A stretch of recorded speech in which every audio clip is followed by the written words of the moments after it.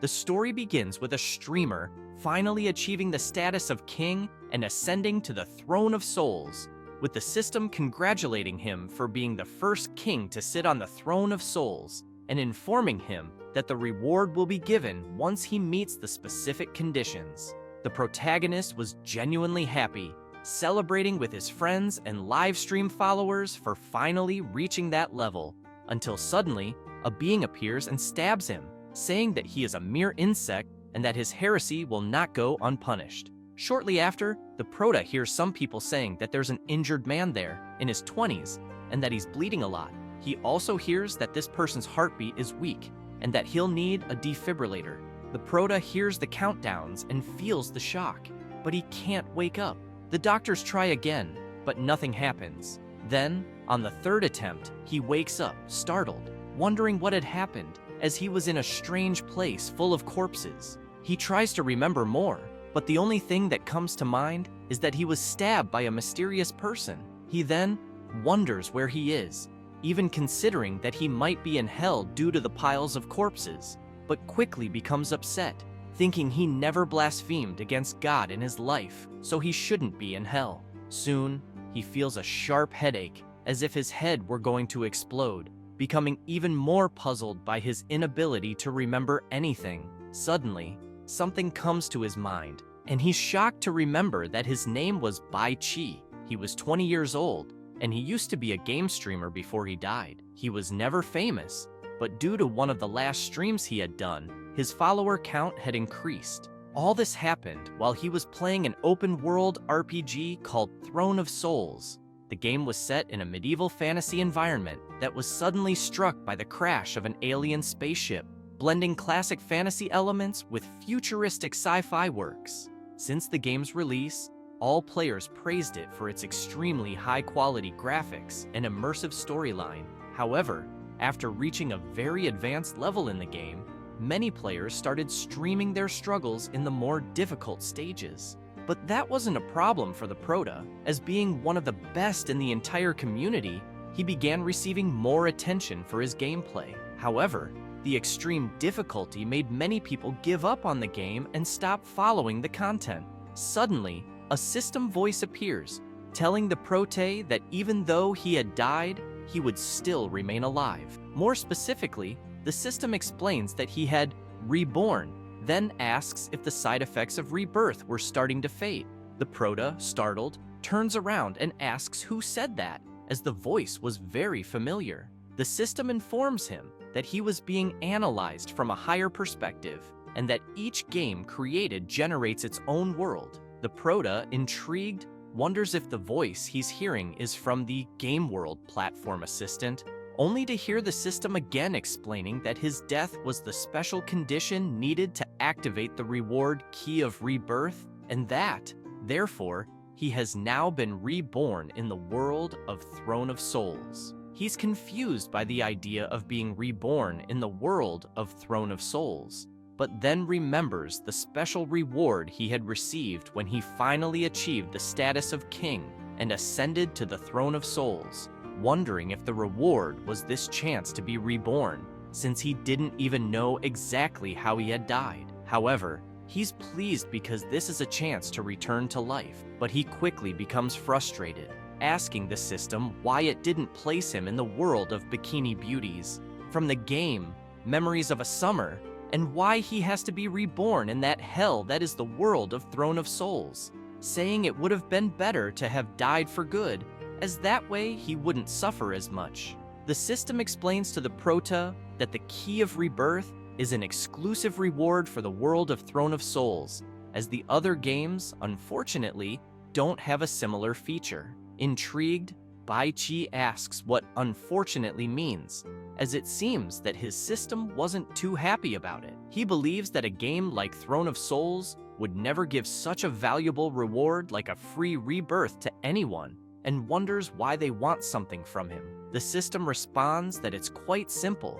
They just need him to do what he does best, sit on the Throne of Souls again. And if he manages to repeat that feat, he will receive an even better reward, called the Key of Time Travel, which will allow him to travel to other worlds in Game World or even return to his original world. The Prota is surprised by this reward, asking why they didn't give it to him before.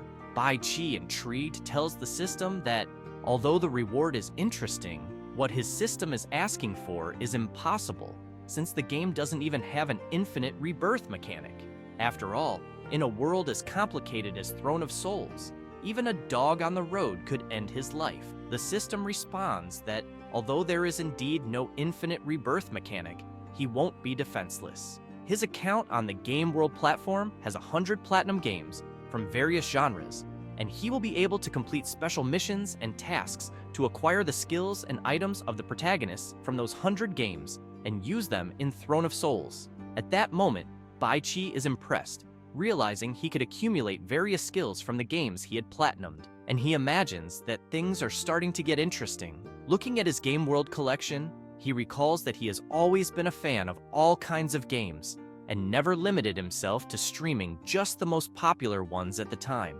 That's why these games are from all sorts of genres imaginable, from bestsellers to indie productions, and even visual novels. He becomes excited, imagining that using the skills and items from these games in the world of Throne of Souls would be quite intriguing.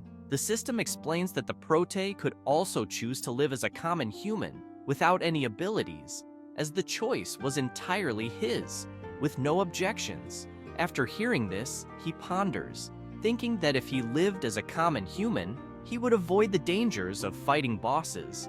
But on the other hand, he would be subject to other mortal risks, like hunger. He quickly discards that option, as it made no sense. He then considers that maybe the system is planning something, since they presented this option only to make him even more determined to follow the path of the king. Bai Qi smiles and tells his system to stop joking around, saying he had already spent 20 years of his past life living as a common human. So, it seems like a joke that he would pass up this opportunity to be reborn and choose to live the same way again. He asks the system if there's any time limit to complete the main story and become king. Quickly, the system responds that there would be no time limit at all, then asks the Prota if he truly wishes to follow the main route to become king once again. Without thinking twice, the Prota replies that of course he would accept, as he'd be crazy not to. With that said, the system wishes him good luck on his new journey of ascension in the game Throne of Souls. After returning from his game world, he's confused as he hears someone calling him, telling him to look up, only to realize that it was a girl tied up, hanging upside down. She says she thought he had died there and asks what he's doing back alive, and if, by any chance, he's a reborn. This girl is a mage elf named Glory, one of the princess's guards, and is at level 21. Along with her, there are 3 more people tied up. Glory quickly tells the Prota that it doesn't matter why he's alive, urging him to try and get them down before the monsters return, as they need to get out of there as soon as possible. Hoshi, who is also one of the princess's guards, with his class as a human warrior, gets angry with Glory, asking if she really thought that the cowardly Prote would try to save them, since he was just crying and calling for his mother during the attack. Hoshi becomes even more irritated remembering that they had been betrayed, and if it weren't for that, they wouldn't be in the current situation. Dagu, completely calm, responds that nothing made sense at that moment, and points out that everyone there was going to be killed. Dagu is also part of the princess's guard, and his class is that of a beast hunter. Bai Qi, observing Princess Mina, becomes intrigued by the Star Kingdom, about her and her guards, as all those names were quite familiar to him, until the Prota remembers, becoming alarmed, that they were all NPCs he shouldn't encounter at the beginning of the game, and that the dungeon, ululating cave, wasn't part of the initial map either. He becomes even more frightened because just imagining it already gave him chills, and if he had chosen to be born as an ordinary human, he would already be dead at that moment. He was in the ululating cave dungeon, where the recommended level was between 20 and 30. The Prota, however, was a human without a class, being only level 1. Looking around, he says that it was expected that the system would do something of that level to him, as he couldn't understand what had happened. The sequence of territories was completely scrambled, He should have been reborn in the initial territory, Kafir Anka, for levels 1 to 10, then proceed to the Burnt Jungle, a territory for players of levels 10 to 20, and only then move on to the level 20 to 30 territory, Ululating Cave, to save Princess Mina and her group, who were hanging upside down, to gather enough strength to complete the dungeon. After imagining all of this, the Prota decides to change his mind, thinking that he should first choose a class quickly and find a way out of there. He then asks his system, which begins the class selection process. Quickly, the system informs him that the class selection process has started, asking the Prote to choose his class. The first option is the Warrior class, a melee combat class that uses a shield and a longsword, balancing defense and attack. The second option is the Mage class, a long-range class that uses staves and spells, balancing attack and support magic. The Assassin class is a melee and long-range combat class, able to use daggers and throwing knives, with high attack power and agility. There is also the Hunter class, a melee and long-range combat class that uses a one-handed staff or bow and arrows, capable of controlling elemental power to enhance attacks. And finally, the No class option, where a player without a class is despised by everyone. It has no additional skills or attributes, starting the game with cloth clothing and a basic staff. After observing all these classes, the Prota replies that there was no need to show them all, since he would choose the same class he picked when he played Throne of Souls for the first time, opting for no class. His system is baffled by the Prota's choice, saying that with so many useful class options, he chose the one with the worst skills and attributes. Bai Qi, confident in his choice, explains to the system that class choice in the game Throne of Souls is extremely important for the player's initial survival. However, in the next class advancements, secondary classes must be chosen that are related to the main class. The No class option is the one with the highest difficulty for survival in the game, but it's the only one that allows the player to find an NPC to increase attributes and perform class changes without restrictions. The Prota also clarifies that even though it's the hardest, it's also the most rewarding, and moreover, it comes with hidden resources. With this class, he will be able to complete the achievements of all classes without needing to restart the game to create characters for each of the other classes. He also emphasizes that it was precisely because of this that he became the first player to obtain all the achievements in the game Throne of Souls. The system says it understands, affirming that his speech was worthy of the best player they had. Therefore, the system informs the Prota that his main mission has been updated. His mission is to survive and reach the exit of the Ed, the Ululating Cave, and the mission reward will be Account Unlock Points, 1 point. The system explains that these account unlock points serve to unlock 25% of the items in the current game account's warehouse or any other account with no level restrictions on use, or randomly unlock a new game account along with the corresponding 25% usage rights for items and abilities. Bai Qi returns to the game, imagining that he just needs to get out of that dungeon alive, and soon hears Princess Mina's group asking him to go to the rope tied in front of him and untie them so they can get out of there together. The Prota walks to the rock holding the ropes and becomes thoughtful, wondering whether or not he should untie them, as they had no idea what could happen if he released the ropes, remembering that last time he had cut the ropes and everyone was happy, wanting to wake the princess to get out of there as quickly as possible. However, they didn't notice an attack coming toward Glory, who was struck and slammed hard into the cave wall.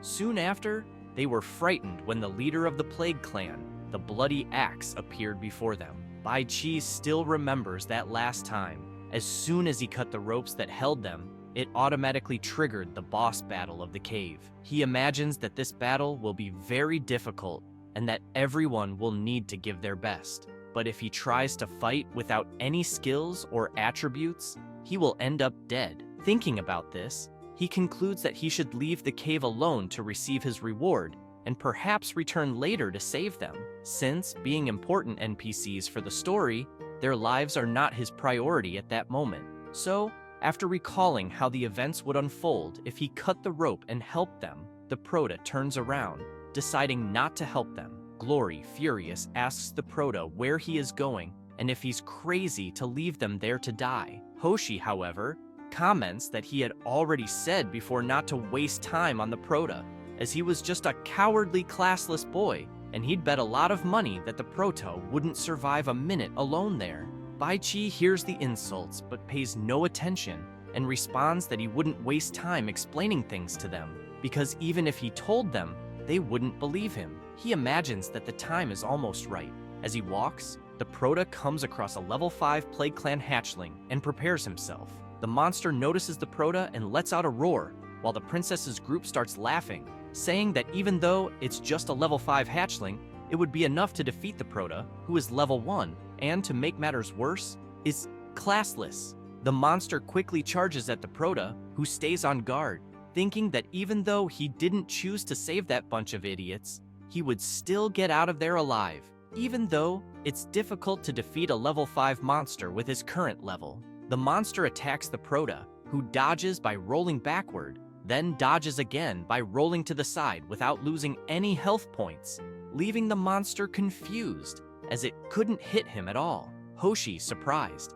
asks how the Prote managed to dodge 2 consecutive attacks, wondering if perhaps he was lucky. Glory responds that it wasn't luck, explaining that even though the dodges weren't perfect, he performed them at the exact moment. The Prota gets excited, realizing that apparently there was no delay between his mind and his movements, and even though he didn't have additional attributes or skills, he still had all the experience he'd accumulated from playing the game for so long. At that moment, the Plague Clan hatchling throws a bomb at the Prota, which explodes immediately. However, the Prota emerges from the explosion smoke, charging at the monster, which was confused, never imagining the Prota would emerge from the explosion, hitting the monster's head right after.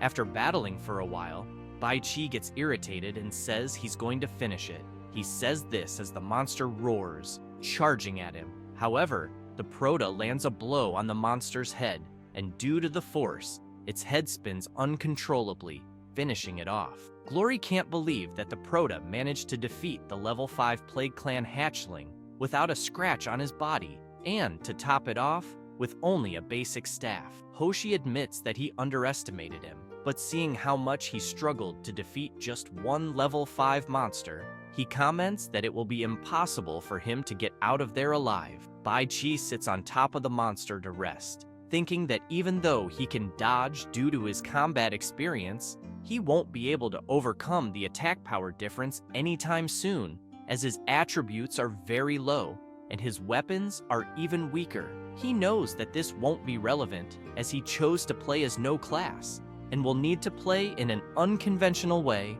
avoiding all fights that aren't absolutely necessary. The system notifies him that he has defeated the level 5 Plague Clan hatchling and received 100 soul points, 2 gold coins, and the item Broken Mace, along with an additional 5 attack points. Baichi quickly opens his status window, knowing it would look terrible, as he still needs 900 more soul points to level up. His main goal is to escape the ululating cave as quickly and safely as possible. He picks up his broken mace from the ground and gets up, while the princess's group desperately asks the Prote to save them, promising to give him whatever he wants. At that moment, Princess Mina wakes up, asking Glory to stop begging, as the Prota can't even deal with his own problems. Mina makes it clear to the Prota that even if his choice is not to save them, she respects his decision. However, she advises him that in life or death situations,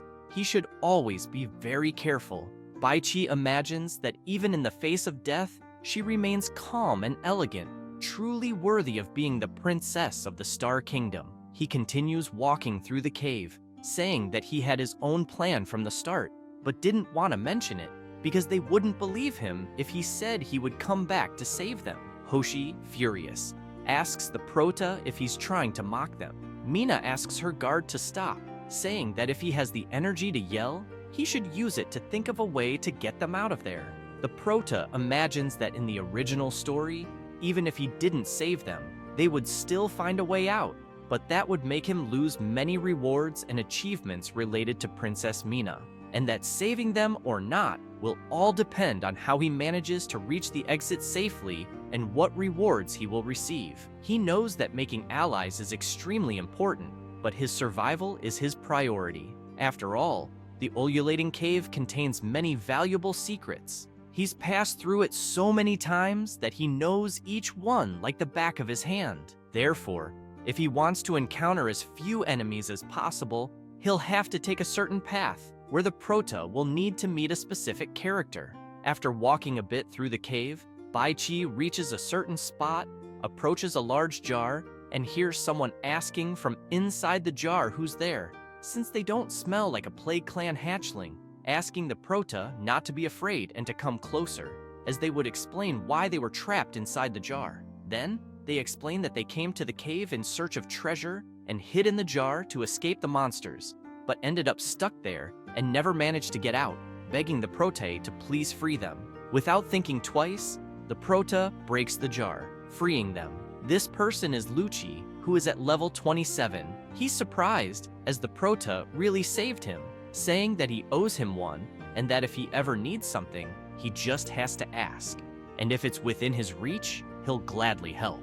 Baiki, desperate, asks Lucci for help, explaining that his friends were captured by the beasts, and he wanted to save them, but couldn't, because at his current level, it would be impossible. Lucci, observing the Prota's request, says that he is brave but not very smart, and assures him that he will help and that everything will be fine because he is with him. After walking a bit, they come face to face with a monster that, upon noticing them, charges immediately. It's already an adult ogre from the Plague Clan. At level 18, Lucci blocks the monster's attack, but loses some of his life, and, furious, asks the monster if it was the one who imprisoned him in the jar. He drives his sword into the monster's belly, taking half its HP, saying that because he was stuck inside the jar, he almost died. But without wasting time, he delivers another blow, shouting that the one who would die would be the monster. The Prota, watching Lucci, is impressed. After finishing off the monster, Lucci steps on the severed head of the Plague Clan monster, saying that he would never have dared to come there in search of treasures if he wasn't confident in his abilities. After that, they continue walking through the cave, and near the cliff, the Prota says he heard his friends' voices coming from there and doesn't know how much longer they will hold out, warning Lord Lucci that they need to find a way to save them as soon as possible. Lucci responds that it would be quite simple. He says this and kicks the Prota, knocking him into the abyss, while stating that he had an idea and would solve it in the blink of an eye. As the Prota falls, screaming, Lucci crouches near the precipice and apologizes, saying that his old habits never die and that he can never resist the temptation when he sees someone standing at the edge of a cliff. He says this laughing, but he is certain the Prota could have resisted the push if he wanted to, even though he saved him. He had already realized that Baiki is a reborn. Baiki, at the bottom of the cliff, yells at Lucci, asking how he figured it out. Lucci just responds with another question, asking how he fell from such a high cliff and was still alive. The Prota, with his hand on his rib and his HP extremely low, says that if he had jumped on his own, he would have certainly died. But with Lucci's push, he managed to survive. However, even though he didn't die, the Prota complains about the pain from his ruptured organs. But at least he's happy, because he knows exactly what items he can find down there. The system informs him that he obtained a blood soul bottle and a fragment of a shining stone. Lucci turns and says he had heard that these reborn were strange, and that, instead of kicking the Prota, he should have stabbed him to make sure he was dead. He wonders how he could have made such a mistake, but since the Prota was stuck down there, it's not like he has many chances of survival. And he says he'll wait there until the Prote dies. The Prota explains that Lucci is a cunning NPC who loves to kick players from cliff edges. However, the game has a mechanic that allows survival from falls when the person is thrown, and that's the only way to access certain locations. But soon, he becomes intrigued, as the term reborn was never a mechanic present in Throne of Souls, and he wonders what the system was trying to do with that. He thinks about it, and soon takes a potion that fully restores his HP, while the system explains to him that most of the information about the reborn is blocked, and the only thing he can know at that moment is that reborn refers to those who came back from death under unknown special conditions. Baiki becomes curious about the system's explanation and considers that it will definitely be something very important he will have to discover in the future, as everyone he had encountered so far was not happy to learn that he was a reborn. He then decides it would be better to hide it from that moment on. Using his shining stone to light the way, he figures he'll have to put that aside because even if the plague beasts weren't down there, the terrain is very rugged. He needs to gather his energies because the real danger was just beginning. He says this as he stands before the secret area of the Howling Cave, Lost Ruins, whose level is unknown. Baiki also explains that Throne of Souls is an open-world action-adventure game. The game's plot is divided into various side quests, making players need to find clues from different NPCs, monsters, bosses, ruins, and places to uncover the world's truths. And, since he is a player who had already finished the game, it was obvious that he knew everything about it. In the heart of that world, Pasqualo, there is a crystal called the Soul of the World, where all races lived in harmony under the crystal's protection and energy, until one day, an alien spaceship called the Unmanned Advanced Spacecraft crashed into that world. Coincidentally, the spot where the spaceship crashed was exactly where the Soul of the World was located, and the entire foundation of the world was destroyed. The Prota also comments that, although this seemed like the end of Pasqualo, it wasn't, because the world continued to adapt, giving rise to new species and different civilizations. And the place where he was at that moment was the abandoned ruins of the underground civilization. He becomes worried because in those ruins, at the bottom of the Howling Cave, there is a secret exit through a river. The mission only stated that he needed to reach the exit, but never specified which exit it should be, and that makes his life much easier. Although the path is not guarded by the Plague Clan, the mortality rate there is much higher because it is necessary to calculate precisely where he will land to avoid hitting the stalactites protruding from the walls. Baiki also knows that if he is not careful, he will end up dying, but with all the experience accumulated from dying countless times there, reaching the bottom won't be a problem for him. The Prota is sure of one thing: an important piece of information is that the opening narrows as you descend into the pit, and even though he remembers the location of each platform, he figures it's better to proceed with caution. However, Baiki barely begins to descend and already slips, having to move quickly to land on another edge. He feels relieved, imagining he almost made a fatal mistake and is now almost at the bottom, needing to proceed more carefully. But then, someone appears behind him, asking if by any chance the Prote was trying to leave already. This startles Baiki, who quickly turns and strikes with his mace.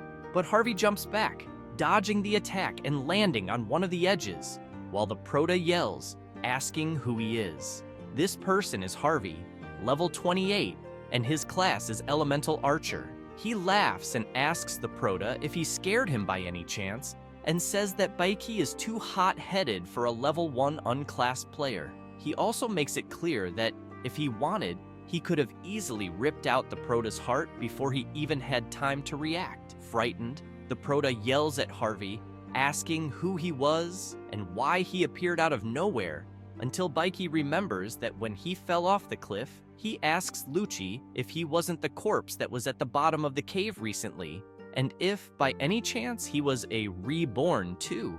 Lucci starts laughing, moving like a madman, saying that the Prota is too slow and that he doesn't blame him because he will have to face someone who has already been reborn as a level 28 Elemental Archer, and it was very unfortunate for the Prota to be a classless reborn, still at level 1. He says this, and quickly appears behind the Prota, ready to strike, saying that he is so irrelevant that he doesn't even feel like killing him. Baiki is scared because he didn't expect Lucci to be so fast. But before the Prota has time to do anything, he is attacked, losing half of his HP.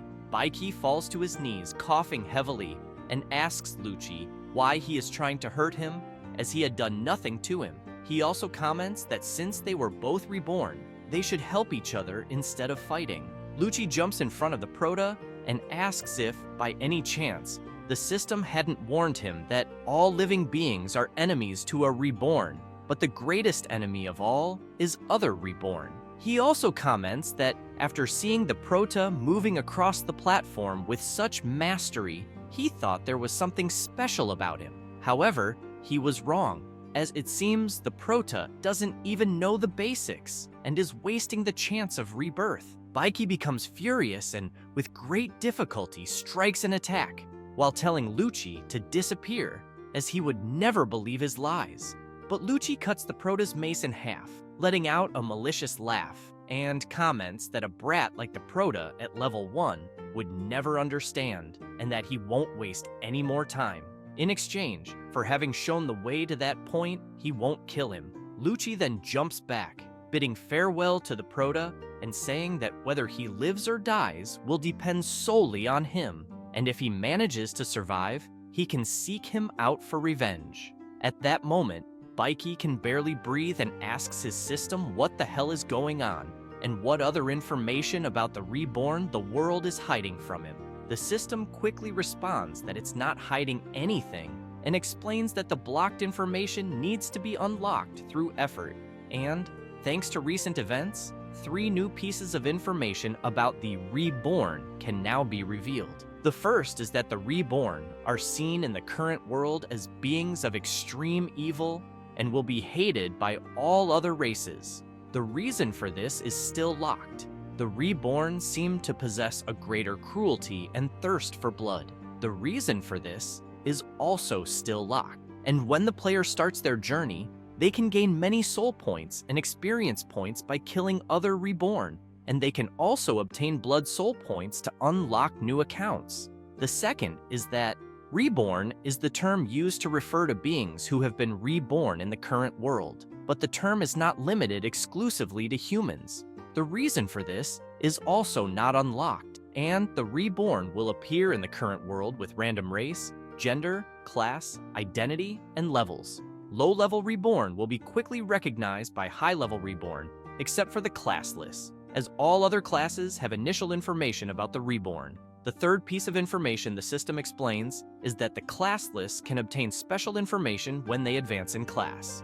However, the information about the system differences for each reborn has not yet been unlocked. Due to paralysis in his body, the Prota begins to fall from the precipice, wondering why the system took so long to explain to him, as he was already dying, imagining that the world of Throne of Souls is indeed very chaotic. But he tries with all his might to hold on to the beams on the wall, and with all his strength grabs one, saying that he will never give up and will not waste his rebirth, as he was almost at the end of the cave. He then lets go, thinking that even though the pain is unbearable, he needs to keep moving forward because there's not much left, falling from beam to beam until he finally crashes to the ground with his HP very low. Trembling from the pain, the Prota laughs, imagining that he has won, that the exit is just 10 meters away, and that he just needs to crawl a little and he'll be out of that hell. But he quickly becomes worried when he hears and smells something strange, soon becoming scared, as a level 25 fanged worm has just appeared in front of him, a rare type of monster. He wonders why the hell there's a monster like that here, as he remembers that there weren't supposed to be any monsters at that exit. Then he imagines that he needs to take advantage of the monster's slow movements and crawl to the exit as quickly as possible, but the fanged worm splits into several sinister little monsters, which begin to surround the Prota, making him even more terrified, as he hadn't expected the monster to split so soon, taking on its second stage form, and that, indeed, the monster shouldn't exist there, let alone in its current form.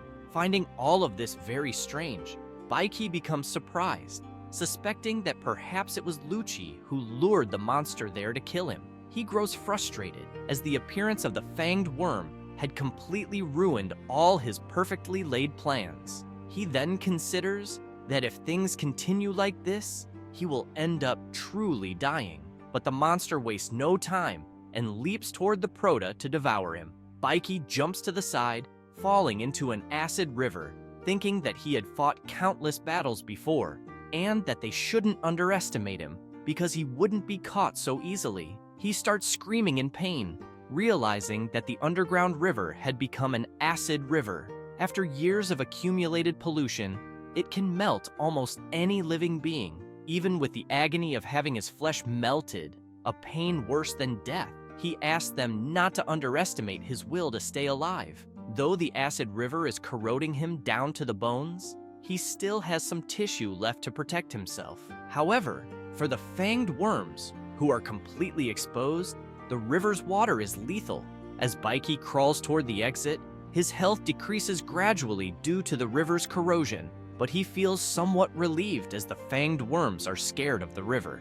He makes it clear that he will not accept living a life like the one he had before, full of regrets and frustrations. He explains that he was born in a small village in the countryside, near many mountains. He thought that the only way to improve his life was to be accepted into a prestigious school in the capital, and that's why he abandoned his mother and his hometown. He also recalls when he was working hard at his job, and his former boss yelled at him, asking why he was so slow and telling him that if he didn't improve, he could leave. And at night, he had no peace either, as his roommate drove him crazy, saying that he did nothing during the day, and at night, he studied with a flashlight, disturbing his sleep. However, Baiki also explains that despite going through many hardships, he never gave up because of the hope he held in his heart. He then explains that fortunately, he was accepted into the university of his dreams. However, soon after, his mother was diagnosed with a terminal illness, and that's when his world fell apart. So many years of effort and hard work were in vain. Even though he dropped out of school, took on other part-time jobs, and took out loans, he wasn't able to save his mother. Baiki also comments that working in streaming games became his life. Even though things weren't getting better, his popularity skyrocketed thanks to a certain game. However, just as he was about to reach the peak of his career, he was killed inexplicably. And not too long ago, he didn't care whether he was alive or dead. But now, he wouldn't accept dying that way. Having the chance to be reborn in the world of a game he knew, only to die pathetically, was totally out of the question. Thinking this, he stands up and leaps toward the cave's exit, telling the fanged worms that he wouldn't stand still, waiting for death to catch up with him. He makes it clear that to become the king of that world, he wouldn't die there. He says this as some of the monsters bite into his body, leaving him with only 3% of his health. However, he reaches the exit. Immediately, the system notifies him that he has successfully escaped the Howling Cave, and for that, he has earned one account unlock point, asking the Proto to choose between the following options. The first, it allows him to unlock items from his old account with 25% of the original attributes in his current account storage, which can be random and without level restrictions. The second, it allows him to unlock 25% of the resources of a new account with one item and one skill. While being devoured by the monsters, the system informs that the Prote selected the first option, stating that 25% of his storage items have been unlocked and will arrive immediately. After that, an intense energy bursts out of the Proto, finishing off the monsters that were on his body. With the items in his inventory, he immediately uses the Essence of Sacred Blood, which instantly restores 100% of his health and increases his versatility points by 30. Baiki also equips his Blood Shadow set, a professional assassin set that greatly boosts agility and intelligence, with the set's special effect being the Shadow Thrust. Lastly, he equips the Scarlet Assassin Dagger, a dual dagger and the best weapon for assassins, offering high attack speed and lethality. When equipped, it unlocks the ability Scarlet Fireworks. At that moment, a massive explosion occurs. with numerous attacks striking the fanged worms. The Prota comments that he had said it wouldn't be easy to defeat him, as he had held on until the last moment, because that's how a future king should act. He says this, releasing incredible power, causing lightning to shoot out of his body. However, the monsters are undeterred and charge at the Prota, who quickly counterattacks, delivering countless slashes, easily eliminating several fanged worms. Baiki is pleased, realizing that choosing to retrieve his old account items was the right decision. Even though it was only 25% of the original attributes, it was more than enough to get him through the initial stages, especially since he only keeps the best items in his inventory.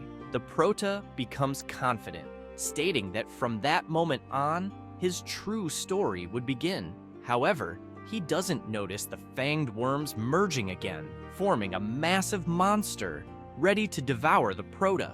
He just gets frustrated, asking the monster why it was screaming so much. At that moment, the system informs Baiki that the secret mission has been updated, instructing him to kill the fanged worm, and if successful, he will receive 3 soul points as a reward. He throws his daggers into the air, getting excited by the system's notification, then catches them and prepares himself, as that was exactly the reward he was aiming for. He says this and uses his ability, Scarlet Fireworks, asking the monster if it was ready to become his first prey. He then charges at the monster with full force, shouting that the real battle between them was about to begin.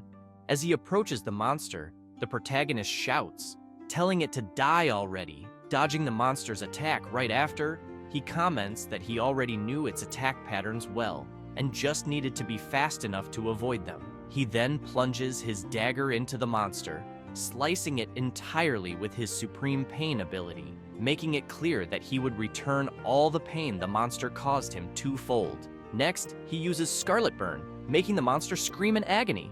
The system explains that the Scarlet Burn ability is a debuff applied using Scarlet Fireworks, and the Scarlet Flames burn the wound, causing damage over 15 seconds. The Supreme Pain ability, on the other hand, is a debuff applied by the Assassin's combat skill. The depth of the cut reaches the bone, causing supreme pain. Due to this combo of abilities, the monster doesn't stop screaming in pain. The protagonist prepares again and asks the monster if it's feeling a lot of pain, suggesting he might be able to ease it. He then uses his Shadow Assassination ability, and several clones of the protagonist appear around the monster. The system explains that the Shadow Assassination ability is an execution skill of assassins, where the user's body divides into several shadow clones that attack the target simultaneously. The shadow clones are immune to all physical and magical attacks for 5 seconds. With this, the protagonist charges at the giant worm, delivering countless strikes with his clones, finally defeating the toothed worm. The system informs that the protagonist successfully defeated the elite toothed worm and completed the side mission, receiving triple the reward, totaling 18,000 soul points. Immediately afterward, the monster's soul moves toward the protagonist. With this, a new achievement is unlocked, where a soft light burns more than a blazing flame. The monster's soul enters the protagonist's body, raising him to level 8. He is thrilled with the battle's outcome, as he managed to jump to level 8. Baiki explains that leveling up in the game, Throne of Souls, is really difficult, and in one of his live streams, he summarized the soul points required to level up in each stage of the game, a piece of content well received by his audience. Then, his system informs him that he received 108 gold coins and 2 units of a dirty crystal bottle, which restores 30% of life points. Additionally, the protagonist received the prayer Piercing of Suffering, a defensive prayer, where by kneeling and performing the prayer, a sharp blade is summoned to pierce all targets within a 3-meter radius, usable 3 times. Looking at his status, Baiki comments that this prayer is really good, and he had tried a lot to get it in the past, but now he got it on the first try. He believes that since he is following the assassin's path, even with the item bonuses and being at the maximum level, The most important attribute at the moment is agility. He decides to allocate several attribute points into agility, especially since he's still at the beginning of the game. The protagonist also takes the opportunity to check his inventory to see which consumable items and crafting materials he can unlock soon. However, he is frustrated to see that he has many amazing items and weapons, but they are all locked, and it seems he is nowhere near unlocking them. Still, at least he unlocked the Assassin set, along with 2 more incredible items: the Blood Armored Dragon set, a Berserker set that can only be used with at least 80 strength, and the Heavy Armor, which cannot be controlled by ordinary people, accompanied by the Dragon Spine Sword, the only weapon capable of piercing a dragon's skin. It's a 2-handed sword made from the spine of a dragon, followed by the Starry Sky Prophet set, a mage set that can only be used with at least 100 magic power points.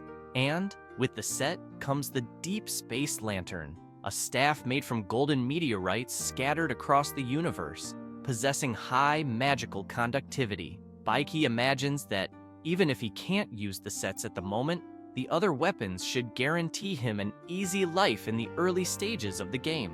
As he walks through the dungeon, he wonders whether he should go back to save the princess and her group, or if it would be better to leave on his own, since from what he knows of the game, it wouldn't be a problem to become a lone wolf. But now that he has become a reborn, he's unsure how that will work. Wanting to know next how much the original game is altered by the appearance of the reborn, and whether there are other things about the reborn he hasn't yet discovered. Baiki still thinks that, until he finds the answers to these questions, it's best not to take risks wandering around alone, as the best choice really should be to stay with Princess Mina's group, because, in the original story, by saving Princess Mina and her group, they could all become his helpers in the future. He keeps in mind that even if the original story isn't followed and they try to kill him, he believes he can defend himself at this moment. Thinking this, he soon runs off to save them, defeating several monsters along the way. Stopping in front of 2 large enraged monsters, however, Baiki doesn't hesitate and uses his Piercing of Suffering ability, making several bloody spikes rise from the ground, which soon go towards the monsters, piercing and finishing them off. The protagonist is pleased as he had already killed almost all the monsters in the cave, with only the boss remaining. The monster's souls go to the protagonist, making him level up to 10. His system congratulates him on his quick rise to level 10, informing him that he has unlocked the reputation system, asking him to check his reputation at any time and choose which allies and enemies he wants to make. He's confused by this reputation system, as it didn't exist before in the original game. He then considers that the lone wolf style, which he thought was good at the time, may not be so recommended now. He soon realizes that his relationship with Princess Mina is hostile due to his hesitation in helping them, feeling a bit embarrassed, imagining that they weren't happy with him at all. Meanwhile, in the place where the princess's group was tied up, the princess's guards were furious. Hoshi yells, commenting that the protagonist had gotten on his nerves, wanting to know how someone at level 1 could be so idiotic as to leave them there and walk away alone. Glory says that he had already heard that the reborn only care about themselves. The princess, hearing all this, asks them to stop talking nonsense, making it clear that they are trapped there for the simple reason that they are weak. She emphasizes that, being the leader of the group, it's all her fault, as she was the one who brought them all there to die, and then apologizes to everyone. Glory smiles and asks the princess what she's talking about, asking her not to apologize, as they all swore loyalty to her. Hoshi explains that they are not complaining because they are afraid of death, but because they don't want to see the princess's dream of restoring the country destroyed so soon. At that moment, 2 spinning daggers cut the ropes binding the princess's group. As they fall, they worry about the princess, as they must protect her at all costs. They hit the ground, and the princess falls on guard Hoshi, who cushions her fall, while Dagu lands on his feet, being a feline beast, and soon comments that it seems the protagonist wasn't dead yet. Hoshi, concerned about the princess, asks if she's all right, and she replies yes. Glory, not understanding anything, wants to know who saved them. The protagonist approaches them with his hood on and tells them not to worry, even though they have offended him, making it clear that he has decided to be the better person. They are surprised to hear the protagonist's voice. When he removes his hood, Baiki wants to know why they look so surprised, as he had warned them he would return to save them, and makes it clear that the real surprise is yet to come, explaining that the boss will arrive there in a minute. Then, he asks everyone to prepare for battle. The protagonist goes to the princess and cuts the ropes that were binding her hands. She comments that, regardless of the reasons, she is grateful, and that if it weren't for him, they would have been left there until they turned into skeletons. He explains that it's not the time for thanks, as the boss will arrive in 40 seconds, urging everyone to grab their weapons and get out of there. Hoshi, furious, tells the protagonist to lower his tone when speaking to the princess. Glory, on the other hand, is surprised, realizing that in less than half a day, the protagonist went from level 1 to level 10, commenting that the Reborn have secrets, and it seems that the protagonist is no exception. Baiki puts his hood back on, imagining that his provocations worked, deciding to continue with them. He then comments that if anyone there wants to kill or hurt him, go ahead, as he wouldn't mind, making it clear that without his combat strength, they won't be able to face the boss. Hoshi, still furious, asks the protagonist who he thinks he is, as he's acting cocky just because he reached level 10. However, the princess interrupts Hoshi, saying that against a big enemy, you can't act out of emotion, and orders everyone to enter combat mode. She says this, and immediately summons her glowing staff. Everyone quickly prepares for battle. Mina emphasizes that, despite many doubts, she still has hope and won't let more mistakes happen.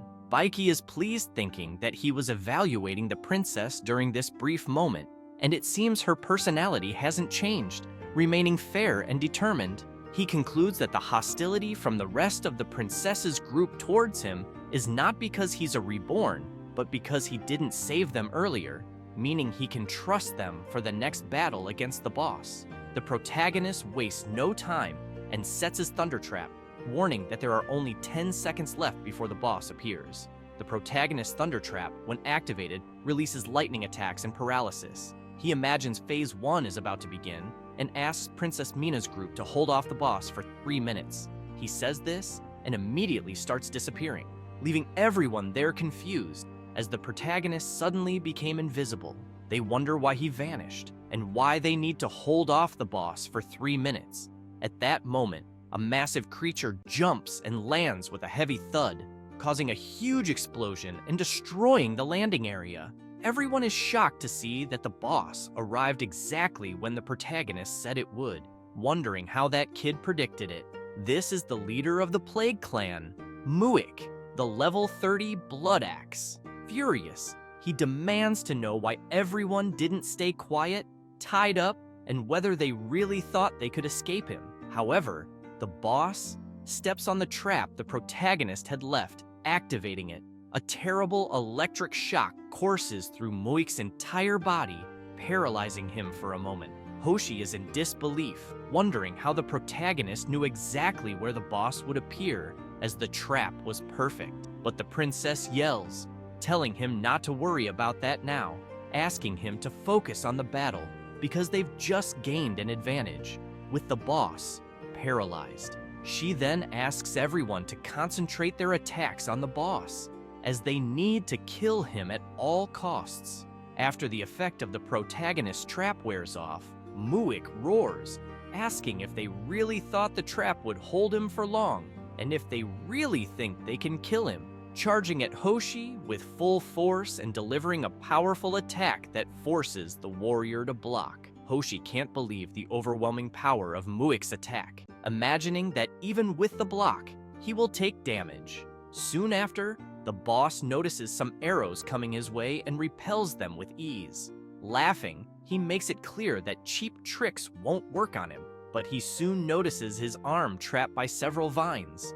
Furious, he demands that everyone there show their true skills, as the attacks he's taking aren't even making him feel ticklish, and he tells them to stop insulting him. Saying this, he uses his powerful axe for a circular attack, quickly cutting all the vines that were holding him. Muik then strikes another powerful blow, hitting the ground and causing destruction in the area, as Hoshi had jumped to the side to dodge the attack. At that moment, Muik takes advantage of the debris created by his attack and uses his all-direction shots ability, creating a vortex around his body and hurling the debris at the princess's group. But she quickly uses her ability and creates several energy shields around everyone, successfully defending them. Hoshi, furious, comments that the boss's attack was unavoidable and asks what the protagonist was thinking, leaving them at such a crucial moment.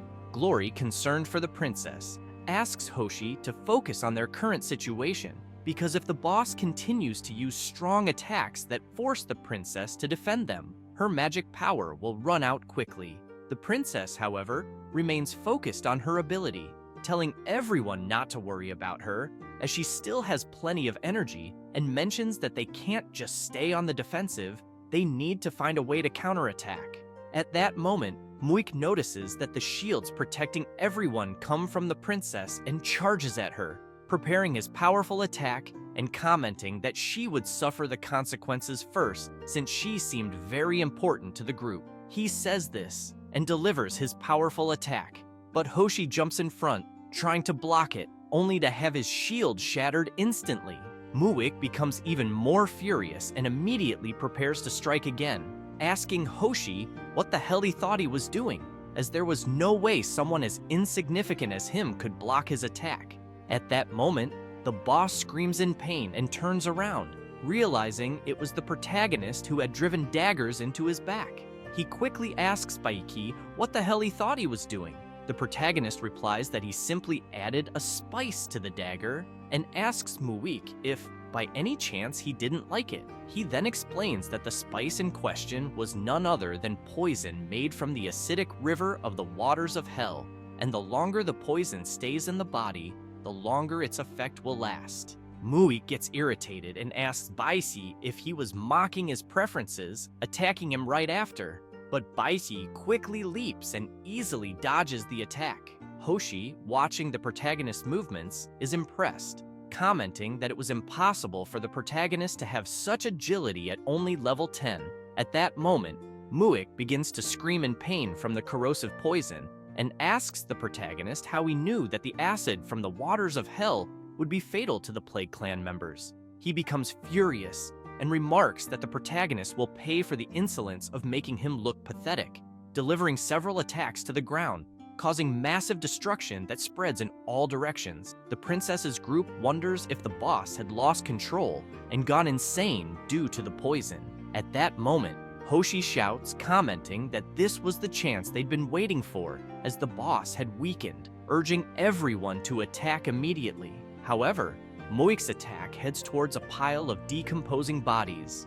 Baiki, realizing what was happening, shouts, telling them to stop, and with that, a huge explosion occurs, sending the decomposing bodies flying everywhere. The corpses then begin to awaken, as the boss's attack was actually his corpse mutation ability, causing them all to rise and undergo a horrifying mutation. The protagonist, observing the chaotic scene, imagines that the battle has now entered Phase 2. He quickly turns, asking everyone to block the mutated corpses and leave the boss to him. Hoshi, furious, wants to know if the protagonist had gone crazy, as there was no way anyone could face Muik one-on-one. Mina shouts, interrupting Hoshi, and asks everyone to do as the protagonist said, then asks them to get into formation since they can't let any mutations get past them. At that moment, Muik, facing the protagonist, starts laughing,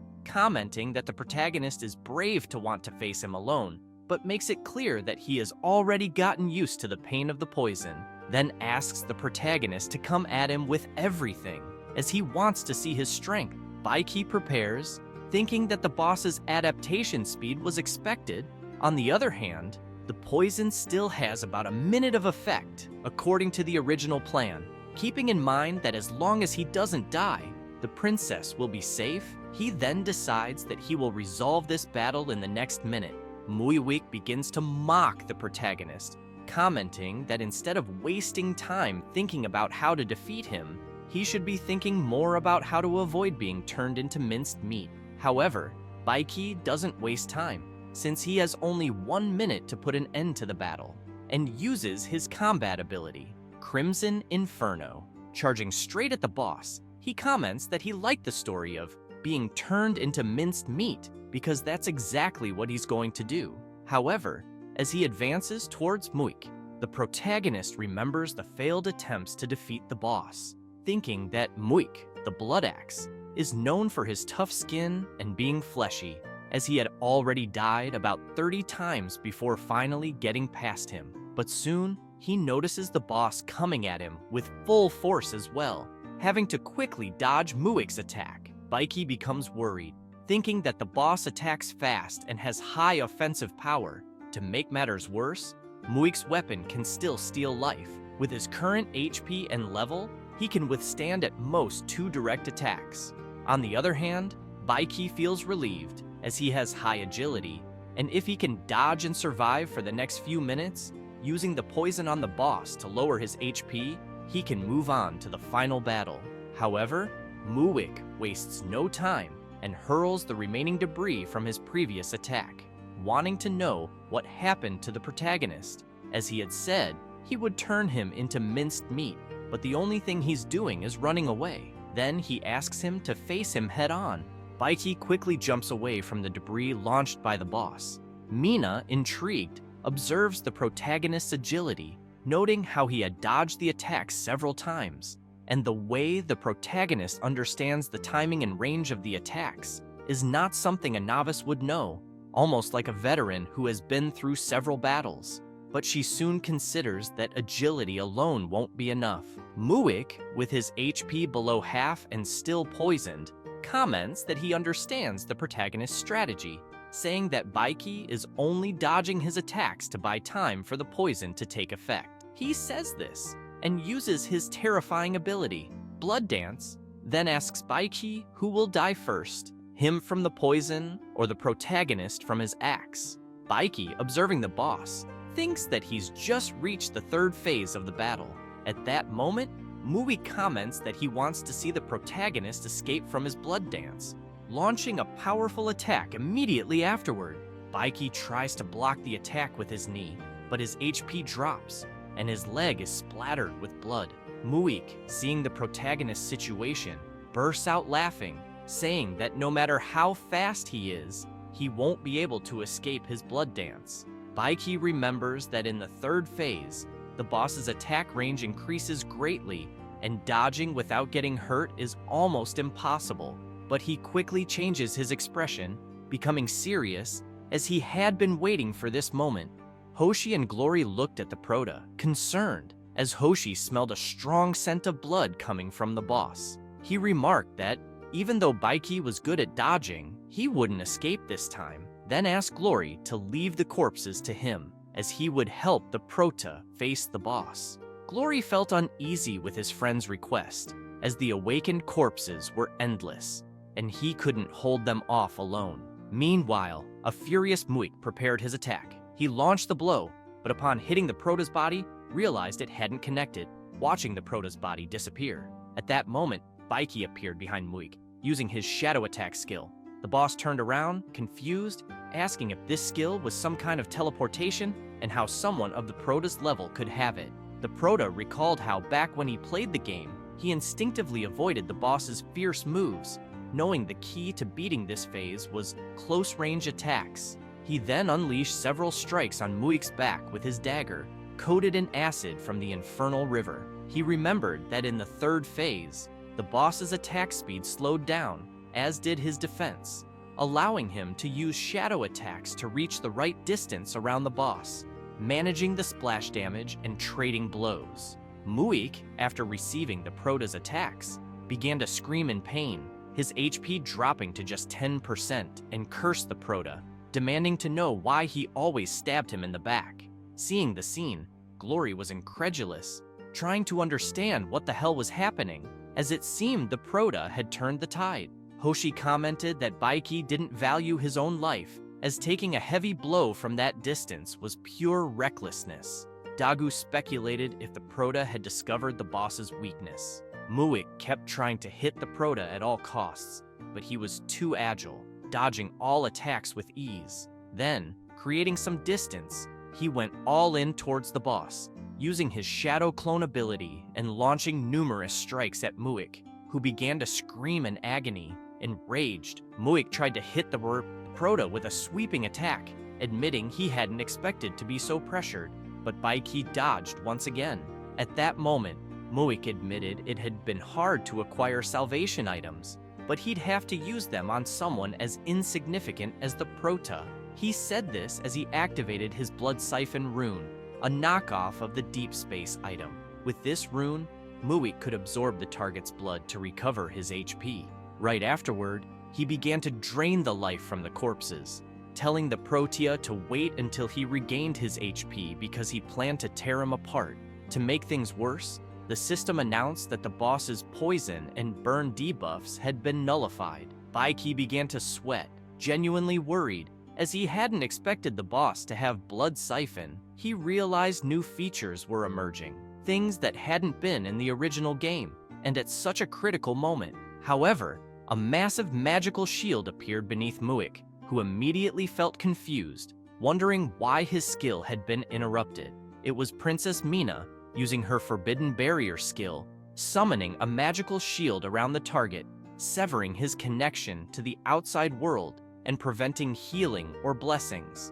She shouted to the Prota, urging him not to panic, explaining that the boss's ability was just an imitation of the Deep Space item and that she could easily disable it with her spells. She then told everyone not to worry about the corpses and to focus solely on the boss, to strike him down in a single blow. At that moment, Muik became furious with the princess, charging at her with full force, accusing her of being the reason he was having so many issues and declaring he should have killed her from the start.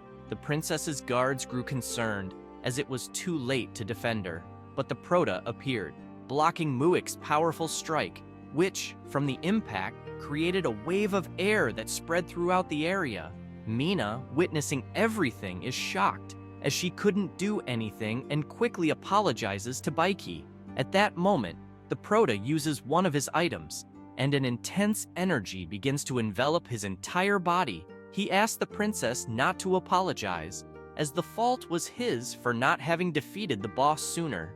Muik prepares himself again, asking the Prota how long he plans to keep bothering him. Baiki and the princess also get ready, and the Prota makes it clear that his next move will be the last, as he intends to end the battle once and for all. Muik is startled, sensing something amiss, feeling an aura from the Prota that gives him a bad feeling, and realizing that the Prota's blood scent is even stronger than his. He turns and leaves, shouting to the Prota that he'll spare him this time.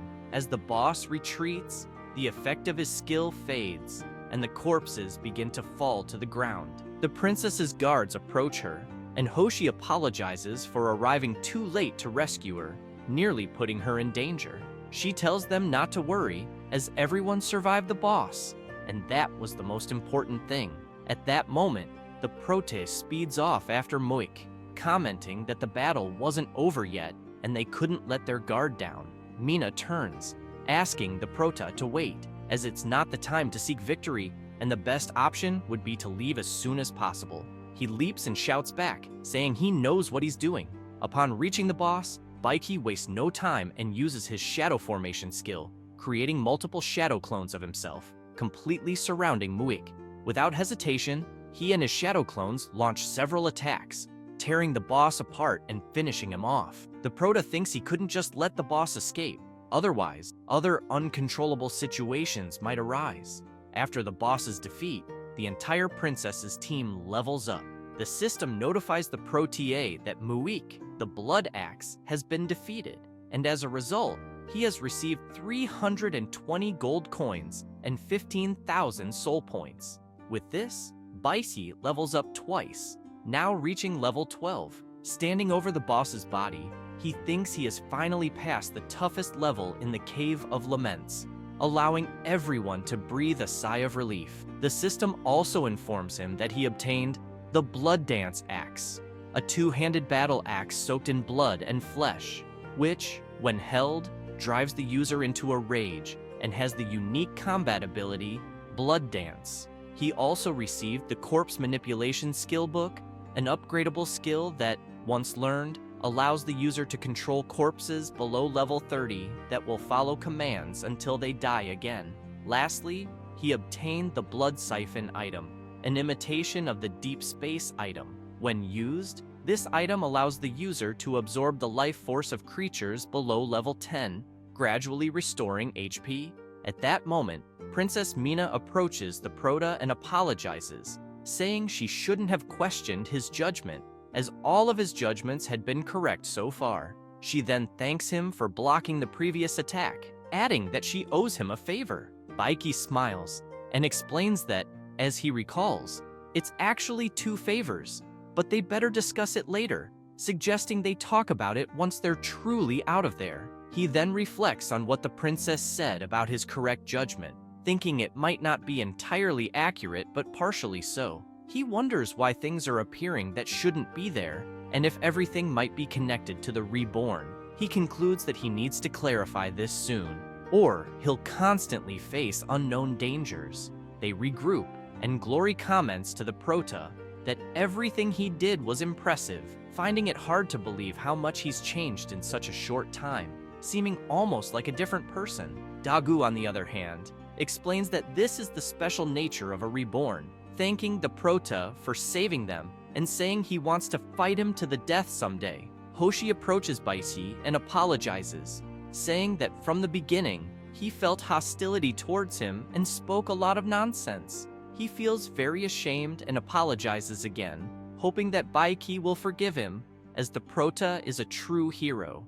At that moment, the system informs the Prota that his debt of gratitude with Princess Mina's faction has been settled, and his courageous rescue has greatly boosted the faction's morale toward him, with his overall reputation now very friendly. Learning this, Baiki doesn't think much of it, as what he's really interested in are the rewards that come with the reputation system. He also thinks that while his morale is high, it's a good time to gather some information. Baiki makes it clear to everyone that he's not any kind of hero, just a reborn that the world wants to get rid of. Then he remarks that he noticed no one there seems to care much about it and asks why. Mina explains that the identity of a reborn is indeed special, but their situation is like the Protas. They're all targets. However, she adds that everyone there feels a strong connection with reborn individuals, as another very powerful reborn had helped them before. Baiki becomes intrigued upon hearing this from the princess and quickly asks if she could tell him more about this powerful reborn. As being a newly awakened reborn himself, he wants to learn more about others like him.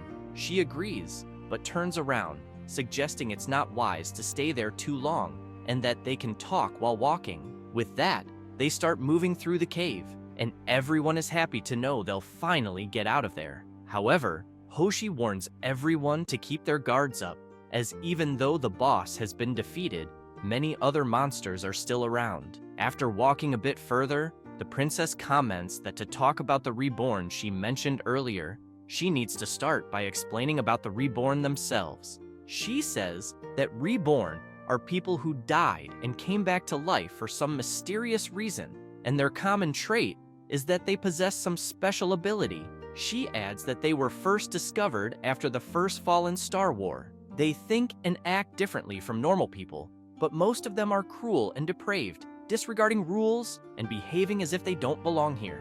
She explains that initially, nations didn't pay much attention to them until an ancient prophecy came to light. The prophecy's general meaning was that the world would collapse, and only the reborn could restore and unify everything. As a result, each nation saw them as a threat and refused to accept that the authority gained through division would be reclaimed by an outsider. However, the reborn who had helped them was different. Besides being powerful, he was very kind and polite, without that wild and depraved aura. Looking at Baiki, the princess comments that he is indeed quite similar to that other reborn. Hearing all this leaves the Prota surprised. However, he hears the princess say that meeting them was the greatest fortune of her life. She explains that even though they have a tumultuous fate, the destiny of the reborn is much worse, as the world holds an enormous hatred for them, beyond what one could imagine. At this moment, she turns and throws a dagger towards Baiki, saying it's a gift for him. He catches it and, while examining it, hears the princess say she received the dagger from the other reborn. This is the Dark Watcher's Gaze Dagger. Although it's a dagger, its damage is comparable to that of a crafted blade and can conceal the true identity of the bearer without needing high-level items, making it impossible for one's real nature to be discerned. Baiki is intrigued, thinking he'd never seen a dagger with such powers before. Mina adds that the dagger can hide his reborn identity and reduce threats, and it might even help him find the other reborn. Hoshi, indignant, asks the princess why she gave such an important item to the Prota, as without the dagger, her identity would be exposed, which would be very dangerous. Glory agrees with Hoshi, adding that although the Prota helped them, they could have thanked him in another way. However, she smiles and says that this was her decision, and that's final. Hearing the princess's guards talking, Baiki wonders if this was his reward for raising his reputation, then imagines that the dagger itself will help him avoid being instantly recognized by stronger reborn individuals, and that the princess remains fair and kind. Looking at her with contentment, he imagines that it's precisely for this reason she won't become queen. Baiki thinks that, as the last of the Star Kingdom's lineage, Princess Mina should have a life revered as a member of the royal family. However, an unexpected disaster occurred when the world's guardian, the soul of the world, was shattered into 8 fragments by extraterrestrial invaders, causing massive upheaval. Although there were no living beings on the deep space exploration spaceship, the various unknown genes triggered mutations, filling the world with apocalyptic crises. To protect the world, the Star Kingdom mobilized its forces and fought against the mutant army, sparking the first Fallen Star War. Although they managed to annihilate much of the mutant army, the Star Kingdom exhausted its resources, and with the intentional negligence of the 8 lords during the war, the Star Kingdom collapsed, and the 8 lords declared independence, each taking a fragment of the world's stone. Although these events happened 100 years ago, as the last heir of the Star Kingdom, Princess Mina is still seen as a threat by the 8 rebel kingdoms. But the more they repress her, the more determined she becomes to restore the kingdom. Glory approaches the Prota and asks why he's standing there, deep in thought, mentioning that all the bodies along the path are plague beasts and asking if he killed them all before rescuing them, then joking that the Prota is pretty awesome, and, luckily, he didn't choose to be their enemy. At that moment, Dagu announces to everyone that the exit is just ahead, and everyone quickly cheers up and runs toward it. Upon leaving the cave, they are met with a beautiful landscape and a stunning sunset. Mina stretches out her arms and asks how long it's been since they felt such warm sun, saying that the feeling of freedom is incredible. Glory bursts into laughter, agreeing with the princess, as they no longer have to endure the dark, damp air and the terrible smell of bodies in the Cave of Laments. She turns to Baichi and says that no gratitude is enough for what he did, explaining that only when one loses freedom do they finally understand its true value. He asks her to be at ease, saying he simply did his duty, and comments that the dagger she gave him is already a huge gift. But, curious, he asks the princess what they intend to do next. Observing her, Baiki imagines that, even though he knows their next step, it's better to ask to see if anything has changed. She says there is something they need to do first. The Prota becomes curious and asks what that might be, but Glory, suspicious, replies that it's something important that can't be revealed. Hoshi intervenes, telling Glory there's no need to hide anything since the Prota is their savior and a true hero. They shouldn't keep secrets from him. Mina smiles and agrees with Hoshi, explaining that, after all, there's no reason to hide anything from Baiki, but admits she feels a bit embarrassed to discuss it. She then explains that they initially hired a group of mercenaries, but they betrayed them, leaving them in a dangerous situation with nothing, and took something very important with them, which is why they need to retrieve it. The Prota imagines it must be the Star Core, a necklace crafted from the core of the Shattered World Stone, a symbol of the royal lineage of the Star Kingdom, and one of the game's most important items. She adds that all of this happened because of her weakness and naivety, blindly believing their lies. At this moment, Hoshi becomes furious and punches the rocks, saying that none of this was the princess's fault, explaining that they were too weak to protect her and the sacred artifact. Glory also feels frustrated, saying their weakness was only part of the problem. The bigger issue was that the mercenaries disguised themselves too well, and they fell for it. Dagu lowers his head, explaining that even he couldn't detect any suspicious scent and fears it will be difficult to find them again now. After hearing her guard's regrets, the princess fills with determination and says she will find them, even if she has to chase them to the ends of the earth, no matter how long it takes. Baichi smiles and tells the princess she won't have to go that far, and it won't take long because he knows where they are. He then asks her if she would believe him. Hearing this surprises everyone, as the Prota suddenly brought it up. Hoshi, not wasting time, shouts, asking if Baichi really knows where those guys are, urging him not to joke about serious matters.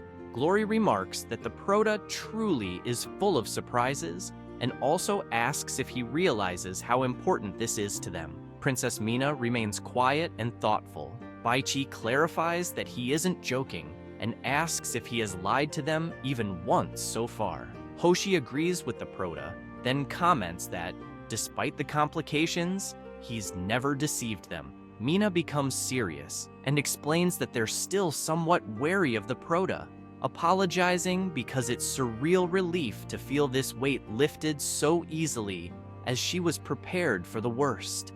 Baiki places his hands on the princess's shoulders and asks her not to worry. Although he can't explain why, he can show her exactly where the mercenaries who betrayed her are, and they just need to follow him. Hearing this leaves her completely embarrassed, but she quickly responds that she trusts the Prota. Hoshi, seeing Baichi so close to the princess, tells him to take it easy as she's a lady, but Glory jokes with Hoshi, saying the princess isn't complaining, so he should stop interrupting. Meanwhile, in the charred jungle, where the perpetual underground fire scorches the vegetation but hasn't completely eradicated life. Instead, it maintains a relatively balanced ecosystem. For those who dislike the cold, damp northern regions, the burned jungle might indeed be an alternative settlement option.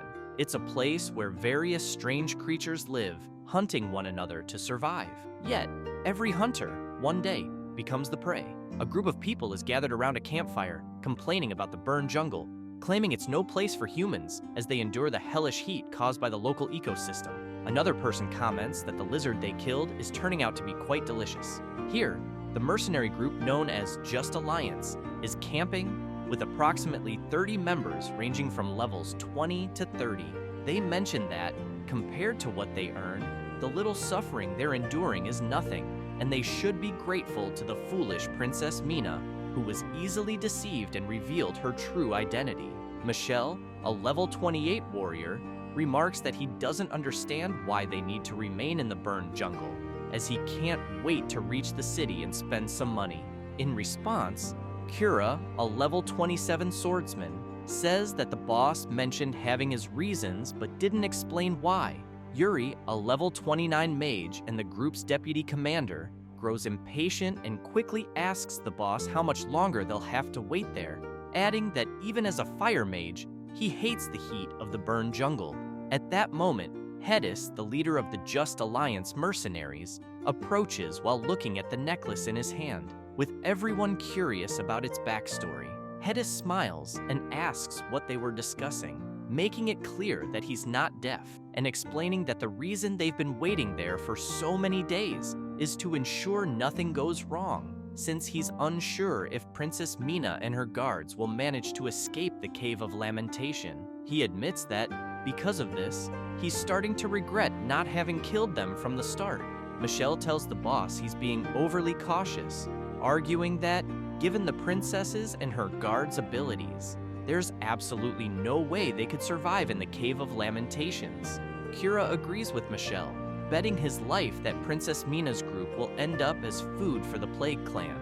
Yuri, however, becomes furious, wondering why the princess rejected his boss's kindness. Hedis recalls the moment when the princess yelled at him, calling his group evil and demanding to know why he betrayed her after she had trusted him. In response, he grabbed her face and made it clear that, for them, what she said was completely contradictory, as it all depended on the level of reward they would receive. Their criteria for judgment were quite flexible. He emphasized that he hadn't betrayed her, but rather helped her. He then asked if she truly wanted to restore her country, for with their help, she would have to work far less for many years, in exchange for the legendary necklace and her as his woman. Disgusted by what he had just proposed, she told him that if she fell into his hands, he could do whatever he wanted with her. But as for the necklace, he should forget about it, for she would never give it to him. She even stated that she would rather die than hand over the necklace. Hedis smiled and turned away, saying she was a very stubborn woman who apparently didn't value her own life. Saying this, he gestured to his men, who quickly prepared to kill her guards, while the leader of the mercenaries asked the princess if she cared about her friends' lives. He then remarked that they were a bunch of useless trash, but had a loyalty that was almost admirable. With this, she began trembling with rage, unable to believe Hedis's cruelty, but there was nothing she could do because if she refused to hand over the necklace, her friends' lives would be over. After recalling this, Hedis puts on the necklace he had taken from the princess and remarks that the people of this world were quite stupid and therefore didn't deserve to live in it. He then mentioned the princess, calling her an incompetent person whose abilities did not match her ambitions. He said this and immediately informed everyone that they would stay in the burned jungle for just one more night, and that, as soon as dawn broke, they would head to the next village of Anka. Everyone quickly agreed with Hedis. The warrior grabbed a girl by the arm and commented that it was more than time to leave that infernal place, as they definitely needed to replenish their ranks with some fresh blood, since he was tired of all the women in the group. He said this and left with the woman slung over his shoulder, remarking that they had talked enough and it was time to stretch their muscles. Yuri, observing his friend, commented that he truly couldn't stay still for a moment, and that if he wasn't eating or sleeping, he was either fighting or enjoying himself with women, always with endless energy. Yuri then asks Hedis what he plans to do with the princess's necklace, as it wouldn't be wise to keep it without purpose since the item is worth a fortune, and it would be best to sell it as soon as possible, especially since all 8 countries are searching for Princess Mina because of the necklace. The mage also points out that if they handle it well, they wouldn't have to worry about food and shelter for the rest of their lives anytime soon. At that moment, Hedis stabs Akurabo with his dagger and agrees with Yuri. He then throws the furball aside and comments that he would never have imagined that the simple mission of escorting the princess would bring so much fortune. He goes on to say that he was thinking of maximizing their profits with the necklace and had considered selling it to a certain country, but the closest one is the Duchy of Elena. There, however, the people are nothing more than a bunch of poor wretches who barely have enough for themselves. He then considers selling it to the County of Hades, as they truly have money. However, Hedis notes that he has heard Hades and Wembak are involved in a small-scale war over border issues. He makes it clear that now would be the perfect time to sell the necklace. Hedis explains that the County of Hades, represented by the lion crest, has classes of counts and knights, with their peasant characteristics symbolized by a lion's crest. They are rich in mountains and mineral resources, have excellent blacksmiths, and a powerful army. Meanwhile, the Duchy of Elena, with the rose crest, consists of classes like the queen, nobles, and commoners, symbolized by a rose crest, boasting abundant agricultural fields and flower gardens, as well as outstanding painters and writers. Lastly, the county of Wembach, represented by the bear paw and axe crest, includes classes of counts, knights, and commoners, symbolized by a bear paw and axe crest with forests and hunting grounds, along with excellent hunters and carpenters. Hedis also mentions that the influence of that small necklace is the essence of war and power. He explains that even in that chaotic world, the necklace remains unchanged and that there are rumors it was inherited by a royal orphan with the power to change the world. It can be said that the value of the necklace surpasses the combined benefits of all wars tenfold. Yuri, intrigued by this explanation, asks if the necklace is truly that powerful. He then speculates that they could keep the necklace and use its power to establish their own country. Hedis replies that he had already considered that, but after studying it for these past few days, he concluded that the necklace is just an ordinary jewel in their hands, since he hasn't felt any power emanating from it. He then stands up and asks Yuri to forget about it, because if anyone wishes to live a long life, it's best not to covet powers that cannot be controlled. He also makes it clear that they were not like the fanatics of the cult of suffering who use their own flesh and blood in exchange for power, as in this short life, it's more important to make money and live happily than anything else. Yuri agrees with his leader, but then grows curious and asks how Hedis knows so many secrets. Hedis turns around and, with a smile, responds that this is something Yuri doesn't need to know. He then instructs him to prepare the members for dawn, as they will make a major move on the village of Anka. Some time passes, and finally, the princess's group reaches the burned jungle. Baiti swiftly eliminates the members of the Just Alliance mercenary group who were on patrol. Glory comments that they are quite cautious, and that, if it weren't for the protagonist's quick action, the entire camp would have been alerted. The princess, while observing the camp, remarks that the mercenaries have the advantage in levels and numbers, wondering how they will retrieve the necklace in a situation where they are completely outmatched. Hoshi comments that he would love to raid their camp and take the necklace, but doing so would be suicide under the current circumstances. Dagu suggests that he could distract most of the mercenaries, while the others seize the opportunity to attack the leader.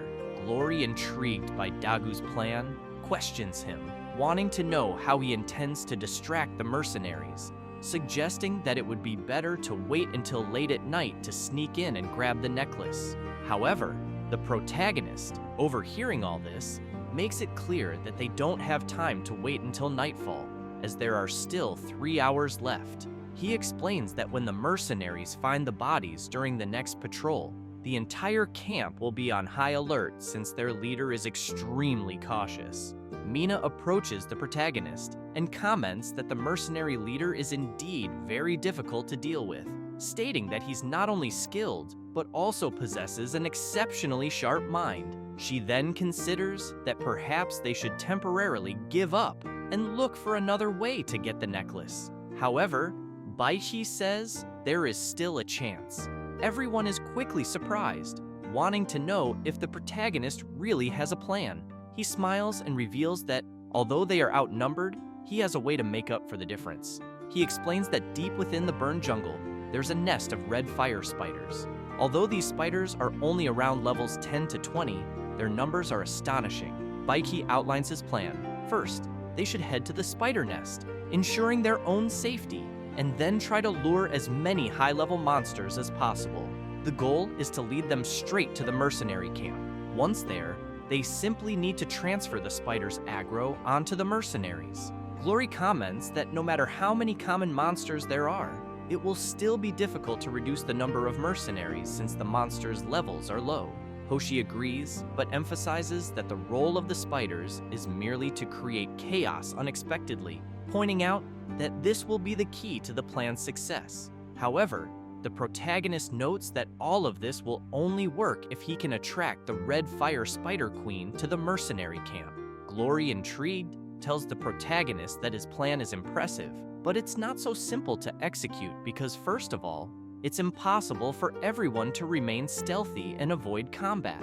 Hoshi explains that only the princess and Dagu can use invisibility spells. Concerned, the princess explains that her invisibility spell can only be used on herself and cannot be cast on a group. She also mentions that once she and Dagu turn invisible, the spider's aggro will shift to Hoshi and Glory, which is very risky.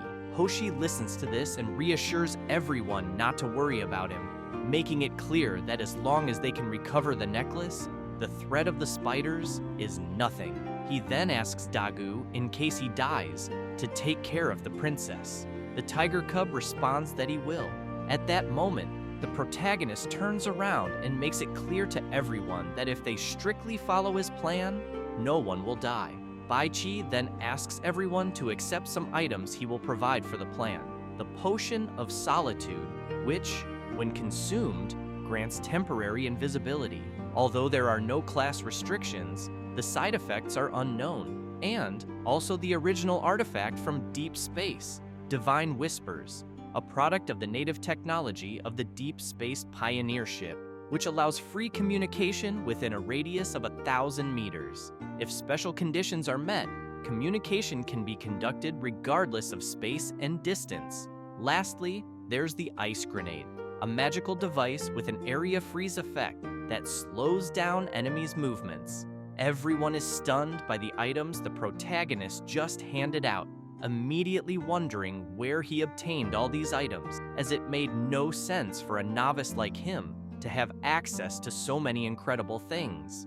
Baichi remarks that it doesn't matter how he acquired them, emphasizing that what matters is that, with these items, his plan can proceed smoothly. Mina, intrigued, comments that probably not even the kings of the 8 nations could pull off what the protagonist just did, since original deep space artifacts are extremely rare and exclusively used by royalty, being the highest reward for nobles and knights who have made significant contributions. The princess further explains that although the emergence of the Deep Space Observers Academy has popularized replicated items, their inferior functions have only highlighted the value of the originals. Even within the 8 countries, there is a religious cult that worships the original deep space artifacts, with nobles among its followers. She explains that this Deep Space Observers Academy is an independent research institute, separate from the 8 nations. They convert the results of reverse engineering into military power and sell it to the highest bidding countries. The results of their research have promoted technological progress in the human world while simultaneously making humans more violent. Meanwhile, the original deep space artifacts are highly coveted on the black market and can reach exorbitant prices. After hearing the princess's explanation, the protagonist questions her, asking if she used her ancestral items to hire mercenaries on the black market, only to lose all her money and the ancestral necklace in the process. She is shocked by this, wondering how the protagonist knew such information. He casually comments that he simply guessed, but internally, he believes he knows everything about her. However, he reassures her not to worry, promising that everything will be restored. Mina feels embarrassed by the protagonist's words, thinking that he always manages to convey a sense of comfort. At that moment, a system message appears, notifying him that the main mission has been updated. He must help Princess Mina recover the Star Core. The mission's reward includes more unlock points for the new account. He is pleased with this, thinking that his wish was granted, and then asks the system about other ways to earn more new account unlock rewards. The system informs him that currently there are 3 ways. The first is to complete designated tasks, the second is to defeat deserters, and the third is to accumulate soul points for redemption. Baichi considers that these methods aren't too difficult, planning to focus on gathering more points after helping the princess recover the Star Core, noting that there is only one uncertain factor in his current plan, which needs to be verified through real combat. He then instructs everyone to prepare, as they are nearing the boss's nest, and directs them to activate their communicators to stay in constant contact throughout the plan. With that, everyone gets ready to act immediately. Upon reaching the red fire spider's nest, they encounter her level 5 hatchlings and immediately begins stomping on them. Hoshi comments that it feels great, as it's relieving all his stress. Princess Mina then uses her ability, creating a magic circle that triggers multiple explosions in the area. She turns around and urges them to stop playing around, reminding them that they are running out of time. As per the protagonist's plan, they need to destroy enough eggs to enrage the spider. After she says this, everyone starts using their skills and destroying everything. At that moment, they successfully draw the aggro of the larger spiders, commenting that Bai Qi was right once again. With that, they start running at full speed while the spiders chase after them. Mina reminds everyone that, according to the plan, they shouldn't use the items given by the protagonist until they are close to the mercenary camp. Meanwhile, back in the spider's lair, the queen senses her offspring being attacked and becomes enraged. The protagonist, noticing this, asks the spider if she really felt her eggs being destroyed, as it meant that the princess and her team had successfully executed the first step of the plan. He then prepares himself, remarking that now it's his turn. However, before he can finish saying this, the queen spider attacks him furiously, demanding to know how a mere human dares to challenge her, accusing him of seeking death. Bai Qi turns around confidently and asks the spider if she truly wants to know his purpose. Saying this, he delivers a powerful strike to one of the queen's legs. At that moment, the spider transforms, approaching him and making it clear that she finds strong males irresistible. Now that her eggs have been destroyed, she suggests they mate to produce beautiful offspring. Bai Qi, realizing her intentions, asks if she means that thing where she injects neurotoxins into the body before devouring it.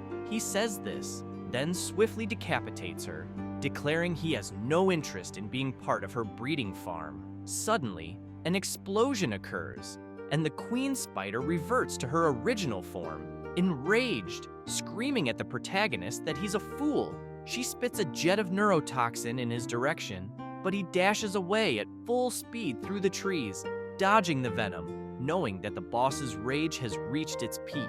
However, the goal at that moment isn't to engage in battle.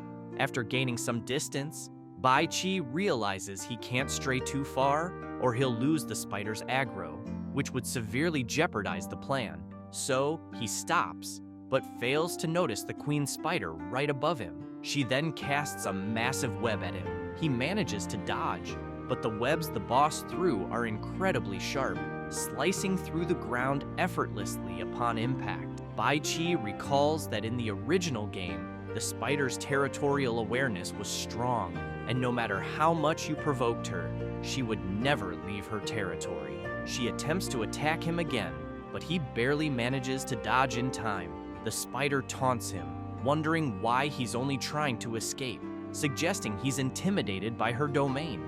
The protagonist, realizing he has lured her to the edge of her territory, wonders if the spider will act differently at this point. He then gets an idea and decides to test it, shouting to the boss that he's under orders from his captain to steal her silk, and furthermore, that there are at least 30 strong, robust men in their camp. He then asks her what she thinks about that. The spider, taken aback, quickly charges after him, declaring that if he's lying, he's as good as dead. As he runs from the boss, Bai Qi feels pleased, realizing that his idea actually worked and that this world indeed follows the original game's scenario, though not completely faithfully. He concludes that he can rely on his understanding of the game and his creative thinking to accomplish things that were impossible in the previous game. With this realization, he feels even more excited, sensing that he's truly getting the hang of the game again. Meanwhile, nearby, the level 20 Scarlet Spiders are furious, chasing after Princess Mina's group. The princess quickly instructs everyone to stay focused, as the mercenaries' camp was already close according to Baiki's plan. She emphasizes that everyone needs to reach the edge of the camp before turning invisible, diverting the spiders' aggro onto the mercenaries. She makes it clear that the mission's success hinges on them splitting into 4 groups to encircle the mercenaries' camp, leaving no escape routes, which would not be possible without Baiki's items. Therefore, they must cooperate and not waste the point items he provided. Then, the princess gives the signal, and the four split off in different directions as planned. Near the mercenaries' camp, some patrolling members discover the bodies that Baiki had defeated and immediately call for their leader, reporting that they found them during the shift change and that they were killed without being noticed. They also state that they have scouted the entire surrounding area and found no one.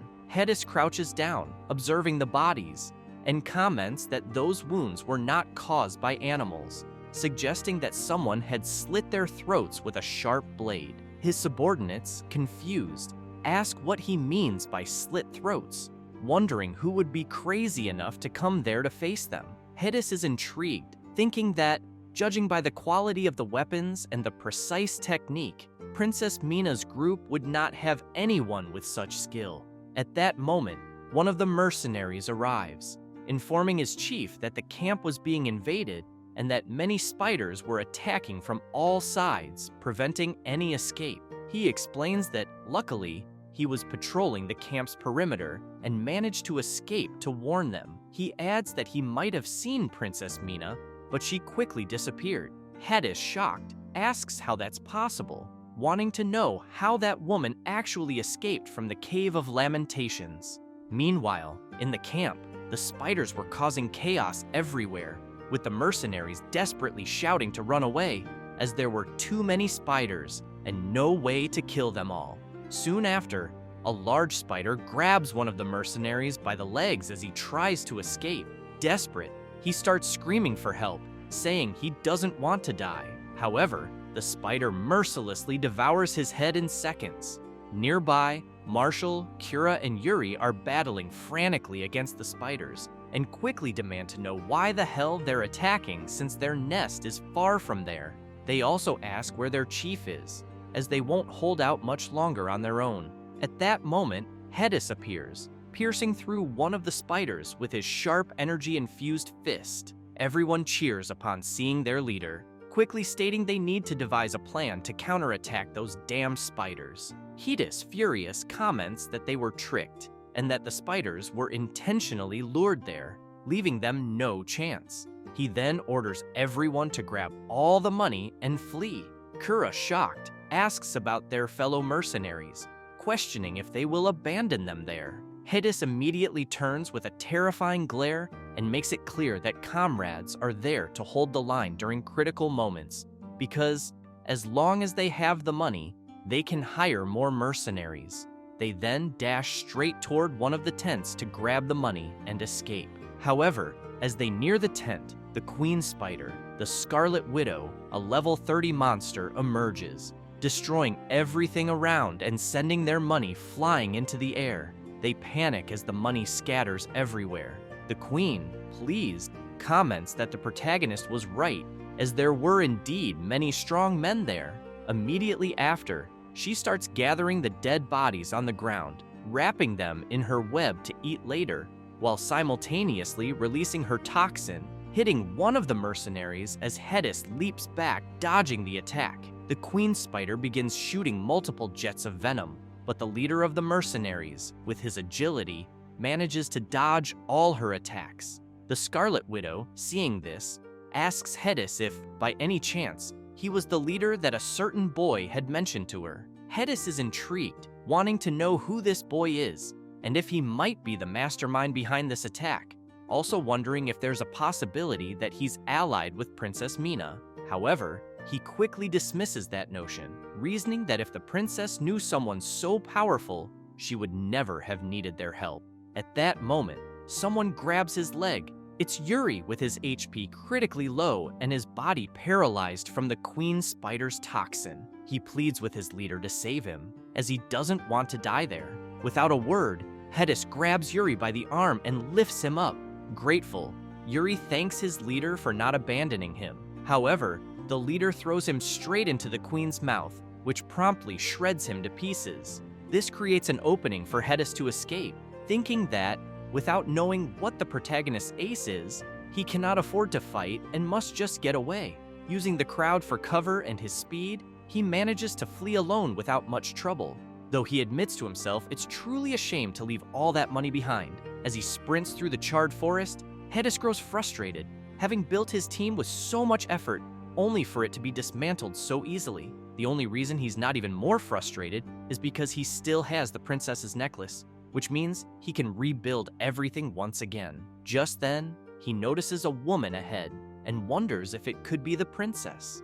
Upon closer inspection, he's certain it's Princess Mina, the woman responsible for all his problems, and it seems she really did escape from the Cave of Lamentations. Without wasting any time, he leaps forward and strikes, but he's quickly confused, as it seemed like he just slashed through a hologram. Looking down, he's shocked to notice a device on the ground and wonders if it's truly an item from deep space, also questioning how she got her hands on something so advanced. At that moment, the protagonist emerges behind him with his stealth skill and tells the leader there are many things beyond his understanding. However, Hedis quickly turns around, unleashing a circular strike with his sharp, energy-infused fist, demanding to know who he is. Furious, he notices a dagger and immediately asks if he's the boy the Queen Spider mentioned, and if he's the one who orchestrated everything to steal his necklace. Then, he starts laughing, admitting he was careless because he never imagined the mastermind behind the plan would be a mere level 10 assassin. He admits that the plan was nearly flawless, but now, face to face, all plans fall apart. With that, he lunges at Baiki, challenging the protagonist, asking how he expects to win. Baisi, using his agility, leaps to dodge the attack, which cuts a tree in half effortlessly. Hedis is surprised, observing the protagonist and finding that speed and agility suspicious, quickly questioning whether he's really just level 10. Baisi, confident, asks the mercenary leader, what if all those plans were just to set up a one-on-one fight? He then urges him to start the fight already, to see who's truly the strongest between them. Hedis begins to laugh, asking if the protagonist was seriously trying to kill him alone, remarking that if that were the case, he missed his best chance by not stabbing him in the back when he had the opportunity. Baiki explains that, due to the trait granted by Elemental Rager, he's immune to backstabs, and that, if he had attacked from the shadows, he would have been stunned, putting him at a disadvantage. Hedis becomes excited, finding it interesting that, despite the protagonist not having a high level, he knows so much. Because of that, he underestimated him as the real mastermind behind the entire plan. With that said, he releases his flaming power. Then, he charges at the protagonist with his fiery claw and comments that he'll make sure he dies a painfully slow death to alleviate some of his regret. With this, he unleashes an attack, sending a wave of flaming claws toward the protagonist, who in turn dodges by leaping to the side. Hedis continues his mid-range attacks, and upon seeing the protagonist merely dodging, he remarks that he knew it would be useless to keep this up. After all, since the protagonist knows so much, he should be aware that Elemental Rangers are the bane of assassins. The protagonist is well aware of this fact. Invisibility, backstabbing, and the speed of assassins are useless against Elemental Rangers. At that moment, Hedis launches another claw attack toward the protagonist, then follows up with everything he's got to create a combo. While sprinting, he comments that this battle, ever since the protagonist appeared, already had a predetermined outcome. Baiki, watching the mercenary's attack approach, thinks to himself that the class advantage can still be overcome with combat experience, and that's not the decisive fator. What truly determines victory are the skills. Anticipating Hedis' move, the protagonist dodges the flaming claws with ease and counters with a swift strike. Hedis turns, surprised, commenting that it seems the protagonist managed to counterattack even amidst his attack sequence, and that his combat experience is truly impressive. However, Hedis declares that when there's an overwhelming difference in skills, combat experience doesn't matter. Saying this, he releases more power, creating flaming wings. He remarks that although the protagonist has some skill, it won't be enough, and that this is the end of the line for him. Baiki, seeing this, reflects that although his base level is 10, with a max level cap of 30, the max level only affects attributes, not skills. Thus, His class skills are merely level 10, whereas the mercenary possesses full elemental ranger skills at level 30, allowing him to imbue natural elements to enhance attack and defense, making him a very tough opponent to face. Hedis charges at the protagonist with everything he's got, shouting that first, he'll kill him and then the princess. He swings a powerful attack, but Baiki turns, causing the blow to only hit his cloak. As a result, he is left with 30% of his HP. The protagonist, holding onto his cloak, remarks that he would never have shown up for a one-on-one fight if he wasn't sure he could defeat him. Hedis lets out a sinister laugh and asks how the protagonist plans to beat him. Baiki then takes out an item and, smiling, asks Hedis if he really needed to explain, because it's obvious he's going to use trickery. The item is a consumable class insignia that unlocks level 50 class skills, with a duration of 3 minutes. Quickly, the protagonist uses the item and unleashes the terrifying power of the Shadow Death God, a level 50 assassin skill that opens a rift in space with a blade, summoning shadow demons to aid him in the fight. Baiki then comments that since skills are decisive, he'll use level 50 abilities to crush the mercenary. Seeing this, Hedis is thrilled and charges at the protagonist, commenting that he sure has a lot of weird tricks, but once he kills him, everything will be his. The two clash their fists, and the impact devastates everything around them. Thus, they enter a frenzied battle. However, the battle lasts only a short time, and after getting the worst of it, Hedis is frustrated, wondering if this is truly possible or just a trick. With that, he flies off, fleeing from the protagonist, realizing that indeed, the level 50 skill is terrifying and that he needs to escape or he'll die right here. He can't understand how the protagonist possesses such an advanced item, but he doesn't notice the several demonic hands closing in. When he finally realizes it, he's terrified, wondering what that could be, but it's already too late. The demonic hands grab him and violently slam him into the ground.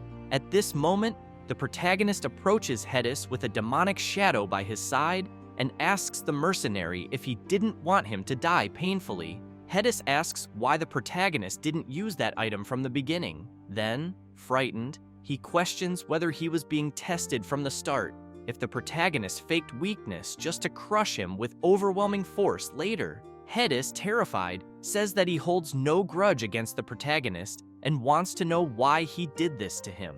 Baiki, with his dark and menacing aura, responds that Hedis is clever, but makes it clear that too much cleverness can lead to mistakes, and that he chose the wrong path. Hedis, panicking, shows the princess's necklace and admits he made a mistake, that he never should have betrayed the princess. He then begs the protagonist to take the necklace and spare his life. However, the protagonist is uninterested and says he preferred Hedis's previous arrogant behavior, declaring that he wants both Hedis's life and the necklace. With that, he charges at the mercenary, unleashing a series of attacks. After the dust settles, Hedis, barely clinging to life, full of pain and fear, asks why the protagonist hasn't killed him yet, and if he plans to keep torturing him. Baiki takes the necklace and states that if Hedis were truly an enemy, he'd already be dead. He explains that he let him live, for now, only because of a promise. With that, the protagonist's system informs him that he has completed the side quest, rewarding him with 8,000 soul points and an additional account unlock point. The protagonist then throws the necklace back and remarks that he's done what he needed to do, urging them to ask their questions quickly before the queen's spider arrives. At this moment, the princess retrieves the necklace and approaches Hedis, saying that he didn't kill them outright, but instead threw them into the Cave of Lamentations. She demands to know his true objective behind all of this. On the brink of death, Hedis sarcastically asks the princess if she was expecting him to say that he still had some goodness in his heart and beg for his life, then tells her to stop being ridiculous, as he only wanted her and her group to die in the most painful way possible. He adds that he deeply regrets not having killed them outright. Baiki remains silent, listening to the mercenary's words, thinking that even on the verge of death, Hedis remains stubborn. but that his fate doesn't end there. Baiki reflects that the reason he didn't kill him was because he gambled on the princess's luck, believing that if he hadn't chosen to save her, she would still have escaped the Cave of Lamentations, helped restore the kingdom, and eventually become his enemy. Baiki is only concerned with his own interests, indifferent to how his actions affect others, because he knows the world is a cruel place. Hedis, laughing, remarks that their fate is much worse than his, as they are fighting against the entire world. Hoshi, enraged, lunges at the mercenary with his sword, ordering him to shut up. He swings with all his might, but Hedis is pulled away by a web, causing Hoshi's strike to hit only the ground. It was the Queen Spider, the Scarlet Widow, who declares that the mercenary belongs to her. Hedis starts laughing, saying he'd rather be drained by the boss than die at their hands, and that they won't get the chance to kill him, for they'll all die together here. At that moment, the Spider Queen carries several mercenary corpses on her back and says she has finally found the protagonist. She mentions that the camp where he had lured her has already been looted, and that now only he remains.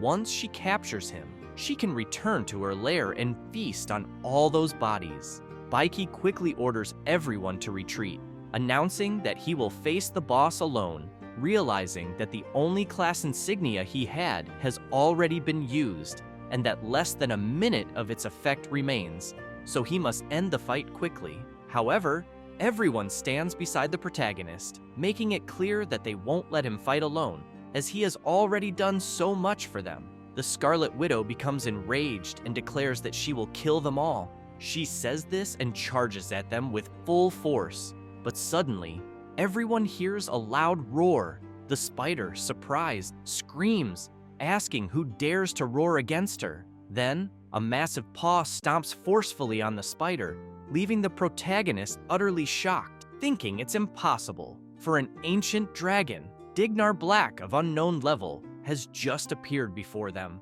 releasing a roar that makes the entire area tremble. The dragon continues to crush the queen spider underfoot, while the princess's group, terrified, wonders why on earth a legendary ancient dragon has appeared here, and whether they should fight or flee. At that moment, the protagonist orders everyone to stay where they are and not make any sudden movements. However, internally, he is in disbelief because another unexpected development has occurred, something not included in his plans, and he needs to quickly think of a solution. As the spider is being crushed, she demands to know who the dragon is, stating that she has never seen him around here before. Furious, she questions how he dares to invade her territory in such a manner. The dragon then releases the spider, and without hesitation, bites down and devours her effortlessly. Baiki, observing this, recalls that in the original game, wild species operate with racial recognition isolation, ignoring differences in level and race. If they dislike something, they fight. However, he calms down as he recalls more information about the black dragon. Upon observing closely, he becomes certain that its name is not Dignar Black, the ancient dragon, but rather Dignar Black, the guardian dragon. He remembers that originally, Dignar was one of the 3 dragons guarding the world's soul. Alongside him, there was a male black dragon, a red female, and a blue female, all of legendary level. Ever since the world's soul was destroyed and the city devastated, Dignar Black was last seen in the first battle of the Fallen Stars, before disappearing completely. Baiki knows that although he has fought the dragon as a hidden boss in the game and defeated him multiple times after reaching the maximum level, facing him now would mean certain death. At that moment, the dragon prepares to attack, and everyone is terrified, convinced they are about to die. However, the protagonist quickly shouts to the dragon in an ancient dialect, pleading for mercy, stating they are not enemies. Dignar Black, confused by this, decides to hold back his attack. The princess's group is astonished and immediately wants to know what just happened. The princess explains that it was the dragon language. Dignar Black lowers his head and asks the protagonist how a mere human like him knows the dragon language, especially since, in the entire short and miserable history of humanity, fewer than 10 people have mastered this ancient tongue. The the protagonist explains that not only does he know the dragon language, but he is also aware of the noble and secret identity of the esteemed guardian dragon. Baiki was able to converse with the dragon after using the skill book Dragon Language. Although it does not require high intelligence to use, it demands high emotional intelligence, as one mistake could turn the user into ash. The protagonist then kneels and begins to recite several of the dragon's titles, such as Guardian of the World Soul, Witness of Rules and Laws, Noblest Partner of the Star Royalty, Black Star representing strength and fire, and Guardian Dragon, Dignar Black. He then introduces himself and salutes the dragon. At that moment, the dragon roars, demanding to know how the protagonist knew of his titles and who he truly is. Dignar commands him to speak the truth, warning that if he does not, he will die on the spot. He cautions the protagonist not to think that a few pretty words could deceive him, as humans are weak and treacherous, which is why he no longer trusts a single human word. Baiki notices a wound on the dragon and wonders if Dignar Black is agitated and irritable because of it, since, in the original game, the dragon would not proactively attack humans. He suspects that these unexpected events may be related to the Flamebearer.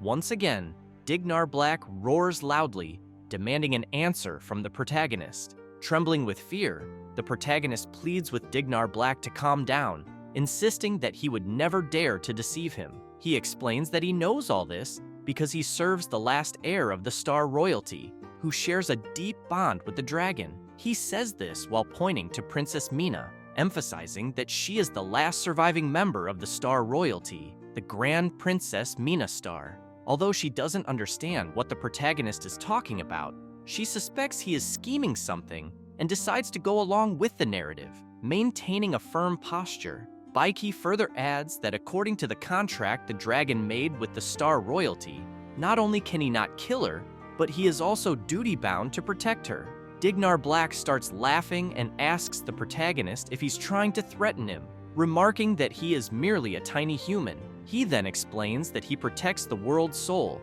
which maintains the balance of the world, and that he is not simply a bodyguard for a human. Furthermore, he states that the contract with the Star Royalty was merely a pastime in his long life. Moreover, he declares that their contract ended the moment the royalty was destroyed.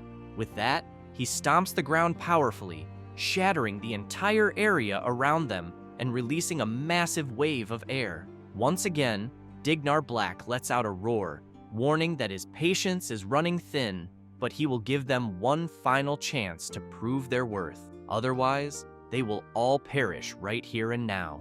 Quickly, the Prota grabs the princess's necklace and asks Dignar Black to take a look at it, explaining that it is the Star Core, which can only be possessed by the royal lineage. The dragon, still furious and ready to unleash a fiery blast, roars that this alone is not enough to prove anything. Saying so, he unleashes his dragon breath towards the princess. But Baiki grabs her and leaps, dodging the attack. Dignar Black's assault is so powerful that it easily destroys everything in its path. Outraged, Dignar Black yells at the Prota, asking how a mere mortal dares to touch the Grand Star Core, and declaring that no matter who it is, all must die for this offense. Baiki remarks that he hadn't finished speaking before being attacked. The Prota counters, stating that as a witness of rules and order, the dragon is breaking his own principles, questioning if Dignar Black has lost his dignity as a guardian and fallen entirely into darkness. However, he worries internally that, although his life was saved, he wasted 2 more precious deep space items. Dignar Black prepares his next attack, expressing surprise that they managed to withstand his dragon breath, and comments on recognizing the item the Prota used from the Fallen Stars War. He quickly adds that such an item might resist once, but not a second time. Baiki becomes intrigued, pondering how to resolve the current situation, knowing that relying on luck to unlock item collections is improbable. Even if 25% of the items are unlocked, those capable of dealing with an ancient dragon are exceedingly rare. He considers that the Dragon Blood armor set and the Dragon Bone sword he unlocked earlier might save his life, but he acknowledges his strength is insufficient to wield them. Perhaps only one path remains to escape this dire situation. The Prota approaches the princess and tells her that to break the situation they are in, there is only one last option. He clarifies that this option will bring immense pain and suffering. Mina, unsure of how to respond, tells Baiki to go ahead. As long as they can survive, she will endure any pain. As soon as she says this, the Prota strikes her neck, causing her to faint, believing this method will allow them to survive, though she will have to endure some suffering. Hoshi, seeing this, grows worried about the princess and immediately questions the Prota's intentions. Baiki yells at Hoshi, warning him that no matter what happens next, he must not say a single word to the princess. He then takes his dagger and stabs it into her chest, focusing his technique to minimize her pain. With this, the Prota's dagger reaches near the princess's heart, and he quickly removes it, the blade now stained with her blood. He then lets Mina's blood drip onto the necklace. However, Dignar Black, uninterested, fires his dragon breath again, fully aiming at the princess's group. Suddenly, a warrior appears, shielding against the dragon's breath with a shield. Dignar Black is startled, recognizing a familiar appearance, for he could never forget this person. Observing the warrior closely, the dragon comments that it is the first king of the Star Kingdom, Manatali's star. Intrigued, Dignar Black remarks that he had died hundreds of years ago and questions why he would have returned to life, asserting that it is clearly an illusion. Baiki, holding Princess Mina in his arms, states that whether it is an illusion or not, they will have to find out in battle. Hearing this, Dignar Black becomes even angrier and prepares his dragon breath once more, shouting that the Prota's group is a bunch of damned insects. He then unleashes his final breath, declaring that with this attack, he will surely reduce them to ashes. A massive explosion occurs, visible throughout the region. Dignar Black claims that his final breath can even melt the hardest steel and accuses them of using the illusion of Manatalis. However, the dragon hears the Prota urging him to open his eyes and see if it truly is an illusion. At this moment, Dignar Black begins to see the enormous warrior emerging from the flames. The ancient king raises his leg and stomps forcefully on the ground, effortlessly dispersing the dragon's fire. Witnessing this, the dragon is incredulous, as this was clearly the power of Manatilis, but he had witnessed his death with his own eyes, and could never have imagined that the star core concealed such celestial power. The ancient king then charges at the dragon, delivering a powerful attack with his massive sword, but the strike is blocked by one of the dragon's wings. However, due to the attack, Dignar loses half of his HP and begins to question whether Princess Mina could indeed be a descendant of Manatilis. Enraged, the dragon takes flight and launches a tail attack, roaring that if he cannot kill the ancient king, he will certainly kill his descendant. Yet, his tail is repelled by the blow reflection ability of the ancient king. This ability uses a shield to repel an incoming attack, causing temporary stun to the opponent and significantly boosting the strength of the next strike. Hoshi, astonished by the ancient king's skill, wonders how such a massive body can execute a technique as intricate as blow reflection. Meanwhile, Glory remarks that she had only known of the first king through ancient books and broken statues, and could never have imagined witnessing his power in person. Bai Chi, concerned, knows that the first king's power is undeniable, but cannot ignore a critical flaw. For this reason, they must end the fight before the flaw is exposed. Dignar, frustrated, begins to sweat coldly as he once again witnesses the ancient king's skill, but he soon notices Manatilis launching an attack. As it nears him, he starts to question why, even after all these years, the oppressive feeling of power still terrifies him. This brings back a long-forgotten memory of his first encounter with Manatilis. He recalls when the ancient king urged him to stop hiding in his cave all day and invited him to become a partner in protecting the world's soul. Back then, Dignar had asked Manatilis how he dared to appear before him alone and speak with such arrogance. At the time, though Manatilis was only 100 years old, barely entering adulthood, Dignar could not believe a mere human could push him to his limits. After losing the battle to the ancient king, Dignar had made it clear that Manatilis should kill him, as he would never obey a human. The ancient king then swung his weapon but stopped before striking the dragon. Observing Dignar trembling, he asked why he was shaking, remarking that even a dragon seemed to fear death. Because of this, Minatilis decided to give him one last chance. With an overwhelming aura, Minatilis made it clear that Dignar could hate him, and, when he believed he was strong enough, could seek him out for a duel to the death. Until that day came, however, Dignar Black would have to cooperate with him. Dignar thought the ancient king was overly confident, but human lives did not last more than a century. For Dignar, who lived for millennia, even though the king spared him then, he could easily kill him in the future. Thus, he agreed to Minatilis' terms. However, before he could act against the king, Minatilis died in the First Fallen Star War. Regaining his freedom, Dignar found himself unable to kill the king on his own, as the dragon remembers all this. With Minatilis' attack nearing him, he is overwhelmed by the thought of why, even after all these years, he still cannot escape the king's shadow. The ancient king then delivers a devastating blow, carving a massive fissure in the ground as his attack passes through the dragon. Seeing this, Dignar Black is intimidated by Minatilis' power. He begins to scream, asking why Minatilis has forced him to confront his weakness, and why he continues to torment him even after death.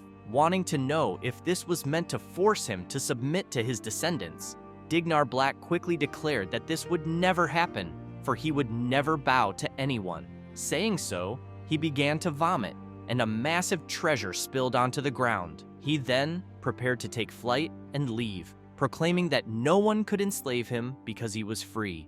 Everyone was overjoyed to see the dragon fleeing. Glory immediately asked why the Prota hadn't killed the dragon with that strike. Baiki explained that it wasn't intentional, that the summoning of the first king had ended, but they had managed to scare the dragon away, which was the best possible outcome. The Prota thought to himself that fortunately, the Black Dragon had not yet fully recovered from the First Fallen Star War, and his mental state was unstable. Otherwise, the first king, summoned with the princess's current level, would not have been able to suppress the Black Dragon for so long. At that moment, a system message appeared, notifying the Prote of his victory. He had defeated the Pact of Justice, Hedis, the Fire Spider boss Red Widow, the Guardian Dragon Dignar Black, and earned 40,000 soul points. Additionally, he had obtained the ancient chest covered in saliva, an ancient chest swallowed by the dragon at some unknown point. Its origin and contents were a mystery, as wealth and death could be just one step away. Dagu was amazed, having leveled up twice at once. Glory commented that just witnessing a force beyond comprehension made him feel utterly insignificant. Hashi, standing next to the princess, shouted that this was no time for lamentation and asked if she was all right and how the Star Core could be used that way. Baiki explained that the princess's body was fine, but that she had suffered extreme mental exhaustion and would need at least 10 days to recover. He then approached the princess, explaining that the Star Core contained a power incomprehensible to humans and required the heart blood of the royal lineage to be activated. The Prota made it clear to Hashi that for the princess's safety, what had happened there must remain a secret, as her strong personality would undoubtedly endanger her life again if the truth came out. He then apologized and explained that he had to do what he did for everyone to survive. Hashi asked why the Prota was apologizing, saying it was clear that he acted to save everyone from the dragon, a feat worthy of boasting for a lifetime. He also reminded him that the princess had agreed to it.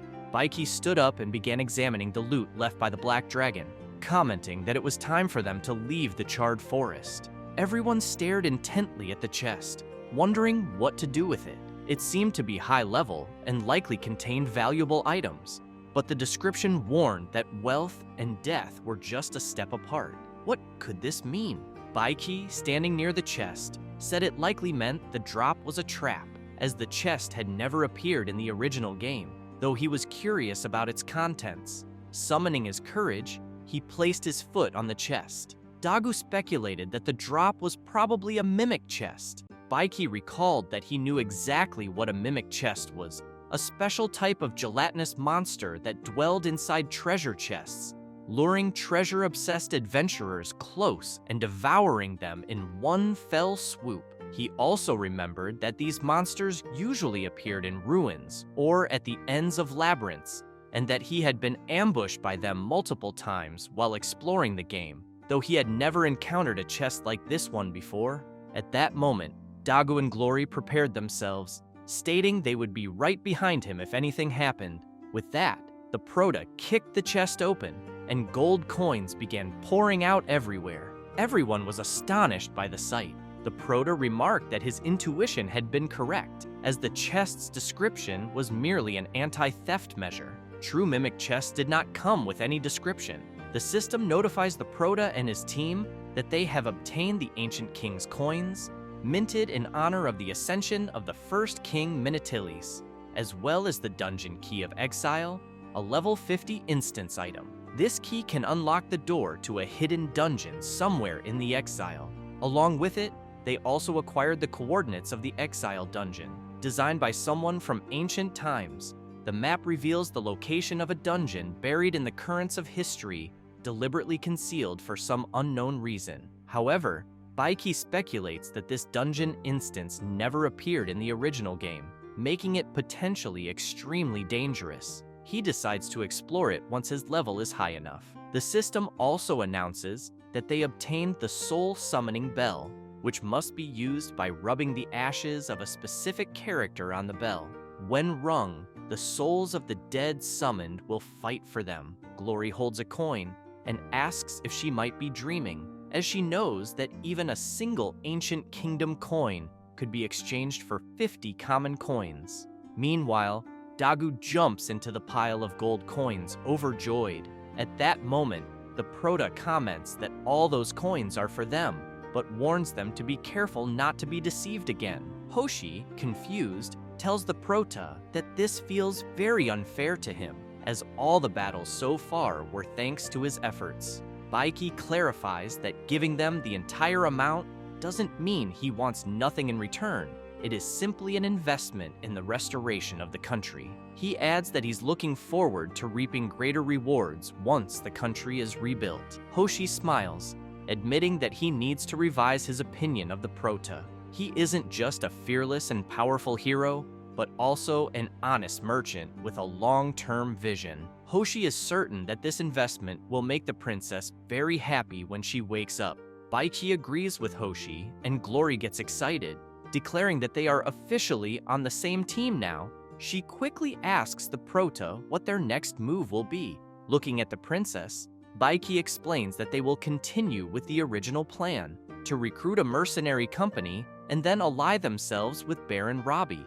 With the princess still recovering, this is their only viable option for now. The Prota reflects that Baron Robbie is a renowned noble from the kingdom of Alina, wealthy, influential, and well-connected, but a deeply ambiguous figure. Due to his favor with the Star Royal family, he holds no grudge against Princess Mina, making him a safe refuge. After considering this, the Prota announces that he will head to the village of Anka and is counting on them.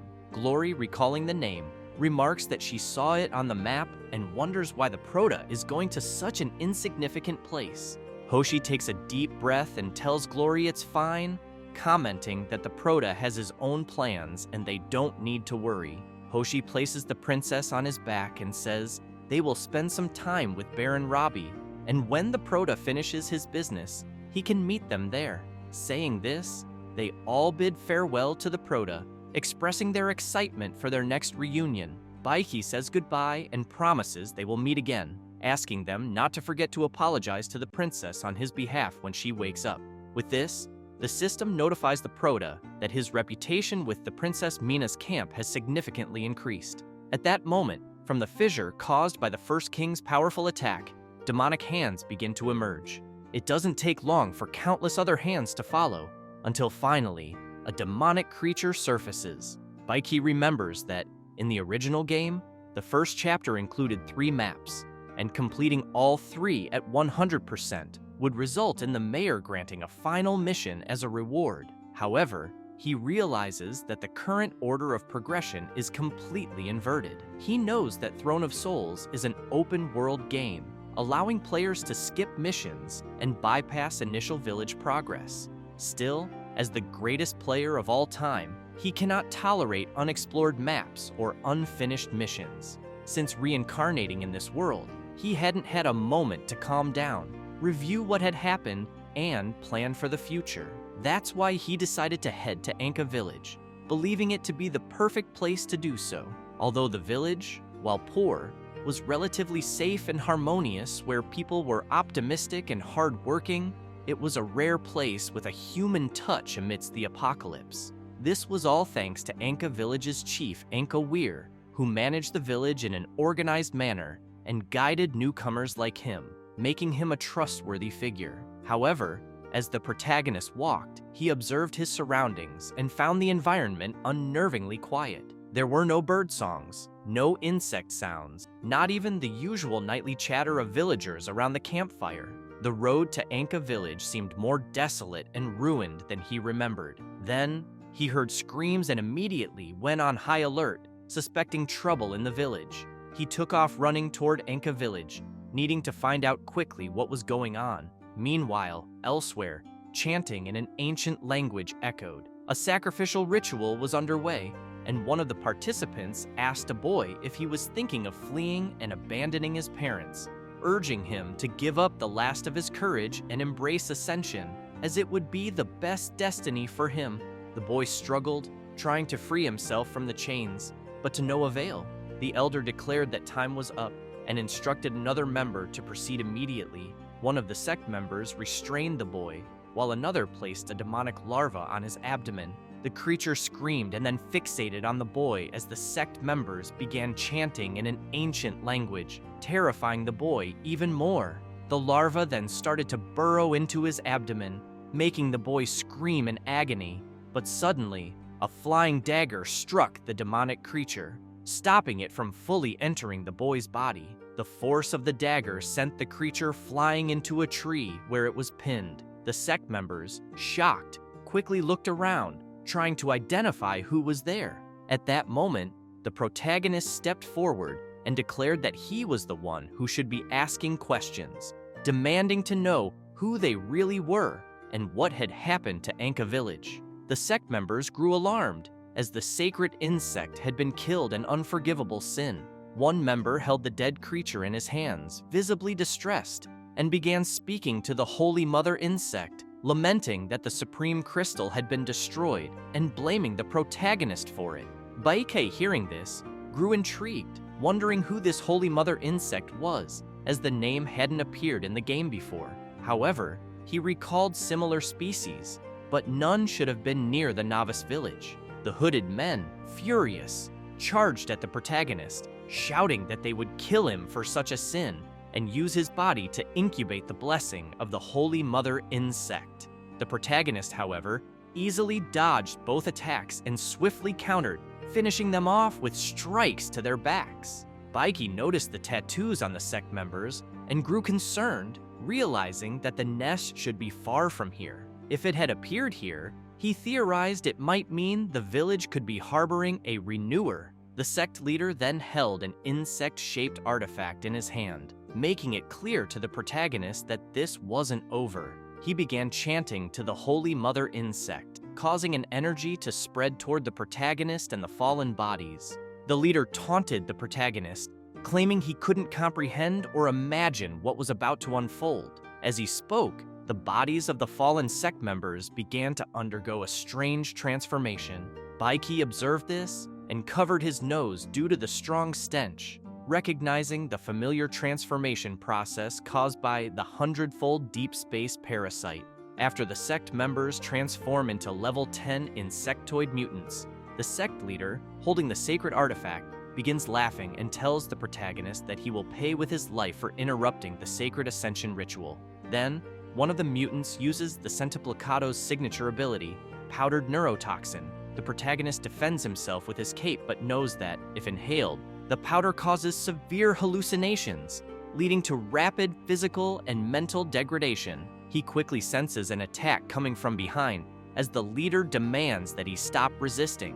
One of the mutants lands a hit, piercing the protagonist's body. However, They soon realize, confused, that it was only the protagonist's cape left behind. Suddenly, he appears above the insectoids, ready to strike, but first asks the leader who their true master is. The mutants do not answer and launch another attack, but they cannot harm Baiki, who with his agility anticipates their every move. He swiftly finishes them off again. The one responsible for the ritual is astonished and asks the protagonist how he managed to defeat two Ascended so effortlessly. Baiki, with a sinister gaze, warns him that he will only give him one more chance and once again demands to know who taught him about Ascension. The old man, panicked, starts to run, yelling that he has nothing to say. Baiki coldly replies that even with the Centuplicado's backing, his mind was no more than that of a novice shooter and that he was no longer useful. With that, he throws a dagger that pierces the old man's head. At that moment, the system notifies the protagonist that he has gained 180 reconstruction points and obtained the exotic night insect, a summoning item that, when it emits a vibrating sound from its tail, can stimulate hidden parasites within bodies, forcing them to reveal themselves. Baiki is intrigued by the item and wonders if the manipulator behind this is truly a renovator. Why would they risk bringing a centuplicado to such a small village like Anka? What could be the purpose? The protagonist reflects that the deep space parasite centuplicado originates from the eggs of unknown alien parasites transported by a space exploration vessel. After the ship's crash, the eggs leaked and combined with species of this world, causing an uncontrollable genetic disaster. The centuplicado can parasitize plants, insects, animals, and humans with three possible outcomes. First, if it fails to parasitize, the host dies immediately. Second, an orderly symbiosis that is difficult to detect. And third, the most terrifying mutant symbiosis, where the centuplicados activate latent unknown forces in the host, triggering mutations and increasing power and intelligence. After parasitization, although the host's mind remains, they develop uncontrollable obedience and a group consciousness. This is how the centuplicados survive. In the original game, there was a cult that worshipped the centuplicado, but those who mentioned the sacred insect mother could have been referring either to the centuplicado itself or to something parasitized by it. Baiki recalls that, according to the original progression, the centuplicado map only appears in the game's third chapter, and beyond the renovators, there is no other logical explanation for the mutation's cause. At this moment, the protagonist approaches Dinah, who immediately begs Baiki not to come closer, pleading for his life, saying he did not accept the Ascension. Baiki remembers this boy from the original novice village, where Dinah was a cheerful and promising NPC who always guided the player. He was happy to see the protagonist and proud that he had completed a mission on his own. Because of this, Dinah began to train hard, saying he wanted to become as strong as the protagonist. Baiki sits on the altar, intrigued, wanting to understand what Dinah had endured to end up in this state. He reassures Dinah that he won't kill him, but needs him to reveal who is behind this. Terrified, Dinah reveals that it was the village chief. He explains that the chief turned into a crazed monster and dragged everyone else along with him. Those who resisted were killed or locked in the dungeon to die, including Dinah's mother, who remains imprisoned there. Dinah explains that he managed to escape to seek help, but in the wilderness, there was no way to call for assistance. If things continue, his mother will also be forced to ascend and turn into a monster. Saying this, he runs off, determined to save her, not wanting her to transform into a monster at any cost. The protagonist quickly uses his intermediate marking rune to mark the boy. This consumable item allows the user to track the target's position for an hour. Baiki, furious and with bloodshot eyes, struggles to believe that the once kind village chief had plotted against the villagers he had dedicated his life to. He reminds himself not to be deceived by appearances and resolves to investigate thoroughly to find the true culprit. At that moment, the system informs the protagonist of a new main mission to resolve the strange phenomenon in Anka village, purify the area, and restore its original peace. with the reward being 1 account unlock point. Upon arriving at Enka Village and witnessing the chaotic scene, Baiki realizes the situation is worse than he anticipated. He recalls the rare, warm memories this place gave him in the past, now replaced by something entirely different, as if consumed by malevolent forces. Walking through the village, he resolves that he cannot allow it to remain in darkness. Meanwhile, Dinah reaches the location where his mother is imprisoned and desperately tries to break the chains and lock binding her. Frustrated by his failure, he questions why he can't break the cursed lock and wonders how he could possibly save everyone if he can't even manage this. Seeing her son's efforts, his mother pleads with him to stop worrying about her, saying they are already doomed, and begs him to run as far away as he can and never return. But Dinah grips his sword firmly, shouting that he won't abandon her or the others trapped there. He vows to free them all, even if it costs him his life. As he prepares to strike the lock again, someone interrupts him. It's the protagonist. Baiki explains to Dinah that the lock is enchanted, and breaking it is impossible. To save everyone, the boy must follow his instructions. Still scared and distrustful, Dinah stands at the door and demands to know what the protagonist is doing there, and if he is perhaps an agent of Countess Alina, sent to cleanse Enka Village. He urges Baiki to leave immediately, as no one who came here before survived. Baiki lowers his sword and wonders if Countess Alina truly knows what is happening here. If she does, the situation is even more complicated. He then tells Dinah that he has no connection to the Countess and is merely a traveler who cannot ignore the anomaly in Enka Village. Suspicious, Dinah asks if Baiki is from Enka Village, as he has never seen him before. Baiki replies that it doesn't matter, and asks the boy to reveal where the insectoid group gathers. Dinah questions if the protagonist is referring to the Ascended, stating that their meeting place must be somewhere underground in the village, though he doesn't know the exact location. Baiki remarks that this complicates matters, as even if they free everyone, they wouldn't be able to flee far or survive long. Dinah asks what they should do, and the protagonist explains that the only way is for Dinah to act as bait, draw the group in, and allow them to take him to their hidden meeting place. Dinah is alarmed by the plan. His mother screams in fear, warning him not to agree, as those taken to that place never return. It's a pit of death and evil. She begs the protagonist to save only her son, as he is still young and shouldn't die. Filled with determination, Dinah shouts that he will do it and trusts the protagonist, having witnessed his skills. Baiki reflects that the boy's inner strength hadn't changed, even amidst this hell. Then, he makes it clear to Dinah that his actions will determine the life or death of everyone there. Saying this, he begins to disappear. The boy grips his sword tightly and tells the protagonist to leave everything to him. After some time wandering through the dungeon, Deal finds him and remarks that he should have fled when he had the chance. He quickly asks what Dinah is doing there and what happened to the people sent after him. Holding the boy's head, Deal lifts him up and questions why he didn't accept Ascension and repeatedly refused the village chief's offer, considering how much the chief valued him. Furious, Dinah shouts that he doesn't care about the village chief's regard. He says this and attempts to strike with his sword, but the attack is easily blocked by one of Deal's tentacles. Deal coldly tells the boy that being trapped in a fragile body means his soul will never achieve ascension, emphasizing that it was the village chief who gave them this new life and future. He says this while gripping the boy's neck tightly with his tentacles, noting that Dinah has always been rebellious and independent since he was a child, and that he can't understand what the chief saw in him. Witnessing this, the boy's mother is terrified and starts crying, screaming for Deal to stop. She then reveals that Dinah is her son. On the verge of losing consciousness, the boy mutters that Deal is not his father but a demon. Deal then orders for the boy to be taken to the underground altar, declaring that he wants to oversee the ascension personally.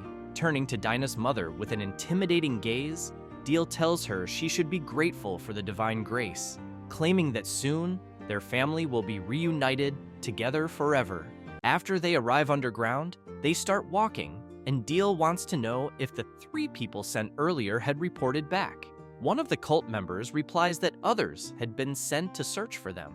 As they reach the altar and place Dinah on it, Deal makes it clear to the boy that since the day he was born, he has always disappointed him. But that no longer matters because once the boy accepts the ascension, he will become a good son, worthy of his recognition. Dinah begins to scream, saying he doesn't need his recognition and that he has never been a good father. He makes it clear that Dale has always been a drunk, violent man, and at that moment, he is helping the leader destroy the entire village. Deal listens and explains to his son that this is exactly why they need the ascension, because the Holy Mother insect can transform them into a superior species. Dinah tries to buy time and tells them that the 3 people he went after were killed, along with the special creature. Everyone is shocked to hear this. Deal becomes furious upon hearing this and shouts at his son, saying that the boy always disappoints him. Then, Deal, intrigued, comments that Dinah wouldn't have the ability to do that and asks the boy who did it. The boy, frightened, says he doesn't know. Hearing this only makes Deal angrier, and he soon points his spear at the boy, demanding to know why he always disobeys him and why he lies so much. He then makes it clear that he will make Dinah pay before performing the ascension ritual. Dinah begins to scream, saying that if that's the case, the leader should do it himself, and asks Deal to get out of his way. Then, Deal hears a voice telling him to let the boy in, and Deal immediately responds that it's fine. The boy becomes anxious, wondering if he succeeded, and looking at the large door, he thinks that behind it lies the root of all suffering. Deal throws the boy to the ground. As he gets up, Dinah is surprised by the enormous space, and Weir quickly gets to the point, asking the boy if he knows why he was chosen out of all the people in the village. The old man then responds, saying it is because the boy is full of life and stands out, unlike everyone else, who are so dark. He is worthy of inheriting all his will. Weir continues, saying the boy is still young and may not understand everything he's done throughout his life, but that's fine because he will soon understand. He also makes it clear that before the ceremony, he will learn something that no one else knows. Then, Weir asks Dinah if he remembers the terrible plague that ravaged the village 2 years ago, since almost half of the village died. It was at that moment that he realized how fragile human existence is and how powerless he was. Besides crying and regretting, he could do nothing until the appearance of the guardian of the forest. For he not only cured the plague in the village, but also brought hope to the village, the larva of the Holy Mother insect. Weir further explains that the larva of the Holy Mother insect, carefully nurtured under his watchful eye, also gave them the chance to ascend. The old man makes it clear to the boy that although he had ascended long ago, his original body was now very old, likely incapable of bearing the weight of creating the sacred creature again. Therefore, he now wanted to pass this heavy responsibility on to the boy. He says this and quickly transforms into a level 20 creature. Dinah, terrified, screams that he doesn't want to become a disgusting monster like him. The village chief releases a creature from within himself and tells the boy not to be afraid, as the non-human form is merely an appearance. As the insect creature lunges toward the boy, the old man explains that once Dinah ascends, he will be able to connect to the collective consciousness, experiencing a pleasure and responsibility like never before imagined, and that the future of the village will be entrusted to him. Dinah grabs a stone and attacks the insect coming toward him, shouting at the village elder that he refuses the offer. Weir becomes furious and asks what the boy is planning, making it clear afterward that he poured his heart and soul into creating the one and only sacred queen, and the boy finished her off without compassion. Dinah runs off shouting, asking who would want to inherit the old man's twisted and evil will, saying that it's because of fools like him that the village has no future. Weir quickly chases after the boy, saying he can try to escape, but the door ahead cannot be opened. Dinah asks the old man who said he was trying to escape. The boy stops and locks the door, smiling, saying that at that moment, no one from the outside will be able to enter either. He then shouts that he has done what he had to do, and now it's up to the old man. The old man is confused by the boy's words but doesn't care, and immediately launches an attack, saying that the boy is speaking nonsense and that he should never have put his hopes in him from the beginning. He should have finished him off from the start. At that moment, someone arrives suddenly, interrupting the village chief's attack. The chief is immediately worried and demands to know what is going on. Then he notices the presence of the protagonist and asks who he is. Baiki, releasing his intense power, replies that he is someone who may bring true rebirth to the village Anka. Anka Weir laughs and immediately launches an attack at the protagonist, saying that he is nobody, just a stranger there to disturb the peace. However, Baisi easily dodges, and the attack collides with the ground, sending stones flying everywhere due to the impact. The old man, outraged, says that everything he did was for the good of the village and asks why they always try to stop him. Dinah, hiding, shouts at the old man that after doing so many crazy and cruel things, he still has the audacity to say it was all for the good of the village. He then asks if the future the old man wanted was to turn everyone in the village into monsters. Anka Weir, while launching a powerful strike at the protagonist, makes it clear to the boy that weak humans will never understand the power of the Holy Mother insect, and that his choice is the only correct future for the village. He then tells the protagonist that he won't achieve anything just by dodging his attacks because, even though he is stronger than ordinary humans, the end result will not change. Saying this, the old man uses his ability, Bone Destruction Poison, claiming that in this sealed space, his poison will be everywhere. Dinah and Baiki quickly cover their noses to avoid inhaling the poison. However, the protagonist is aware that this poison is a skill exclusive to the cemetery, and even though the village chief's level is low, the poison could still paralyze and be fatal.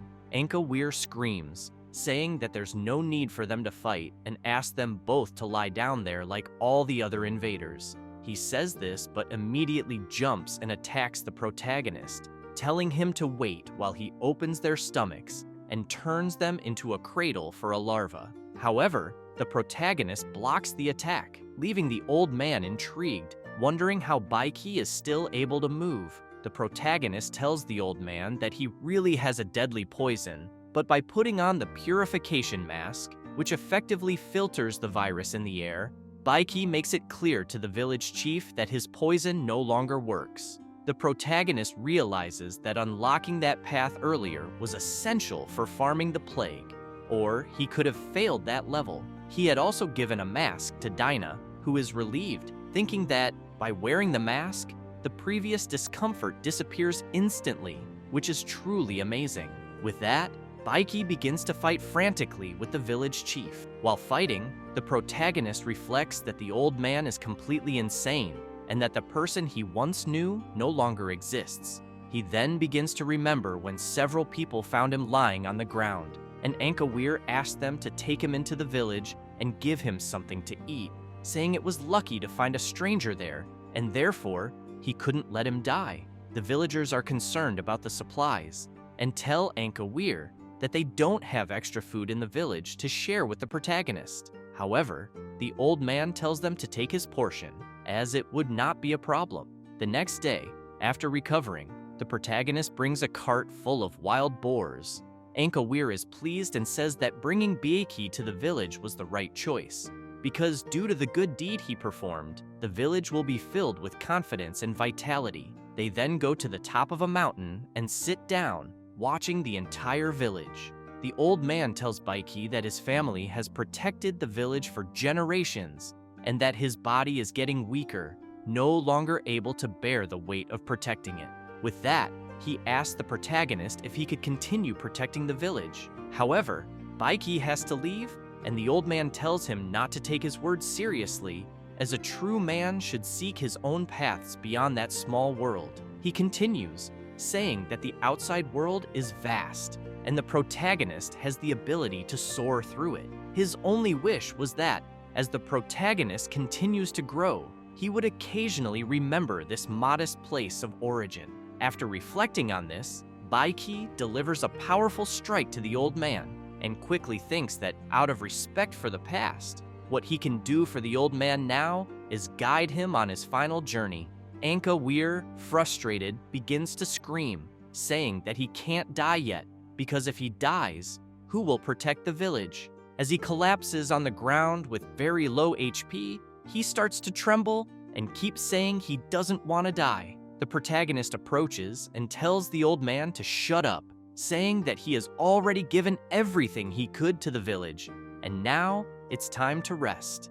Anka Weir grabs Baiki's leg and begs him not to look so smug, explaining that he doesn't know anything about the old man. At this moment, the old man uses his power to show the protagonist past events. Both begin to react and start seeing the past, where the old man first encountered the protagonist, when Baiki brought food to the village, and when he said goodbye to the village chief. Then, they begin to see when the masked man asked the old man if he was afraid, telling him that his relatives and most of the people in the village had died in the plague, and that he had nothing left to fear, for the human body is very fragile. But the sacred insect could change the fate of the old man and the village. Lying on the altar, Anka Weir thinks that, although he didn't believe in the words of the reviver, that was his remaining option. He could risk his life, but if the transformation caused mutations, he wouldn't hesitate to take his own life. Soon after, the old man begins to complain of terrible pain, and the masked man, laughing, explains that at the beginning of the ascension, the pain will be intense, but if he endures it, what awaits him will be unprecedented pleasure and power. Afterward, the protagonist thinks that his and the village chief's consciousnesses have connected for a moment, and that the origin of all this was that reviver. Anka Weir begins to crawl on the ground, saying that, in different lines of destiny, he and the protagonist had a shared past, and at that moment, it was a pity that the world had changed so completely. He says this, and then thrusts his hand into his stomach, saying that if he cannot change the future of the village because of the past they had together, then everything will be in vain. He then pulls the sacred insect crystal from his body and throws it to the protagonist, saying that he will entrust the village to him once again.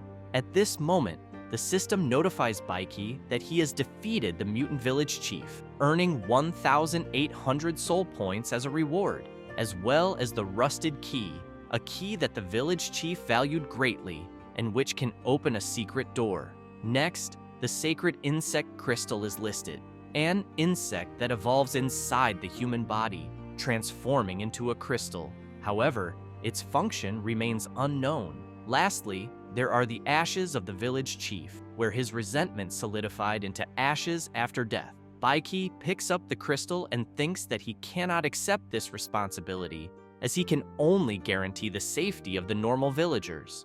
All those who have transformed into mutant insects must be eliminated, and perhaps the original village has no future anymore. At this moment, the protagonist starts to feel something and wonders if it might be his consciousness trying to reconnect. He soon begins to see an underground cave. As his consciousness is dragged deeper into the cave, Baiki is outraged, wondering how such a large cave could exist beneath the original village. He soon finds himself facing the fragment of the world's soul. He then asks how it is possible for such a large fragment of the world's soul to be beneath the village. Following this, he sees the masked man who was in Anka Weir's consciousness, and the man immediately asks the protagonist if the old Anka is truly dead, and how Baiki discovered his secret. He tells Baisi that, it seems, he is not an ordinary person, and then asks the protagonist to come find him,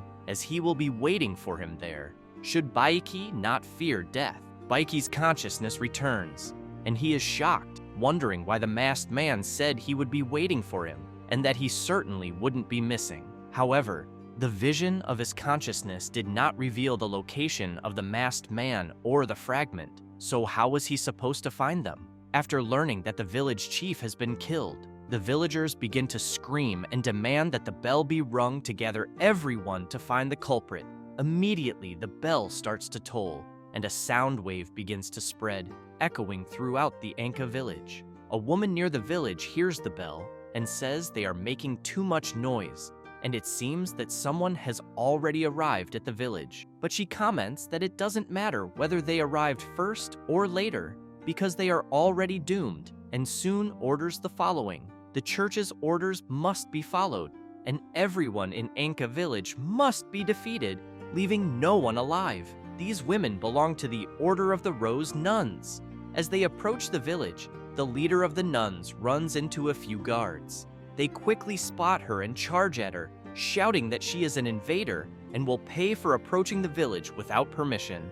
The other nuns leap into action, while their leader comments that she is not surprised that the smell of insects is getting stronger, and then asks if this is why the people sent by the Vatican never returned. Quickly, the nuns draw their swords and sickles, beginning to defeat the humans transformed into insects. Meanwhile, the other group of nuns uses firearms and creates magical circles to defeat the next wave of enemies. The leader of the transformed humans charges at the nun leader and comments that their power is completely different from the ones who attacked the village before, so he does not fear them. The nun swiftly draws her hellish chains and asks if they will not retreat. Then, using her immense power, she easily finishes off her opponent, saying that, besides being ignorant and fearless ants, the village hides things they did not know. She soon begins to wonder why the church places so much importance on this village, and wonders if there is a deeper reason behind it.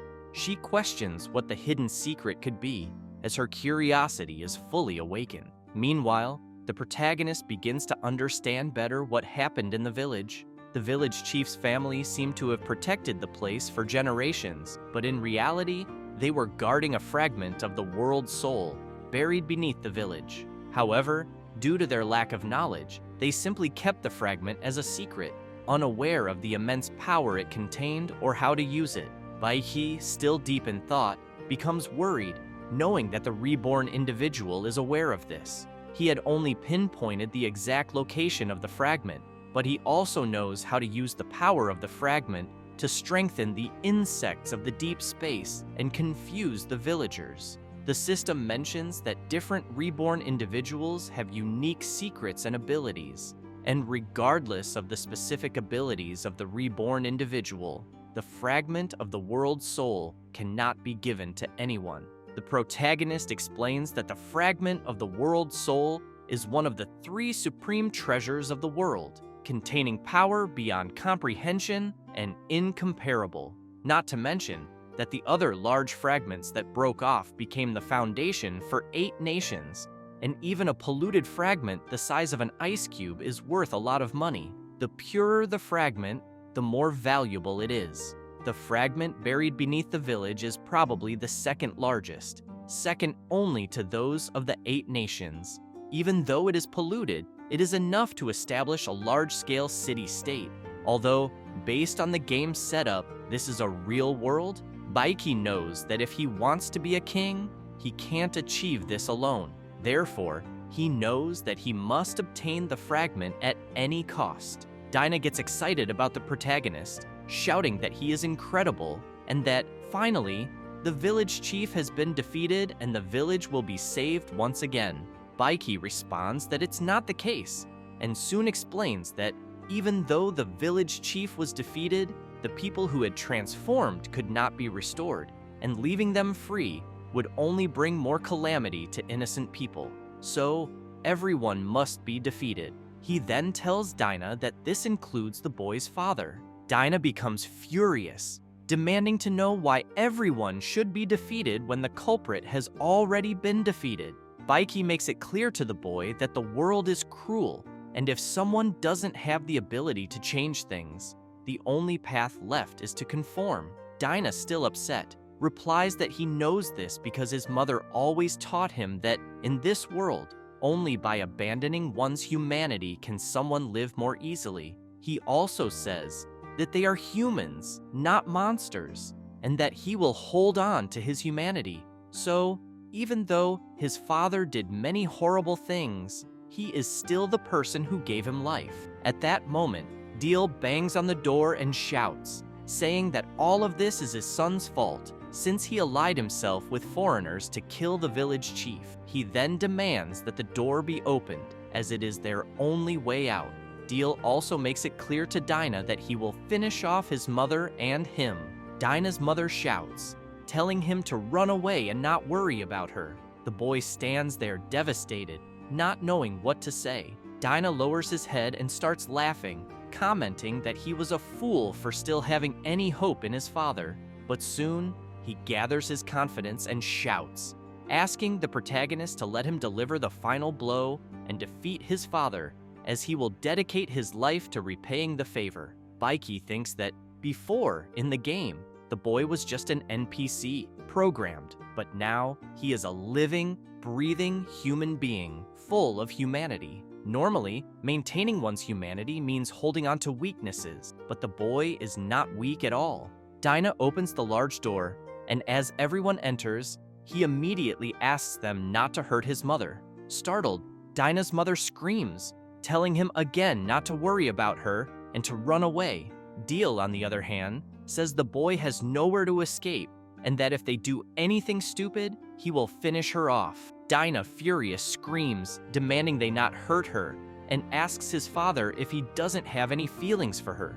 Deal hears this and makes it clear to his son that feelings are only burdens to humans, and that, since they have ascended, they have shed those primitive shackles. He then says he might let them go, but they must hand over the key they obtained from the village chief, and they should not pretend they don't know what he's talking about. Baiki, intrigued, thinks that since Deal knows about the key's existence, he must know how to use it, so it's better to play along with his game. The protagonist grabs the key and says that he will give it to him, but only if he frees Dinah's mother first. Deal immediately agrees to the condition. Baiki throws the key to him, and at the same time, Deal releases the woman. Upon receiving the key, Deal becomes excited, saying that the old man never wanted to trust him with the key, but now, in any case, it is in his possession, and he can finally find the Holy Father and achieve the final ascension. Deal turns around and says that besides abandoning his feelings, he also easily forgets the promises he makes. He warns them to never trust others so easily. Saying this, he immediately orders his lackeys to defeat the protagonist and the boy. At that moment, Baiki smiles and begins to release his intense power, then asks if Deal is serious. Since he dared to give the key so easily, he could take it back just as easily. He then uses his skill Suffering Piercer, easily defeating all of the sect members. Deal is shocked by this and quickly wonders who this incredibly strong person is, as he is completely different from the ones who had attacked the village earlier. With that, Deal starts running and orders his servants to stop the protagonist, saying that no matter how strong Baiki was, he was just one man, and they had the numerical advantage. However, as Deal runs, a man suddenly appears running toward him, warning him that the village has been invaded and that everyone has been defeated. The man shouts that it was the group of the Sisters of the Order of the Rose, and then he is struck in the head and easily defeated. Deal defends himself from the attack and, concerned, wonders if perhaps the Principality of Alina has sent the attack battalion of the Rose Sisters. At that moment, the squad of sisters arrives, and soon, the squad leader, Leora of the Thorns, says she is flattered to know that peasants in this backwater corner of the world actually know their name. Still, they dared to commit such despicable acts. She says this, and then introduces herself formally, stating that her name is Leora of the Thorns, leader of the Sisters of the Order of the Rose. After introducing herself, she quickly notices something that catches her attention. Wasting no time, she disarms Deal and approaches Baiki, commenting that it seems Baiki is different from the others. Leora smiles, and, now closer to Baiki, observes that his scent seemed to indicate that the village's secret was somehow connected to him. Baiki remains silent, but in his mind, he realizes that he is in serious trouble. These sisters are unbearable, and he wonders if they are here to claim the fragment of the world's soul. This will undoubtedly be harder than he had imagined. Baiki has in mind that the Order of the Rose Nuns, subordinate to the Principality of Alina, is part of the Crimson Vatican, a powerful and devoted military execution organization. Composed of young maidens chosen rigorously for their beauty and height above the average, he knows, however, that meeting the external requirements is just the first step. Each selected young woman must consume a special hallucinogenic elixir called the Liquid of Rebirth, enduring a double spiritual and physical torment. Only those who successfully navigate life and death are officially admitted to the Order of the Rose Nuns, subject to even harsher battle training. Therefore, the protagonist knows that each Rose Nun is an extremely tough adversary. With his current level and skills, he may have a chance in a one-on-one fight, but against 5, he isn't sure of victory. He needs to think of something. Leora, noticing the protagonist's anxiety, soon asks him if he's afraid and says, "That shouldn't be the case. You seem like someone very strong." Baiki smiles and replies that he would never dare to face them with his limited abilities, as he knows very well the reputation and glorious achievements of the Order of the Rose Nuns, as they are well known to all. He then says that he is very grateful to them for arriving just in time and eliminating the mutant heretics, saving the village. Leora laughs and comments, "I didn't expect you to be so flattering. I love hearing that." But she makes it clear to Baiki that he's wrong on one point. She wasn't there to save anyone, but to destroy them all and everything in the village. Dinah, hearing this, gets furious and shouts that the innocent people had nothing to do with the village chief's actions. His mother, concerned, grabs him and asks him not to say anything. The leader of the nuns, not wasting any time, says it doesn't matter and quickly makes her move. However, the protagonist blocks the attack that was heading toward the boy and asks her to wait a moment. Leora comments that she was going to leave the protagonist for last, for having the courage to pretend to be humble, but it would be more fun to eliminate him first. Baiki prepares himself and says that he has no intention of resisting the holy faith, but simply has some doubts about what kind of misunderstanding led to the divine order being issued, because from what he knows of the Vatican, they wouldn't eliminate innocent civilians. The nun laughs and quickly explains that the Vatican is such a secretive and hidden existence, and the protagonist is a stranger. Baiki begins to approach the nuns and soon recites a chant saying, "Life is like petals of bright red flowers, brief and fleeting, and faith is like strong roots that uphold the beauty." This is not just a brave challenge to life, but also an eternal vow to faith. One of the nuns gets confused and asks her leader how the protagonist knew their Vatican secret and sacred dogma, but soon after, they charge at Baiki, shouting that it doesn't matter the reason, because anyone who speaks their most sacred dogma must be eliminated. But then Leora shouts for them to stop. The protagonist, still unsatisfied, tells them that if reciting the dogma isn't enough to convince them, he will show them something. He then crouches down and shouts, "Crimson bloom," creating an intense energy in the shape of a thorny rose. The nuns immediately kneel, and Leora says that this small declaration, combined with unique combat abilities, cannot be wrong, for that is the highest level of honor in the Vatican, the Crimson Strike. She becomes intrigued and wants to know how the protagonist obtains such a high-level artifact, one that even their captains possess. The Crimson Rose emblem, and is an emblem of the Vatican, where they use colors to distinguish the levels of their emblems. The crimson color represents the highest level, capable of gaining prestige and power almost equal to that of the Pope.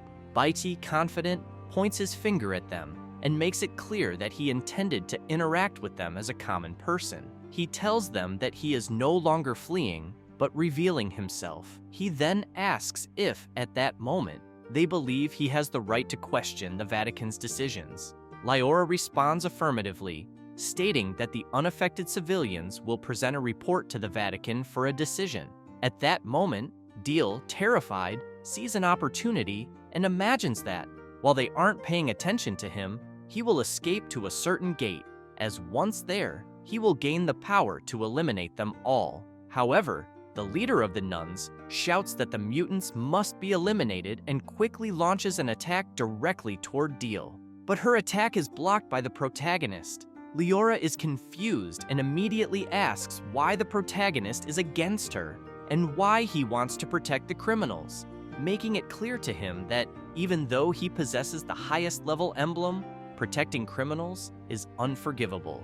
While Deal flees, Baiki explains to the nun that he isn't against her, nor is he protecting the criminals, as there is a reason for his actions that he cannot reveal. The protagonist still thinks that, although he doesn't want to conflict with them, if he kills Deal, there will be no way to find the fragments of the world's soul.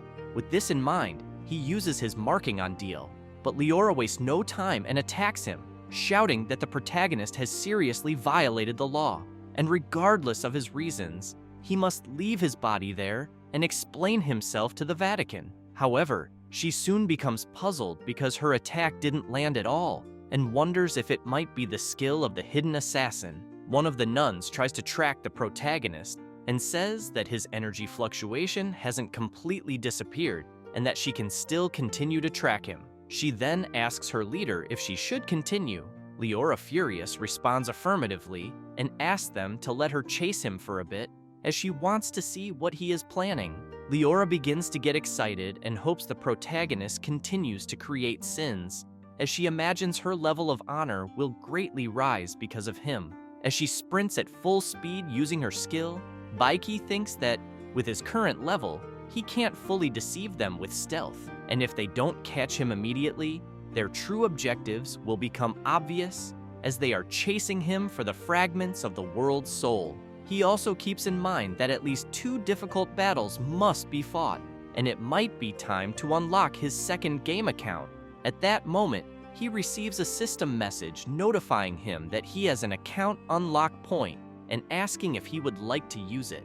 Baiki excitedly confirms that he would. The system begins to create the new account and soon completes it, showing an era of strategic civilization with simulations and constructions where the protagonist can travel through time and embark on a journey, receiving the splendor of that civilization's age. Baiki will be the leader, commanding the ship of civilization, crossing the river of time, and eventually reaching the endless twinkling stars. In addition to being a leader account, it will be a non-combatant support account, which can be combined with the main account, allowing him to play the civilization era in the current world. The protagonist imagines that, with this new game account, he will be able to transform the desolate village of Anka into a great city, making it a base for his future reign. He also realizes that this ability will be indispensable for his mid and late stage phases. However, for the immediate crisis of the village, it seems there won't be much help. But then, he changes his mind, thinking that the game has unlocked 25% of the gameplay and accessory resources, so there must be rules and abilities useful for increasing his power, and therefore, he needs to find them as quickly as possible. At this moment, Baiki is surprised to discover that the marking he placed on Deal is now stationary at a fixed location and questions whether the final battle is finally about to begin. Meanwhile, Deal passes through a dark place and arrives at a huge door. Upon reaching his destination, he immediately kneels before his leader and begins explaining that the village of Anka was invaded again by foreigners, and that even the village chief was defeated. But he says he managed to steal the key of truth with great effort and then asks his leader to grant him the power to eliminate the invaders. The leader grabs a sinister creature in his hand and tells Deal that he has proven his devotion through concrete actions, and that for this, he will grant Deal the highest and supreme power. Saying this, he makes the creature enter his servant's body and then asks him to fulfill the promise. At that moment, Deal begins to transform and screams, saying he feels the power filling his entire body and that he will fulfill his promise to punish the invaders. He then fully transforms into a Holy Punisher xenomorph at level 40. Meanwhile, outside the leader's room, the temple guardians are outraged, wondering how the chief could give the key of the path to someone without name or rank like Deal. One of the guardians grabs a sword and tells the others to finish off Deal and forcibly take the vision key, for then they would have the right to see the Holy Father and achieve complete ascension. Just then, the great door of the Holy Father opens, and several tentacles emerge from it, hitting the temple guardians, who soon scream, wanting to know what is happening. Deal emerges from the room, fully transformed, and says he has suffered greatly at their hands. But now that he has achieved complete ascension, he has an almost immortal body, and no one will be able to kill him. Deal begins to drain the vitality of the Guardians, saying they will only serve as nutrients to increase his power. He then begins to overflow with intense energy and screams, saying that when he absorbs all the remaining people in the village, he will be able to take revenge on Baiki and the nun leader. At that moment, the protagonist appears in front of Deal, telling him not to worry, as he is here. The xenomorph, surprised, immediately asks how the protagonist managed to find him there. But then, he says it doesn't matter, and attacks Baiki with his tentacles, making it clear that although dealing with the nuns might be a bit difficult at the moment, dealing with Baiki, a level 10 kid, will be easy. However, the protagonist leaps, dodging the attacks, and counterattacks the tentacles, asking Deal if he really thinks it will be easy. Deal becomes furious and charges at the protagonist, saying it was luck and that his level, after complete ascension, is far superior to his. He then unleashes an attack on Baiki, who uses his Scarlet Burn ability, which soon starts to take effect on the entire body of the xenomorph. Deal, now puzzled, wonders why he can't defeat the protagonist despite having gained such power. Baiki has in mind that although his surface level is 10, his true level is 30 because he is concealed, in addition to his ready equipment, which is enough to crush Deal. On the ground, the xenomorph has low HP, while Baiki makes it clear to Deal that he promised Dina he would let the kid finish him off. Deal screams, saying that his son has always disappointed him and that he never wanted to have the boy. At that moment, the protagonist is startled and remembers when his father left, thinking that he shouldn't have had him either. He remembers his father leaving when he was only 5 years old and never coming back, and all those memories vanished, except for the words Deal had just said. But then the protagonist takes a deep breath and realizes he needs to calm down, because what happened in his past life no longer matters. He then goes to the Great Door and thinks that he cannot let the flaws and regrets of his past life become his weakness now. Baiki opens the door, and Deal, immediately frightened, grabs the key and says that the protagonist missed the best chance to obtain it. Baiki remains silent, while the xenomorph crawls and begins to laugh, but his head is soon crushed by the nun leader. Leora takes the key and asks if Deal had worked so hard just to find and open the door, also wondering what is behind the Great Door. The protagonist replies that he doesn't know, and asks if by chance the Rose Nuns battle squad isn't interested in secrets from that end of the world. Leora finishes off the xenomorph and makes it clear to the protagonist that she doesn't care about the secrets behind the door, as the secret belongs to the church and the queen.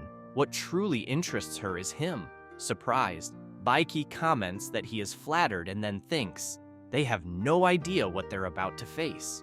At that moment, the Sacred Executor Chief, with very little HP remaining, transforms into a small creature and runs away, saying that the power of the Holy Father is beyond anything they could imagine. However, he encounters his son and leaps towards him, demanding that he return the life and flesh he had given him. Dinah screams, saying that he is not his son and that he is not his father, and delivers a powerful blow to him. Deal begins to disintegrate, and with the last of his strength, he screams indignantly, saying that he was eliminated by a brat. At that moment, the system informs that after Deal is finished off, he dropped the item, Water of the Putrid River, a toxin made from river water. The longer it is applied to a weapon, the longer the toxin lasts. Then, Dina gains experience and levels up to level 10, soon feeling happy for defeating his father. Dina starts trembling all over, while Leora expresses her pleasure, saying she didn't expect Dina, despite being so young, to have the courage to finish off his own father. She approaches and asks curiously how the boy feels about defeating his own relatives. Baiki steps in front of the boy and immediately asks Leora why she's rubbing salt into other people's wounds. He tells her that she knows better than anyone how it feels to gain power by killing family members, She becomes confused and says she doesn't understand where the protagonist is going with this. But soon, she starts feeling a sharp headache and begins to see some images of her childhood, of when she was imprisoned and mistreated. Then, she had grabbed a torch and set fire to a house, which quickly went up in flames. At that moment, one of the nuns calls out to her and asks what had happened. Leora comments that she was just seeing some strange images that suddenly appeared in her mind, but that everything was fine now. The protagonist, observing this, thinks to himself that those weren't strange images, but the true images of her childhood. However, after she joined the Rose Nuns battle squad, all her memories were forcibly erased. He then tells Dina to leave as quickly as possible, as he has kept his promise. The boy doesn't waste time and runs off, thanking Baiki. Leora begins to play with the key and asks the protagonist if everything he's done was just to use the key, open the door, and see what's inside, wanting to know what's beyond the door as well. Baiki smiles and tells her that the key is in her hands, and if she's curious, she should open the door and see with her own eyes. But if they are afraid, they can give him the key, and he will open it and reveal the answer to them. She starts laughing and says she isn't curious because it doesn't matter. What she really wants to know is what can be obtained from what's inside. She then orders one of the nuns to open the door and be careful of any traps. The nun confirms, saying that she has already detected the area and that there are no traps or mechanisms. Leora approaches the door, uses the key to open it, but then asks one of the nuns to open it. When the door opens, dark energy starts to pour out, and the nuns are immediately attacked brutally. Leora manages to defend herself from some of the attacks.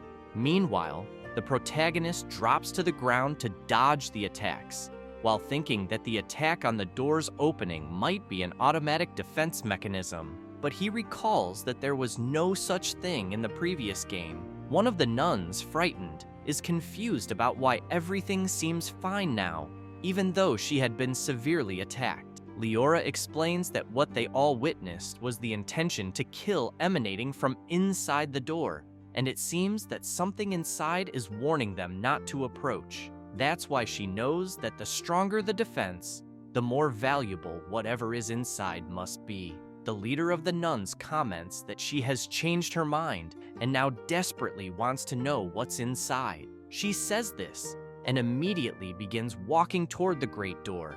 Meanwhile, the protagonist remains intrigued, wondering what the purpose is of bringing them here, knowing that everything behind the door is unknown and that they must be as careful as possible. After entering and encountering the vast space behind the door, Leora is impressed by what she is witnessing.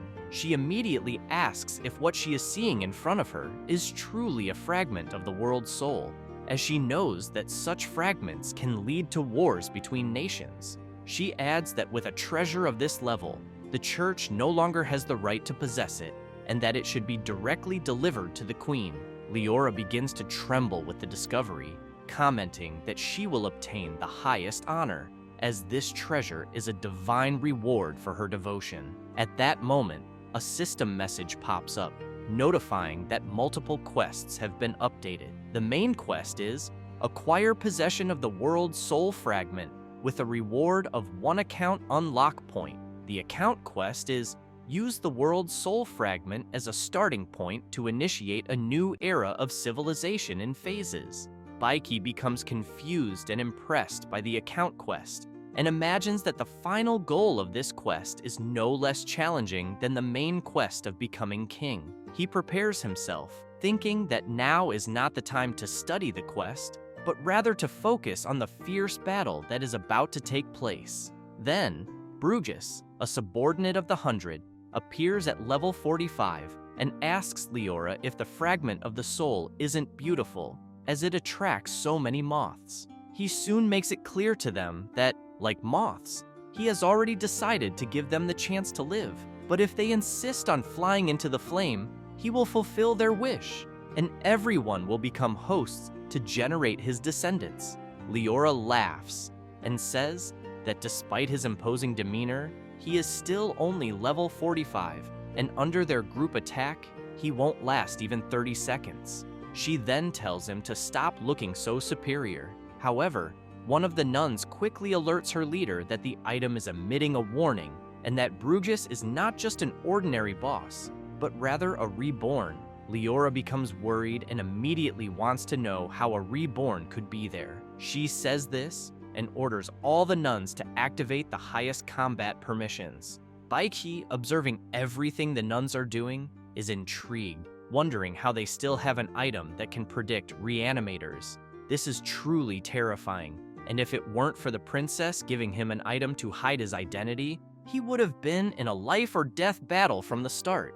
Leora then shouts, ordering them to attack the reborn with everything they have and not let him have a chance to breathe. All the nuns begin to brutally attack Brugus, giving him no chance to defend himself. A massive explosion soon follows. As the dust settles, Brugus is revealed, unharmed by the attacks. He starts laughing and says that, truly, all of this has been troublesome, and that he didn't want to bother them, the NPCs, as he only wanted to hide and grow in the underground. He didn't expect them to discover his true identity. The nun squad prepares again, and the sub-captain comments that they've been focusing their fire on him for a long time, and yet he hasn't been eliminated. Brugus wastes no time and strikes the nuns with his blood, saying that now that they know his true identity, they must be eliminated without a trace. They begin to scream in pain, saying that Brugus's blood is running through their bodies. Baiki simply continues watching the fight, wondering that the Reborn's profession and abilities are unknown. Therefore, he has no advantage in terms of information and decides it's better to leave the nuns in charge of testing the enemy's capabilities. Leora thinks to herself that she has eliminated many Reborn, but this is the first time she has encountered such a strange ability. However, she comments that there is no need for panic and that, bathed in the blessing of blood and roses, they have no fear. Soon, they use the Strength of Thorns, which boosts the group's power, along with Eternal Kiss, which restores HP. They also use the Legend of Night Flowers, which enhances magic, and finally, the Blood Mark of Sacrifice, which significantly increases their attack. Then, Leora points her finger at Brugus and comments that, for the glory of the church and the queen, they must obtain the fragment of the world's soul, no matter the cost. Immediately, the nuns charge at Brugus with everything they have. He, on the other hand, snaps his fingers and asks them why they are in such a hurry to be eliminated and where the real world they were promised is. At that moment, they stop and begin to scream, saying they can't move their bodies. Soon, they start screaming in desperation, begging Brugus to stop his attack. Leora wonders if it's the illusion magic again, but quickly realizes it's some kind of poison in the air, causing asphyxiation and mental corrosion. Because of the poison, Leora starts to see images from her childhood, where a large man was grabbing her and shouting that she was a damn witch and demanding to know why she was still alive, then asking her to return his son. Seeing herself on the floor, she has no idea who this man is and begins to question what all of this could mean. Soon, she starts seeing an image of Brugus, who says that the moment of ascension has come and that they should drink from it to abandon the past and be reborn completely. From that moment on, they would be the people of Baiji and all there should worship. Leora begins to think that this is exactly what happened. Baiji had given her a new life, but after a while, she shouts that she does not worship Baiji and that all of this was just an illusion. She becomes worried, wondering if she was controlled by an illusion and nearly distorted the faith she had followed all her life. Leora turns around and tells everyone to regain their consciousness quickly, but she notices her companions being brutally attacked by Brugus's creatures. With an omnipotent aura, the boss comments that he is impressed with her for managing to suppress his neurotoxin with her own willpower. He then makes it clear that to make her submit completely, he will have to add something extra. Leora becomes furious and says that she will never fully submit because in the dogma of the Bloody Rose, there is no submission. She says this and activates her ability, Level 1 Bloody Rose, a supreme skill of the Order of the Nuns of the Rose. Brugus, noticing Leora's ability, becomes curious and says he will also use it on the nuns he controls. as they have that ability within them. As soon as he makes them use the ability, he asks Leora how she will react to her former companions. However, the leader of the nuns wastes no time and easily eliminates them with her strength. She says that their sacrifice will be celebrated, their deeds will shine, and their souls will return to the rose. She offers her most sincere prayer because the bloody rose will forever bloom in their memory, transforming into her courage and strength to move forward. Brugus is surprised and comments that she is truly cruel, finishing off her own companions without hesitation. Because of this, he will enter the battle. He then begins his Baizi mutation in force mode and says he will have a little fun with her.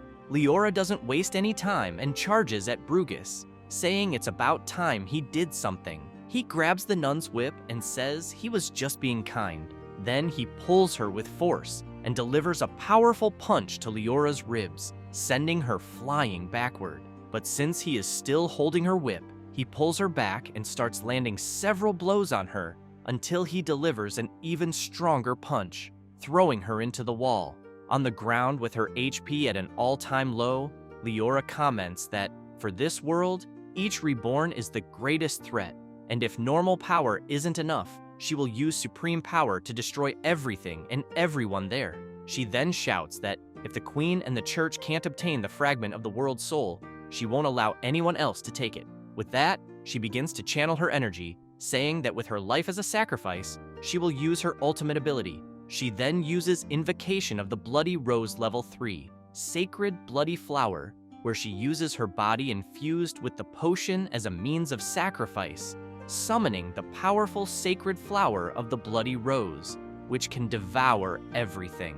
Without wasting any time, the Bloody Rose begins to devour Brugus, who screams that his blood is being sucked, bringing his HP down to 60%. However, Leora notices that her strongest attack is not having the desired effect. Frustrated, she comments that even using her most powerful strike, she wouldn't be able to eliminate him. Brugus begins attacking the Bloody Rose from within and shouts that although she didn't kill him, she hurt him a lot. Because of this, he's changed his mind and will finish her off as quickly as possible. Leora, hearing this, realizes that she should have been dead for over 10 years. She suddenly remembers that the visions she was having were of her forgotten past. Even though they were sad and weak, she had been saved by the Supreme Queen and has no regrets. At that moment, the protagonist appears, cutting the tentacle that was heading straight for the nun. As he positions himself in front of Leora, she's surprised to have been defended by him. Baiki, radiating energy, thanks her and says that thanks to them, he now knows all the details about Brugus, and now it's his turn to act. He begins to walk forward and tells them that their mission is complete and they can retreat. Leora, outraged, asks if he's saying she eliminated 4 of her subordinates just to make way for him. She says she fought 5 against 1 and still couldn't defeat him. At that moment, Brugus charges toward the protagonist and comments that another NPC who doesn't know his place has appeared, thinking that the protagonist was just another person. He quickly asks if Baiki has the courage to come closer and show off. The protagonist, facing Brugus, remarks that he's strong, but his strength comes from his level and skills difference, and his combat experience is nothing impressive. It seems that he prefers to hide and grow in the shadows. Baiki also makes it clear to Brugus that if he faces an experienced opponent, he'll be easily defeated. Brugus starts laughing and attacks Baiki with his claws, while asking the protagonist how there can be an NPC who, instead of being a pawn, starts studying strategies. Seeing the direction of Brugus's attack, Baiki grabs Leora in his arms as she screams at him, saying she doesn't need saving and that he shouldn't interfere. Baiki responds that no matter how confident she is, the enemy is a reborn one full of tricks. The protagonist then starts releasing his intense power and levels up, saying that, coincidentally, he's also a reborn. Brugus, intrigued, immediately asks the protagonist how he's able to control his level freely and if he really is a reborn. Leora is also surprised and wonders how she didn't notice the protagonist's identity and then asks how he did it, as even the alert items didn't react. Brugus starts laughing upon discovering that the protagonist isn't an NPC, but a reborn. He can even hide his identity as a reborn, which is a skill worthy of reward. He then asks if the protagonist is the one connected to his consciousness, commenting that since Baiki is on the opposite side of the Black Reborn faction, the situation has become even more interesting. The protagonist prepares himself, knowing that the information he's just learned will be crucial. He then tells Brugus that there's a faction conflict between the Black Reborn and other Reborn, as he thought it was a free-for-all battle. As he charges toward the protagonist, Brugus says that it's a very naive understanding from Baiki, and that he must be a rookie who just reincarnated. He says it's not his responsibility to explain the concepts to him, but out of consideration for their meeting, he'll give him a free hint. He then yells that if he kills the protagonist, he'll be able to take his ability exclusively for himself. Baiki doesn't waste time and charges at Brugus as well, thanking him for the explanation, but making it clear that he has no interest in his ability. Leora, observing the protagonist, feels intrigued and wonders if the special aura emanating from Baiki stems from his identity as a reborn. However, she notes that his current aura is entirely different from that of a typical reborn individual. As the protagonist battles Brugus, he speculates that Brugus's class is a mutant branch that combines magical abilities with parasitic traits, resembling an insect summoner. It's a class that had appeared in the game before, one he was familiar with and knew how to counter. Brugus charges at Baiki, taunting him by asking if his supposedly superior combat experience only consists of running away like a rat. But before Brugus can land a blow, the protagonist dramatically increases his speed and begins attacking, sarcastically admitting that Brugus's accusation was somewhat accurate. Leora, surprised, marvels at Baiki's speed, realizing that no matter how strong his opponent is, as long as he avoids being hit, he can slowly wear them down with his agility. At this moment, Brugus, visibly annoyed, mocks the protagonist, suggesting they compete in speed. He then grabs one of his insects and activates Parasitic Mutation Extreme Speed, creating a sinister aura around himself and fully restoring his HP. The protagonist quickly deduces that the insect summoner can fuse different parasites to significantly enhance corresponding abilities. Ready to play, Brugus taunts Baiki, daring him to stop running. However, when Brugus launches an attack, he's stunned to see Baiki vanish from his front and reappear behind him in the blink of an eye. Frustrated, Brugus tries attacking again but fails to land a single hit. Confused, he demands to know why his maximum speed isn't enough to catch Baiki. Using his remarkable speed, the protagonist appears behind Brugus once more and offers an explanation free of charge. He breaks it down. Brugus lacks combat experience, information about his opponent, and focus in his attribute fusions. Additionally, his class is at a disadvantage. Baiki then reveals his new ability, Shadow Step, a skill unique to assassins that allows him to vanish from the physical world and enter the Shadow Realm. There, he can move through a parallel dimension, effectively teleporting. The higher the level, the longer he can remain in the Shadow Realm. After concluding his explanation, Baiki unleashes a flurry of attacks on Brugus, reducing his HP by half. Furious at Baiki's arrogance, Brugus screams about how he had been preparing and evolving in the depths, intending to strike after becoming unstoppable. He accuses Baiki, another reborn, of ruining his plans and declares that he must be eliminated immediately. Brugus then activates his ultimate ability, Insect Summoning. He commands his insect minions to gather, calling them his sacred children. The deafening sound forces Leora to cover her ears, her head pounding as if it will explode. She wonders if this agony is due to a neurotoxin she inhaled earlier, fearing she might transform into a hideous insect herself. Meanwhile, countless insect-like creatures surround Baiki. He calmly taunts Brugus, acknowledging that this is indeed the correct way to use an insect summoner. First, exhaust the enemy with overwhelming numbers, then deliver the finishing blow. However, Baiki retrieves the spirit bell and cheekily asks Brugus if he too can summon allies. He then uses the ashes of Chief Anka from the Anka village, whose lingering hatred after death resonates with the spirit bell. Baiki summons Chief Anka Weir, a level 47 entity, to join the fight. Anka begins decimating the insectoid creatures surrounding Baiki, declaring that, as an irredeemable sinner, the least he can do for Baiki is to eliminate the evil he once fostered with his own hands. Brugus grows increasingly enraged, demanding to know why every move he makes is anticipated by Baiki. He questions the vast disparity between them, despite both being reborn. However, Brugus turns and charges toward the fragment, declaring that he refuses to be a loser, and that, with a fragment of the world's soul, he will never be defeated.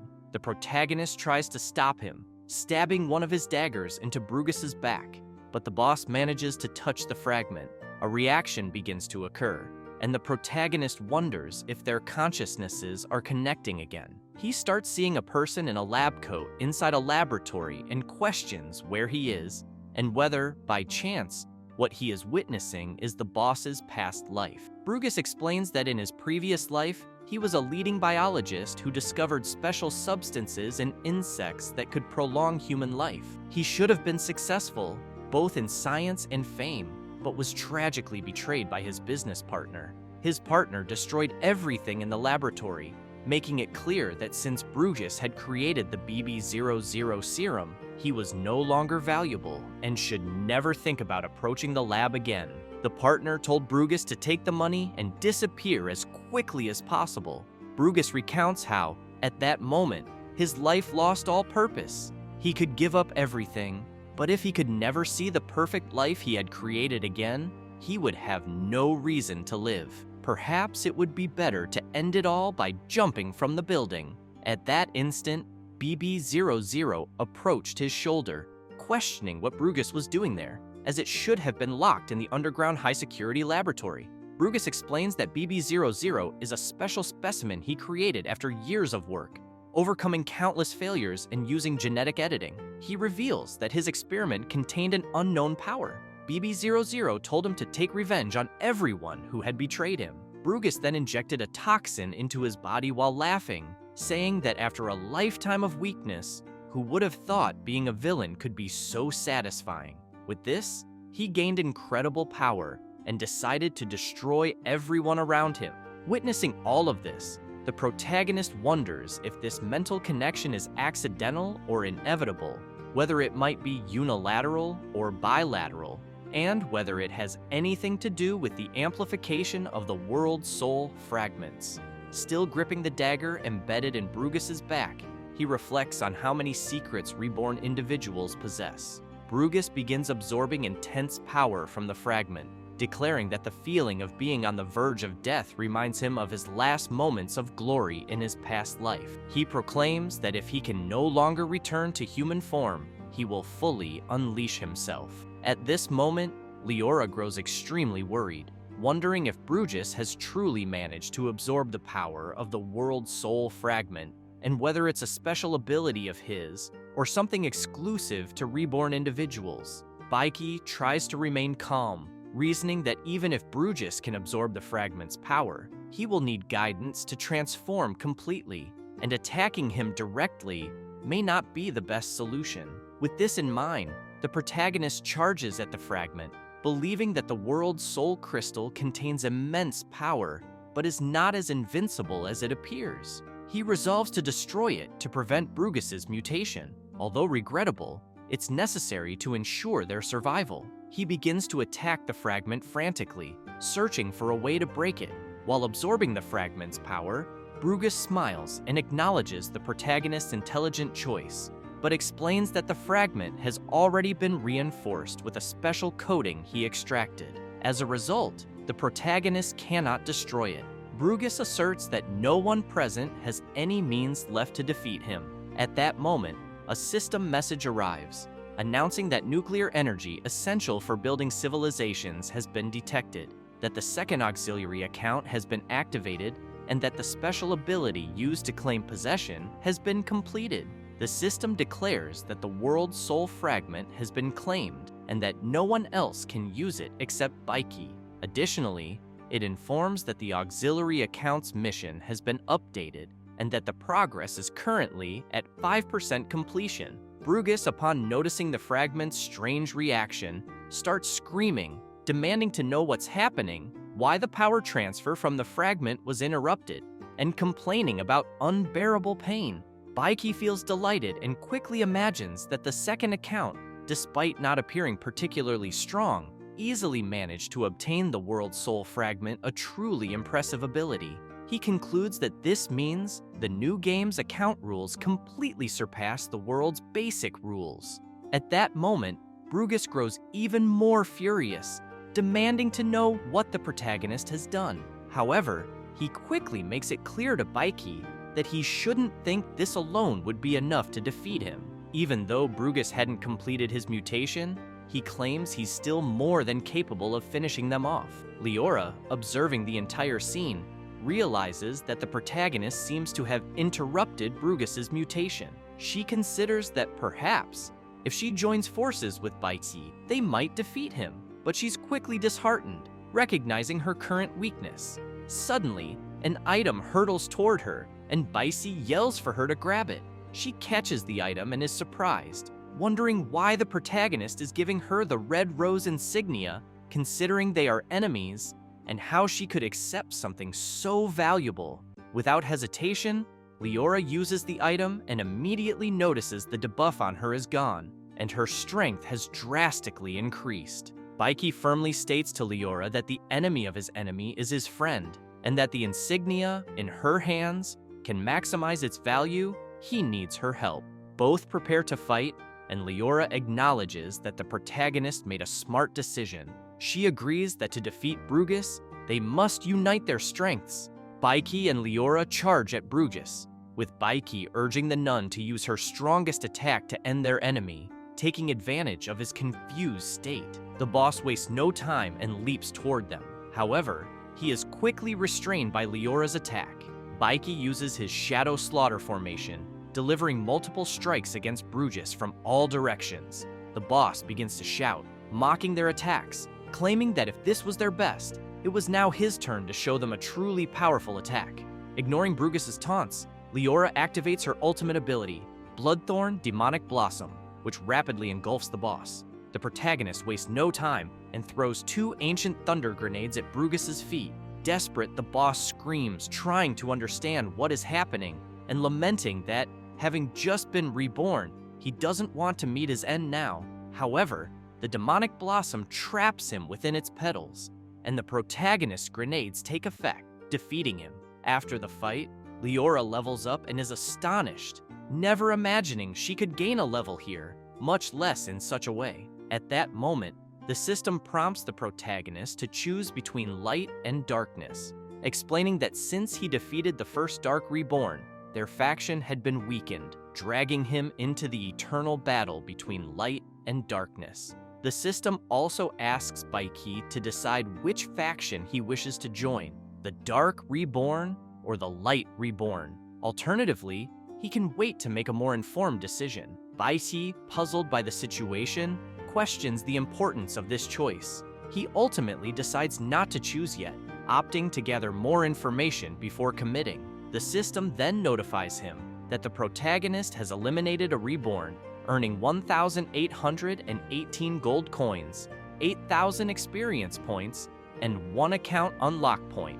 Additionally, the following items were obtained: Insect Summoner's Call, a skill book that, when learned, allows the protagonist to summon swarms of insects. The level and abilities of the swarms depend on the host's attributes. Insect Summoner's Set, a magical equipment set resembling insects, which strengthens bonds with insect life and maximizes the summoner's abilities. Extract of Multi-Insect Fluid, a potion enabling transformation into a mutant insect. If the protagonist drinks the potion, they will transform into a powerful humanoid insect, temporarily gaining the supreme power of multiple insects for 3 minutes. Finally, they obtained the Dark Reborn insignia, an item representing the identity of the Dark Reborn. By holding it, any reborn individual without a faction can temporarily become a member of the Dark Reborn faction. While holding the insignia,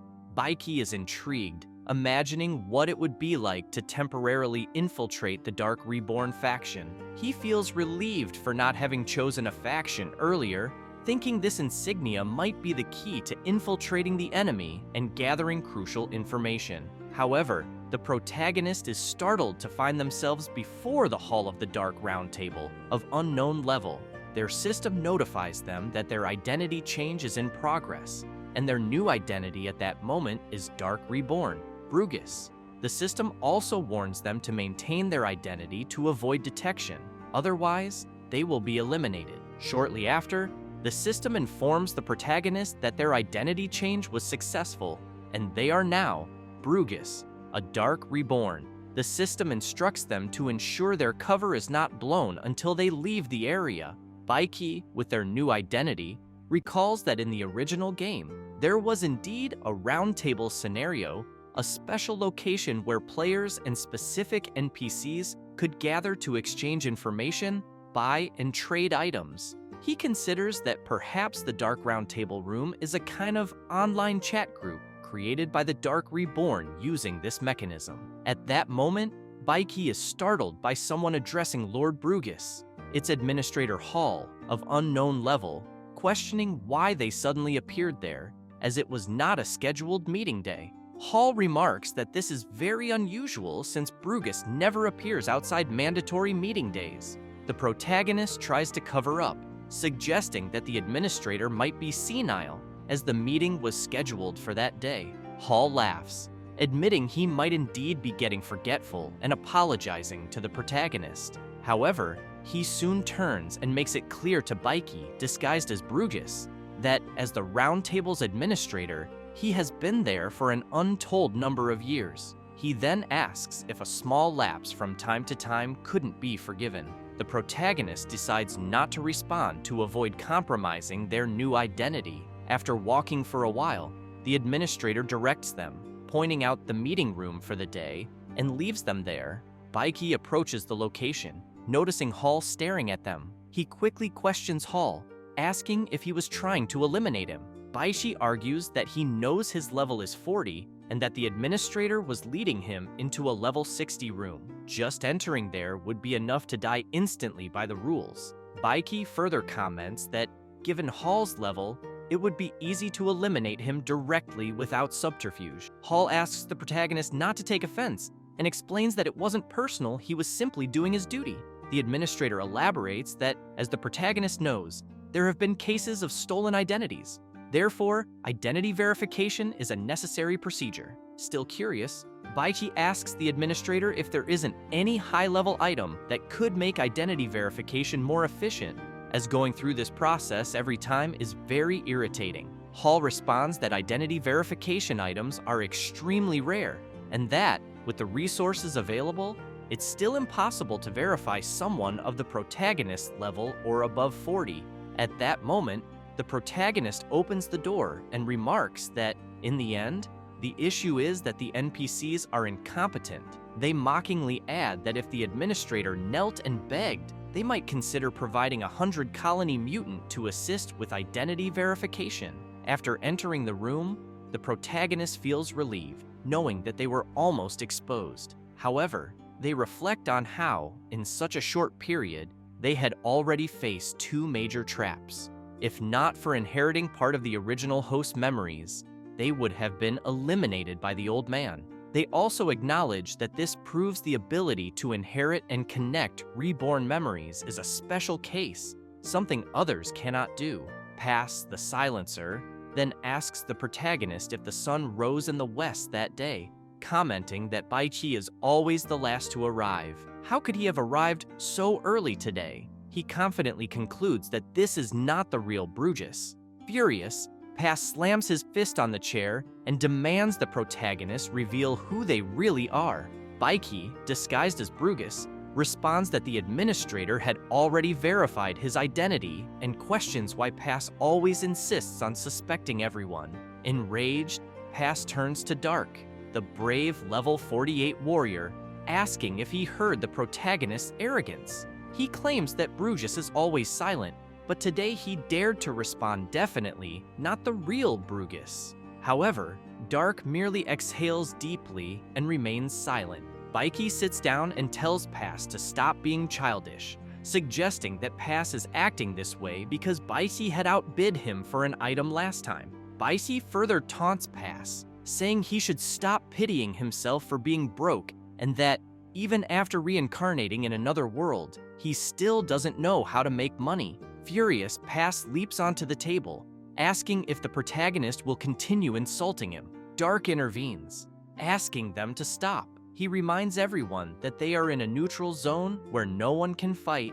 and makes it clear that if they want to settle matters, they should arrange a meeting in the real world and resolve it there. Dark emphasizes that the meeting is about to begin and that the Duke is already on his way, ordering them to be quiet. Pass reluctantly sits down, seething with anger and vowing that he cannot let this slide. He begins plotting how to find the protagonist in the real world and take them down. At that moment, Nick Hathaway, the Duke of Shadows, arrives, and everyone begins to greet him. Nick, however, asks them to stop, reminding them that they are all reborn and don't need to be so formal. He jokes about already being enigmatic enough and encourages everyone to relax. Once the room calms down, the Duke of Shadows announces the agenda for the monthly meeting. There are 3 main topics. First, he mentions that the global situation is quietly shifting. Hades and Wenbuck are at war along their border. He explains that this was due to the influence of the Dark Reborn, who instigated the conflict. However, Nick Hathaway expresses disappointment that the Duchy of Alina has not entered the war as anticipated. He emphasizes that their goal is to continue pressuring Alina to join the conflict. Next, the Duke asks Pass how many reborn individuals he managed to recruit that month. Pass admits that he recruited none, but attempts to justify himself by saying he encountered several reborn who refused to join their cause. According to Pass, these individuals claim that after reincarnating, they wanted to live freely, without being bound by rules and treaties, like lone wolves. Furious, Hathaway yells at Pass, calling him useless, and asks if he didn't mention the benefits of joining, such as items, resources, and information. He orders Pass to use every means necessary next time, even threats or bribes. Pass shouts back, saying he had explained all of this, but the Reborn still refused, claiming they saw themselves as the chosen ones. Nick Hathaway curses them, calling them fools, and declares that even as Reborn, the basic rules of the world's functioning do not change. He asserts that if they cannot understand this, they wasted their chance to be reborn. Concerned about the situation, Dark tries to intervene and reassures the Duke, stating that the number of members they currently have far exceeds that of Neutral Reborn and Bright Reborn combined. The Duke responds that he is aware, but mentions that the Neutral Reborn are applying pressure. However, he changes his tone and states that, despite all these frustrations, there is something that makes him happy. He then highlights and congratulates Brugus, commenting that, thanks to Brugus's intelligence and cunning, he has caused significant trouble for the Duchy of Alina and its clergy, greatly easing their relations in the area. As a result, the Duke announces that Brugus's access level will be increased to 49, allowing him to access higher-level information and purchase superior items. Everyone in the room is impressed by the Duke's decision. They remark that Brugus is still level 40, but now has permission to use level 49 items. Who would have thought that this insignificant guy could achieve such great feats? They never imagined he was so capable. Pass, however, becomes excited, thinking he now has even more reasons to kill Brugus. He decides he will, at all costs, discover Brugus's true identity. Once Brugus acquires higher-level items, Pass plans to eliminate him and take everything for himself. Baiki thanks the Duke and comments that he is merely doing his duty. He then makes a request, asking Nick Hathaway for permission to recruit new members, as he wishes to contribute even more to the Dark faction. Pass is furious and shouts, claiming that recruitment is his responsibility. He accuses Brugus of trying to steal his credit and, in desperation, turns to the Duke, accusing Brugus of scheming something. However, The Duke pays no attention to Pass and quickly agrees with the protagonist, disguised as Brugus. The Duke affirms that hard work must be rewarded and that they need capable and committed individuals. He adds that if the protagonist recruits more people, they will receive even greater rewards. Baiki thanks the Duke for the opportunity and promises not to disappoint him. At the same time, he reflects that this was an unexpected gain and that this critical mission line will continue bringing great benefits. He realizes that initially, he had only planned to take a look, but now it seems he will need to continue playing the role of Brugus for a while longer. After the meeting, the protagonist walks around the area, marveling at how large the place is. Since he now has advanced permissions and is already there, he decides to do some shopping. Upon arriving and opening the door to the Dark Society shop of unknown level, he immediately hears someone asking if he had finally arrived. It's Mary the Bloody, a merchant, who greets the protagonist warmly, saying she missed him deeply and asking if he was planning a surprise visit for her. Baiki approaches and comments that she always knows what to say. As she might have guessed, he's there to spend big, having just obtained level 49 permissions. Intrigued, Mary asks how he could have level 49 permissions while being only level 40. However, she quickly dismisses it, saying it doesn't matter and that her doors are always open to him. She adds that the new purchase permissions have been unlocked, so he can buy as much as he wants. Baiki begins browsing the items, noting that all previously unlocked items are top tier. While the basic level 49 items don't interest him, he hopes to find something unexpected. That's when he is surprised by an item called Base Pioneer, an original spatial item priced at 1 million gold coins. Mary immediately asks if he is genuinely interested in the item, explaining that it's one of the few original spatial items she owns. She notes that it would typically only be unlocked at level 100, making it extremely rare. Baiki, stunned, confirms if the price is truly 1 million gold coins, and jokingly asks if the item couldn't cost just 10,000 coins. Mary laughs and asks if he's joking, explaining that it's an original spatial item. The protagonist laughs as well and replies that precisely because he understands its value, he's willing to offer 10,000 coins. He argues that the item is, in fact, just dead weight. With 10,000 coins, he could buy 100 slaves, so who would spend 1 million on a construction machine? Besides, even if he bought it, he wouldn't be able to use it. Mary, surprised, realizes he's hit the mark. Although it's an original spatial item, due to its limited functionality, its level dropped from 99 to 49, and yet no one wants it. However, since she profited greatly last time, it wouldn't hurt to let go of this item now. Mary approaches the protagonist and comments that she didn't expect him to be so wealthy and calculating. She then offers the item for just 10,000 gold coins, but warns there will be a personal condition attached. The protagonist, intrigued, says that as long as it's not something absurd, they have a deal. Mary assures him not to worry and promises it won't put him in trouble. She only wants him to owe her a favor and be available to help her when needed.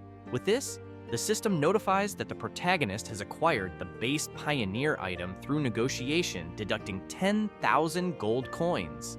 Additionally, it informs him that he has made a pact with the NPC Mary the Bloody, who will be able to make a request based on her level, which he will not be able to refuse. Baiki takes the receipt and comments that he will be leaving, but will be waiting for her to call in the favor. Mary thanks him and asks him not to forget to return. The protagonist reflects that the deal was very satisfying, as he only came to browse, but ended up obtaining a great treasure. He concludes that while the machine might not be useful to others, for him, it is a true gem. At that moment, a system message arrives, notifying that the protagonist has successfully completed the mission to resolve the problem in Anka Village. As a reward, he earned 1 account unlock point, bringing his total to 2 points. The system also reveals that Anka Village has been 100% explored, unlocking the village's hidden lore, the place where it all began. The system explains that no one knew, but the founder of the Xingyao dynasty, the first King Minatilis, was actually an orphan from Anka Village. This secret connection was destined to unveil the hidden truths of the village. Baiki, upon learning this, is astonished, as he had no idea the first king came from Anka village. He reflects that it all makes sense now why there are such magnificent underground structures in the village and immense fragments of the world's soul. As everyone exits the underground, the villagers begin thanking God for protecting the village and finally freeing them from eternal darkness. Dinah, overhearing this, shouts and points to the protagonist, declaring that it wasn't any god's protection, but rather the great Baiki who had saved everyone in the village. She asserts that she witnessed him restore the sanity and reason of the village chief. Before being defeated, Anka Weir entrusted the village to Baiki, making him the new chief who will guide them toward a new beginning. The villagers, surprised, begin asking Dinah if what she's saying is true, as Baiki is very young and didn't seem capable of such feats. However, they soon change their tone and ask what they should do, given the village has fewer than 100 inhabitants, most of whom are elderly and sick, unable to take on the task of rebuilding. At this moment, the protagonist interrupts them and asks them not to worry because he already has a solution. He explains that they won't need to concern themselves with heavy labor. With that, he activates his spatial item, and the system notifies that the base pioneer has been activated. Due to the special ability of his secondary auxiliary account, the item has been linked to the fragment of the world's underground soul, and wireless charging has commenced. The villagers are puzzled by the enormous machine. Then, the system announces that the item has been fully charged. The base pioneer declares that it has been activated and states that its current objective is to repair damaged structures. It begins a scan based on the current architectural styles. Soon after, the spatial printing repairs commence. Everyone is astonished as they watch the damaged walls being completely restored on their own. Leora approaches the protagonist and remarks that she had no idea something so impressive existed. She then asks Baiki why he doesn't want to join the Duchy of Alina, offering to introduce him to the queen. He smiles and replies that it won't be necessary, as he has no plans to work for any country. Confidently, he declares that he will be a king, and therefore cannot serve anyone else, making it clear that his kingdom begins that very day and right there. Leora, shocked, yells, asking if he knows what he's saying, as Anka village has never belonged to any country. She explains that this doesn't mean he can declare independence. Even if the protagonist insists on declaring independence, how will he face the military threats of neighboring countries? How will he secure a population, trade, and resources? Baiki responds that this is precisely why he wishes to establish diplomatic relations with the Duchy of Alina, and that Leora will be the one to help him make the introduction. Furious, she retorts that she was sent to destroy Anka village, so how could he expect her to be the one to establish diplomatic relations with the duchy?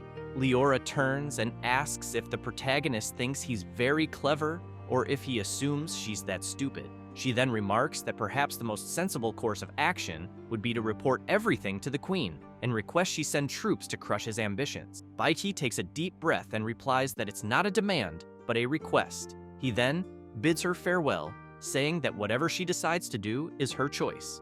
Leora is left confused by his attitude. As she looks at the blood rose insignia, she reflects that the protagonist is indeed a strange man. At that moment, the system notifies Baiki that his reputation with the Blood Rose Nun Battalion has significantly increased, shifting from hostile to friendly. Secondary account, Kingdom Rise, and that he must establish a new civilization and order in Anka village. The protagonist is intrigued by this and soon imagines that combining the construction and simulation gameplay with the original action game could be interesting. He realizes he still has 2 remaining points and is eager to unlock the new account and discover what unexpected sparks it might create in this world. He quickly wants to check what abilities the new account has and requests their release. He believes this is exactly what he anticipated, since the familiar God perspective is the essence of construction simulation games. Moreover, the God perspective appears directly in his mind without conflicting with his primary perspective. The system informs the protagonist that he will use the World Soul Shard as the core to gradually expand and build his territory. However, since the account's abilities are only 25% unlocked, the shard's usage rate will also be limited to 25%. Baiki is puzzled by this, guessing it means he won't be able to construct high-level units from the unlocked blueprints. Still, he considers that level 25 buildings will suffice for the initial stage. He then wants to check how far the perspective can go. Similar to the original game, the unexplored part of the village remains covered in fog, obstructing clear vision. He decides to take a closer look at the burned forest, which has a 90% exploration rate. Baiki notices he can clearly observe from above the areas where he fought.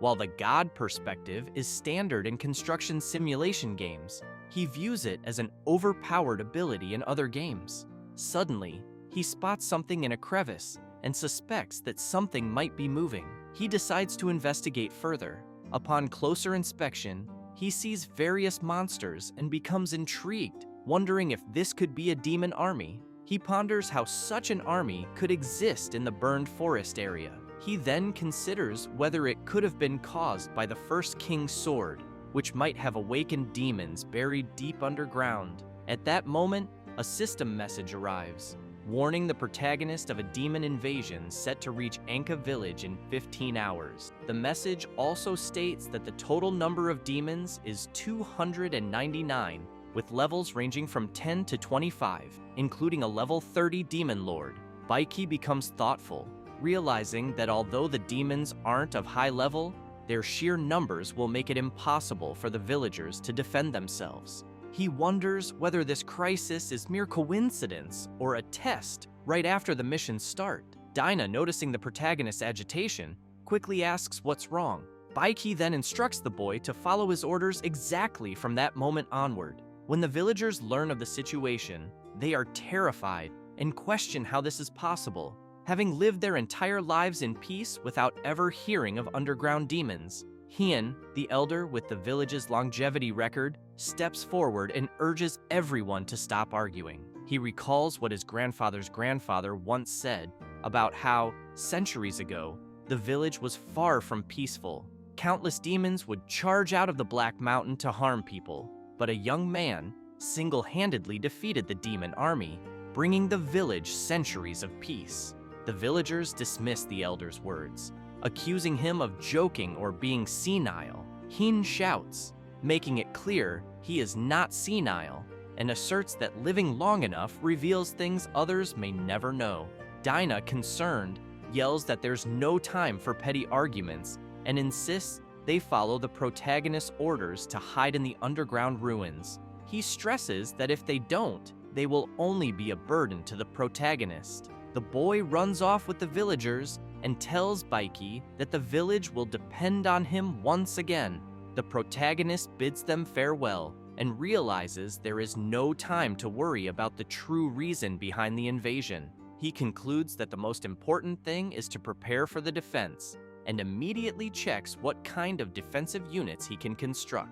The system informs the protagonist that the construction blueprints have been replaced with new ones tailored to the current world scenario, which include the following: wall with spikes, completion time of 10 minutes, archer tower, completion time of 15 minutes, lost dragon's head, completion time of 20 minutes, powerful bombs, 5 minutes each. The system gives Baiki a hint, explaining that the usable construction units are based on the base Pioneer. It also states that the protagonist can construct one target at a time, but due to the base Pioneer's characteristic bonus, construction time is halved. Baiki becomes excited about this and thinks, coincidentally or not, if he cannot overcome this obstacle, how can he ever become a king? He immediately orders the base Pioneer to begin construction, which starts right away after receiving the command. Meanwhile, nearby, the monsters race forward at full speed,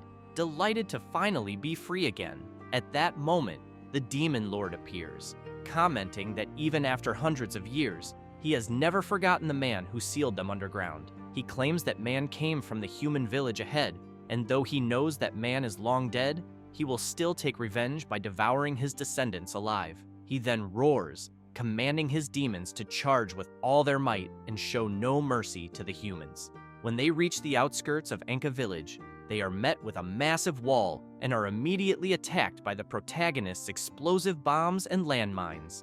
They are then bombarded by massive arrows fired from the archer towers. Finally, as they approach the gates, they are engulfed by the scorching flames of the lost dragon's head. The demon lord, shocked, demands to know what is happening, convinced it should have been impossible for the humans to know about his attack. Something then catches his eye. The protagonist, standing imposingly atop the wall, Baiki promptly asks the demon lord if he is enjoying the warm welcome carefully prepared for him.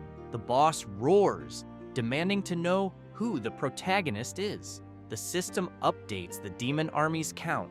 Only 256 demons remain. The enraged demon lord yells, asking the protagonist if he is a descendant of the human who sealed him and whether he truly believes he can stop the attack on his own. He then initiates a formation fusion counterattack, preparing all his demons for a ranged assault. Without hesitation, the boss gives the order, and they begin their long-range attack. Baiki watches the attacks coming his way, but thanks to his incredible agility and speed, evades them all. The demon lord, curious, wonders how a human can possess such speed and ponders whether they have evolved to such a level in just a few centuries. While dodging, Baiki reflects on the altered plan and realizes that the demon's intelligence is beyond his comprehension. These demons are completely different from the stupid ones found in the Demon Rift. He concludes that the key lies in the demon lord's commanding ability. Furious, the demon lord roars, ordering his forces to cease the frontal assault and build a defensive wall of flesh. He declares that if the ground attack fails, they will assault from underground. Baiki considers this expected, acknowledging that this demon lord is vastly different from most of the other foolish demon lords of the Demon Rift. He understands warfare, command, and strategy, which makes the situation far more complicated. Baiki recognizes that his single-target killing ability is a weakness in this one-against-many and scenario. At that moment, the ground bombs constructed by the protagonist begin to detonate. The demon lord laughs loudly, asking Baiki what he thinks of the situation, declaring that all his land-based defense tactics are becoming useless. The demon lord mocks Baiki, declaring that even if he has uncovered the subterranean invasion, he will still be defenseless. He makes it clear that he overestimated Baiki, claiming he only knows a few tricks and is far inferior to the man who sealed him. However, this won't diminish his joy in flaying Baiki alive. But then, the demon lord is startled to see an immense release of energy ahead. He quickly questions if it could be an earthquake as he hears screams coming from underground. At that moment, a colossal demonic centipede emerges, tossing all the demons into the air. The demon lord, shocked, wonders how this is possible, how Baiki still has such a trump card up his sleeve, and how a human could control the insect race. In a transformed state, Baiki remarks that the demon lord has been buried underground for hundreds of years and therefore cannot comprehend the changes in the world. The protagonist reflects that he used the unique ability, Call of the Insects, stolen from Bruges, swapping his profession's strength to Insect Summoner. He knows the equipment sets can amplify related attributes by 100%, but he also understands that using Steel Skill disables the account's auxiliary abilities and causes the defensive structures to stop functioning. The demon lord quickly shouts that the world can change as much as it wants. It doesn't matter. He points out that the moment Baiki transformed, the defensive structures became useless. He then orders his demons to advance at full force, declaring that sheer numbers will crush Baiki. Baiki smiles and snaps his fingers, stating that he also has enough numbers. A purple mist begins to rise within the demon lord's army, soon transforming them into insect demons. The demon legion is reduced to 158 soldiers, while Baiki's insect demon vassals number 50. Baiki used a group transformation technique, inhaling the powdered neurotoxin dispersed throughout the combat zone. This ability causes the demons to transform into insects under their master's command. After mutating, they lose their consciousness, but their attributes are doubled. Seeing his soldiers transformed, the demon lord becomes enraged. Both armies then face off and engage in a frenzied battle. The system informs that only the demon lord remains from the demon legion, while Baiki's vassals have been reduced to 10. Baiki, exuding overwhelming aura, asks the demon lord what's left of his pride. He challenges the boss to reveal any trump card, saying he'll give him that chance. The enraged demon lord charges at Baiki, demanding to know who he really is and whether he is a descendant of the man who sealed him. He declares that if that's the case, Baiki won't escape unscathed, as the demon lord has finally regained his freedom. Baiki merely crosses his arms and remarks that he is far inferior to that man the demon lord mentioned. After all, he is the king of humans. However, Baiki admits he is curious, noting that compared to other demon lords who only know brutality and bloodlust, this one seems more intelligent and self-aware. Intrigued, the demon lord asks if the man who sealed him truly became the king of humans. He wonders if, during the centuries he was sealed, the demon race has devolved into a band of idiotic fools. Baiki responds that he understands now. He explains that the demon lord, as an ancient being sealed underground, wasn't affected by the chaotic power of the fragmented world soul. That's why he retained his reason and consciousness. The demon lord is confused by the mention of the fragmented world soul. Baiki comments that his questions have been answered and that it's time to finish the remaining business. He reminds the demon lord that he promised to give him a chance in direct combat. The demon lord grips his spear, but then begins to shout, begging for his life. At that moment, his body starts undergoing a strange transformation, leaving Baiki startled and eager to understand what is happening. Shortly after, the demon lord transforms into an even more powerful creature. He then asks the protagonist if he knows why he awoke, and immediately sought revenge on the descendants of the man who sealed him. He explains that beyond being sealed, what angered him most was the man's declaration that he would claim the world soul for himself. The demon lord makes it clear that he is here because that is his ultimate goal, asserting that the fragment of the world belongs to him alone, and he will not allow anyone else to take it. He recounts how, when he was very young, he had the fortune of witnessing the greatness of the world soul with his own eyes. At that time, he silently decided he must claim the world soul for himself. However, he knew that to achieve this, he had to keep working hard until he became the strongest in the world. The protagonist, surprised, asks if the demon lord is certain he is referring to himself, as the idea of a demon transforming into a human is quite subversive. The demon lord explains that the demonic race he belongs to can take any form as long as they are strong enough, and it is not difficult for them to assume human form. The demon lord then opens his arms and declares that he no longer has the motivation to live in this world, asking the protagonist to eliminate him. Baiki orders his colossal creature to attack the demon lord, remarking that with someone like him standing idle and allowing himself to be eliminated, it would be foolish not to take the opportunity. However, just as the creature is about to finish off the demon lord, Baiki orders it to stop. Baiki comments that the demon lord's lack of will to live intrigues him. He then asks if the demon lord would consider helping him become king. Baiki reflects that this ancient demon lord is completely different from other demons. He notices that the demon's body is full of variables and growth potential, and considers that if he can subjugate him and make him an ally, he would become an extremely valuable combat force. The demon lord, however, becomes enraged and charges at the protagonist, accusing him of arrogance. He declares that he gave Baiki the chance to eliminate him, and that there is no way Baisi compares to the man who sealed him.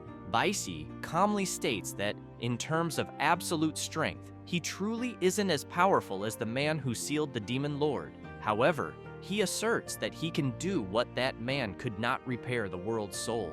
Upon hearing this, the demon lord halts his powerful strike. Baiki remarks that it seems the Demon Lord still has a functioning brain, and, even if it sounds unbelievable, he is willing to gamble on this glimmer of hope. The Demon Lord demands that Baiki stop being arrogant and warns that he is only giving him a temporary chance to prove his worth. He threatens that if Baisi dares to lie, he will be eliminated. Baisi responds that compared to the Demon Lord's earlier desperate self, he now seems more worthy of his demonic nature. Baiki then asks the Demon Lord to follow him, promising to prove his words. The Demon Lord reflects, suspecting that Baisi is no ordinary person. He notes that the protagonist has remained calm and composed from the beginning, as if nothing truly concerns him. Regardless of Baiki's true strength, the Demon Lord vows that if Baiki deceives him, he will ensure he pays dearly. After leading the Demon Lord underground and showing him the fragment of the world's soul, the demon begins to weep, questioning if this is truly real. He asks why such a magnificent and powerful world soul was destroyed in this way, and why Baiki brought him there to witness such a cruel sight. Baiki realizes that the demon's feelings for the world soul go far beyond mere adoration, reaching a peculiar level of love. Still crying, the Demon Lord asks Baiki if he is capable of fixing it. Baiki, returning to stealth mode to restore his account's auxiliary abilities, replies that he cannot. He then channels his energy and declares that he will respond to the call of his master, summoning the fragment of the world soul to awaken. An incredible reaction begins to occur within the fragment. The Demon Lord falls to his knees, relieved, and remarks that the world soul is alive again, even if only as a fragment. He admits that he should never have arrogantly tried to monopolize it, just to bask in its light once more. Therefore, he declares that he can now die without regrets. Baiki, exuding an intimidating presence, states that he has fulfilled his promise. He admits that, at this stage, he can only repair fragments of that size. However, he asserts that once he becomes king, he will be able to gather the lost fragments and eventually restore the world's soul in its entirety. He then asks the Demon Lord what his choice will be, to help him or prefer death. Kamo extends his hand and declares his willingness to become Baiki's follower and help him ascend to kingship. He places only one condition. After achieving his goal, Baiki must eventually restore the world's soul so that everyone can once again bask in its complete and magnificent glory. At that moment, a system message arrives, notifying the protagonist that the elder Demon Lord Kamo is expressing his loyalty and initiating a demonic contract. The system asks the protagonist if he accepts the contract. Without hesitation, Baiki takes the demon's hand and says he accepts the terms. With this, the system announces that the battle to defend Enka Village has been successfully concluded, and that player, Baiki, has earned 5,000 experience points and several gold coins.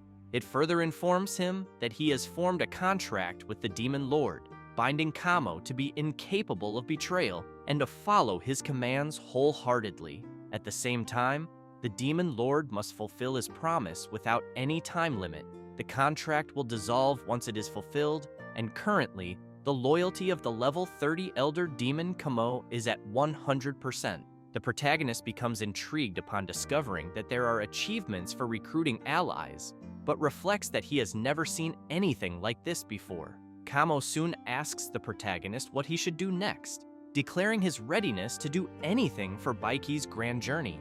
Baiki remarks that there is no need for such formality, as he prefers the more unruly attitude Kamo displayed initially. He then instructs the Demon Lord to first deal with the pile of demon corpses outside the village to prevent decomposition from spreading diseases. Kamo replies that it would be simple since his main ability is to control demons, even the dead ones, and bring them back to life. He explains that they can be used as workers who require no food or sleep, and mentions that when he first entered the village, he noticed many ruined structures. Therefore, he suggests using these demons to repair them quickly. Baiki comments that Kamo's ability is fascinating, but requests that the demons work only at night, as he fears the villagers might struggle to accept this for now. Meanwhile, elsewhere, many bodies are scattered on the ground, and something is treading over them. In the Orcus territory, at the border of the Elena Duchy, numerous creatures are gathered, shouting to eliminate all humans there. The soldiers atop the walls shout to increase the firing rate and prevent the demons from breaching the gate. Meanwhile, in the place where Lord Leo Orxis, level 20, resides, two people kneel before him, begging him to think of something and pleading for everyone to hide before the demons break through. Orxis tells them not to panic, explaining that they have already sent people to neighboring territories for help and that reinforcements will arrive soon. A woman, amidst her tears, urgently asks when reinforcements will arrive, insisting that she doesn't want to be killed by the demons. A young blonde tries to calm her mother, urging her to stay calm and assuring her that the soldiers are fighting back with all their might, guaranteeing that the demons won't breach the gate for some time. However, the woman begins to pray, pleading with God to grant them the blessing of help in this dire moment. She promises that if she survives, she will never marry and will dedicate the rest of her life to serving God with devotion. Then, an old man appears running and shouting, saying it's no use because the demons are about to break down the gate. He declares that while the soldiers can hold them off for a bit longer, Lord Leo Orxis must leave immediately through the secret passage. The blonde girl's mother panics, starts screaming that she doesn't want to die, and asks where the reinforcements are, as they haven't arrived yet. Her daughter, shocked, tries to calm her, but the woman runs out, crying that she doesn't want to die at any cost. Leo Orxis, His Majesty, quickly embraces her and tries to comfort her. He asks if she remembers the vow he made long ago, in which he promised to be her knight and protect her for life, no matter the danger. Then he smiles and says that even though he is old, his vow has never changed. He asks if she still believes in him. She calms down and responds that she has always believed in him, apologizing for her earlier outburst. Moments later, she faints in Lord Orxis's arms. Layla, worried, cries out for her mother, but Leo reassures her, saying she's fine and only fainted from shock.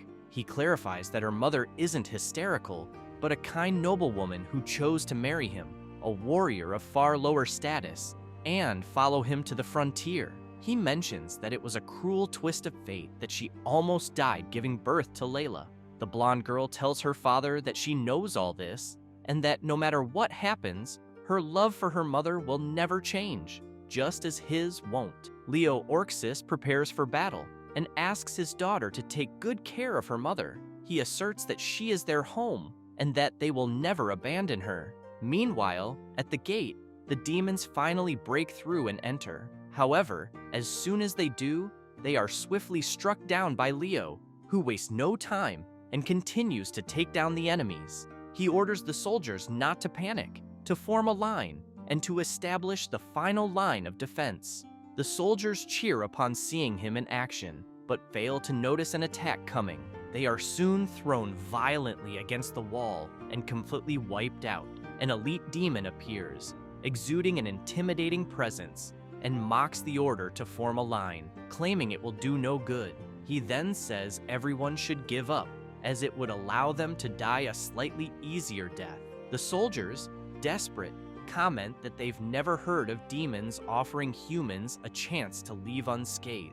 Leo firmly tells them that demons' words are deceptive and their aim is to break the humans' fighting spirit. He warns them not to fall into this trap. The elite demon speaks again, urging everyone to leave and informing old Leo that he may believe it or not, but he will give them time to think about it. Once the time runs out, all humans within the gate will be exterminated. Overwhelmed by fear, the soldiers begin running and shouting for everyone to abandon their posts. The demon laughs, claiming this is exactly what they should do, as facing their primal desires is the true respect for life. He asserts that humans love using hypocritical excuses to cover their desires and waste their lives. Without hesitation, Leo charges at the demon, shouting that this is his home, built from nothing, and he will fight to the death, never giving up. He knows he must do everything possible to delay the demons until reinforcements arrive. However, the elite demon swings his spiked club and delivers a powerful blow against Leo, The old warrior attempts to block with his shield, but the force of the impact shatters it, sending Leo crashing into the wall, leaving him with less than half of his HP. The demon wastes no time, quickly closing in on Leo to deliver the final blow. He remarks that human life is ridiculously short and declares that Leo has lost. He mocks Leo, saying that even if the glory of the past sustains his pride, it changes nothing. Before the demon can strike the old man, arrows are fired, forcing the elite demon to defend himself. Confused about what is happening, Layla appears before her father, and he immediately asks what she is doing there, as she should be protecting her mother. Layla responds that she understands the consequences, but cannot simply stand by and watch her father be killed by the demons. She declares that since they are destined to die anyway, she would rather die fighting by his side, holding out until reinforcements arrive. The elite demon snaps his fingers and says, "Very well, if you insist on your feudal conviction, I'll grant your wish." He then orders his minions to eliminate everyone there. Quickly, the lesser demons surround Leo and Layla, beginning to consider what to do with the two. At that moment, Layla starts trembling, wondering if it's from fear, though she assures herself that she does not fear death. As the demons advance to attack them, they suddenly stop, startled by a familiar voice. The protagonist appears atop the wall, mounted on Kamo, who is transformed into a majestic war mount. The elite demon, surprised, questions Kamo about why he has lowered himself to become a mount for a human. Kamo replies firmly, stating that it doesn't matter. What truly matters is why the elite demon has not yet knelt before the protagonist. Immediately, the elite demon kneels, as do the other demons, all apologizing to Kamo, the demon lord. Layla stands in disbelief, wondering if the warhorse is truly a demon lord. Observing the protagonist mounted on a high-ranking demon, she becomes curious to know who he really is. 1 hour earlier, in Anka village, at dawn, when the villagers awoke, they were astonished to find the village completely rebuilt. They began questioning how such a thing was possible, as the village was in ruins when they went to sleep. Dinah, delighted, comments to the protagonist that he has once again surprised everyone and is truly incredible. He then asks how he could work hard to become as strong as the protagonist. Kamo, smug, responds that he has lived for hundreds of years and still cannot compare to the protagonist. He questions Dinah, asking if a brat like him thinks he can reach the level of his master. Dinah, irritated by the demon lord's remark, asks the protagonist who Kamo really is, as he seems completely lacking in confidence. Kamo, also annoyed, makes it clear to Dinah that he is a noble demon lord and warns that if he is disrespected again, he will not hesitate to eliminate him. At that moment, a soldier arrives in haste without his horse, shouting that demons have invaded their territory. He explains that he is there under his lord's orders to recruit reinforcements, and that anyone willing to help will be rewarded with 10 gold coins. Baiki is intrigued, as he recalls that Lord Orxis is a kind-hearted NPC who also possesses something he needs. Additionally, Baiki believes Orxis deserves to be saved. The protagonist remarks that Lord Orxis' territory is at least 50 kilometers from the village, requiring an extraordinary speed to reach it on horseback. Kamo smiles and tells the protagonist not to worry, assuring him that this won't be a problem. Baiki, surprised, asks the demon lord if he has a solution. Kamo then transforms into a powerful warhorse, explaining that while he cannot yet take his flying form due to his current level, 50 kilometers is a distance his terrestrial form can easily handle. He urges the protagonist to hurry. Baiki, still astonished, agrees without hesitation. Back to the present, Layla, overjoyed, wonders if God has finally heard her prayers. Still observing the protagonist, she speculates whether he might be the man sent by God to save their home. The elite demon, outraged, comments that humans are nothing more than a despicable race, and then asks Kamo if he doesn't feel anything wrong about allowing himself to be ridden by a mere human. The demon lord, enraged, charges furiously at the elite demon, demanding to know if he was mocking him. The demon, terrified, quickly replies that he would never dare to do such a thing. Baiki, observing the situation, remarks to Kamo that it seems he cannot fully control all demons. Kamo explains to the protagonist that he can control 100% of common demons, but only 70% of elite demons. With this in mind, Baiki leaps off his mount, strikes the demon lord, and then advances against the other common demons, declaring them all disobedient. Standing before them with an overwhelming presence that makes them tremble, Baiki makes it clear that because of their behavior, none of them deserve to survive. At that moment, a system message arrives, instructing the protagonist to eliminate all the demons. The system informs him that if he does so, he will earn 200 soul points, and his demon allies will also receive the same soul points to upgrade their levels and abilities. Leo Orxis, supported by his daughter, thanks the protagonist and comments that it's surreal to see demons taking orders from a human, something he has never witnessed in his entire life. He adds that, while heroes never ask where someone comes from, he is curious to know which famous family Baiki descends from. Baiki, intrigued, responds that he does not come from a noble family, asserting that he is just a common villager from Anka village. Leo, surprised, says he has never heard of such a powerful person coming from Anka village. Mr. Orsis comments that he is not questioning the protagonist, but is deeply shocked and surprised by the strange events that have occurred in Anka village over the years. Anka Weir was originally his old friend, but after the plague struck the village that year, he shut the place down. Orsis hadn't heard from him again until the capital ordered troops to seize Anka village. Leo clarifies to Baichi that although he used various excuses to evade and refuse the deployment of troops, he always knew that Anka and the reservoir were beyond salvation. Baichi explains that they are not beyond salvation because the strange occurrences in the village have ended. Even though the village chief has passed away, he promised to bring rebirth to Anka village. Leo comments that he understands and says that Anka Weir did not misjudge the protagonist, as Baichi not only saved the village, but also his territory, Akshis.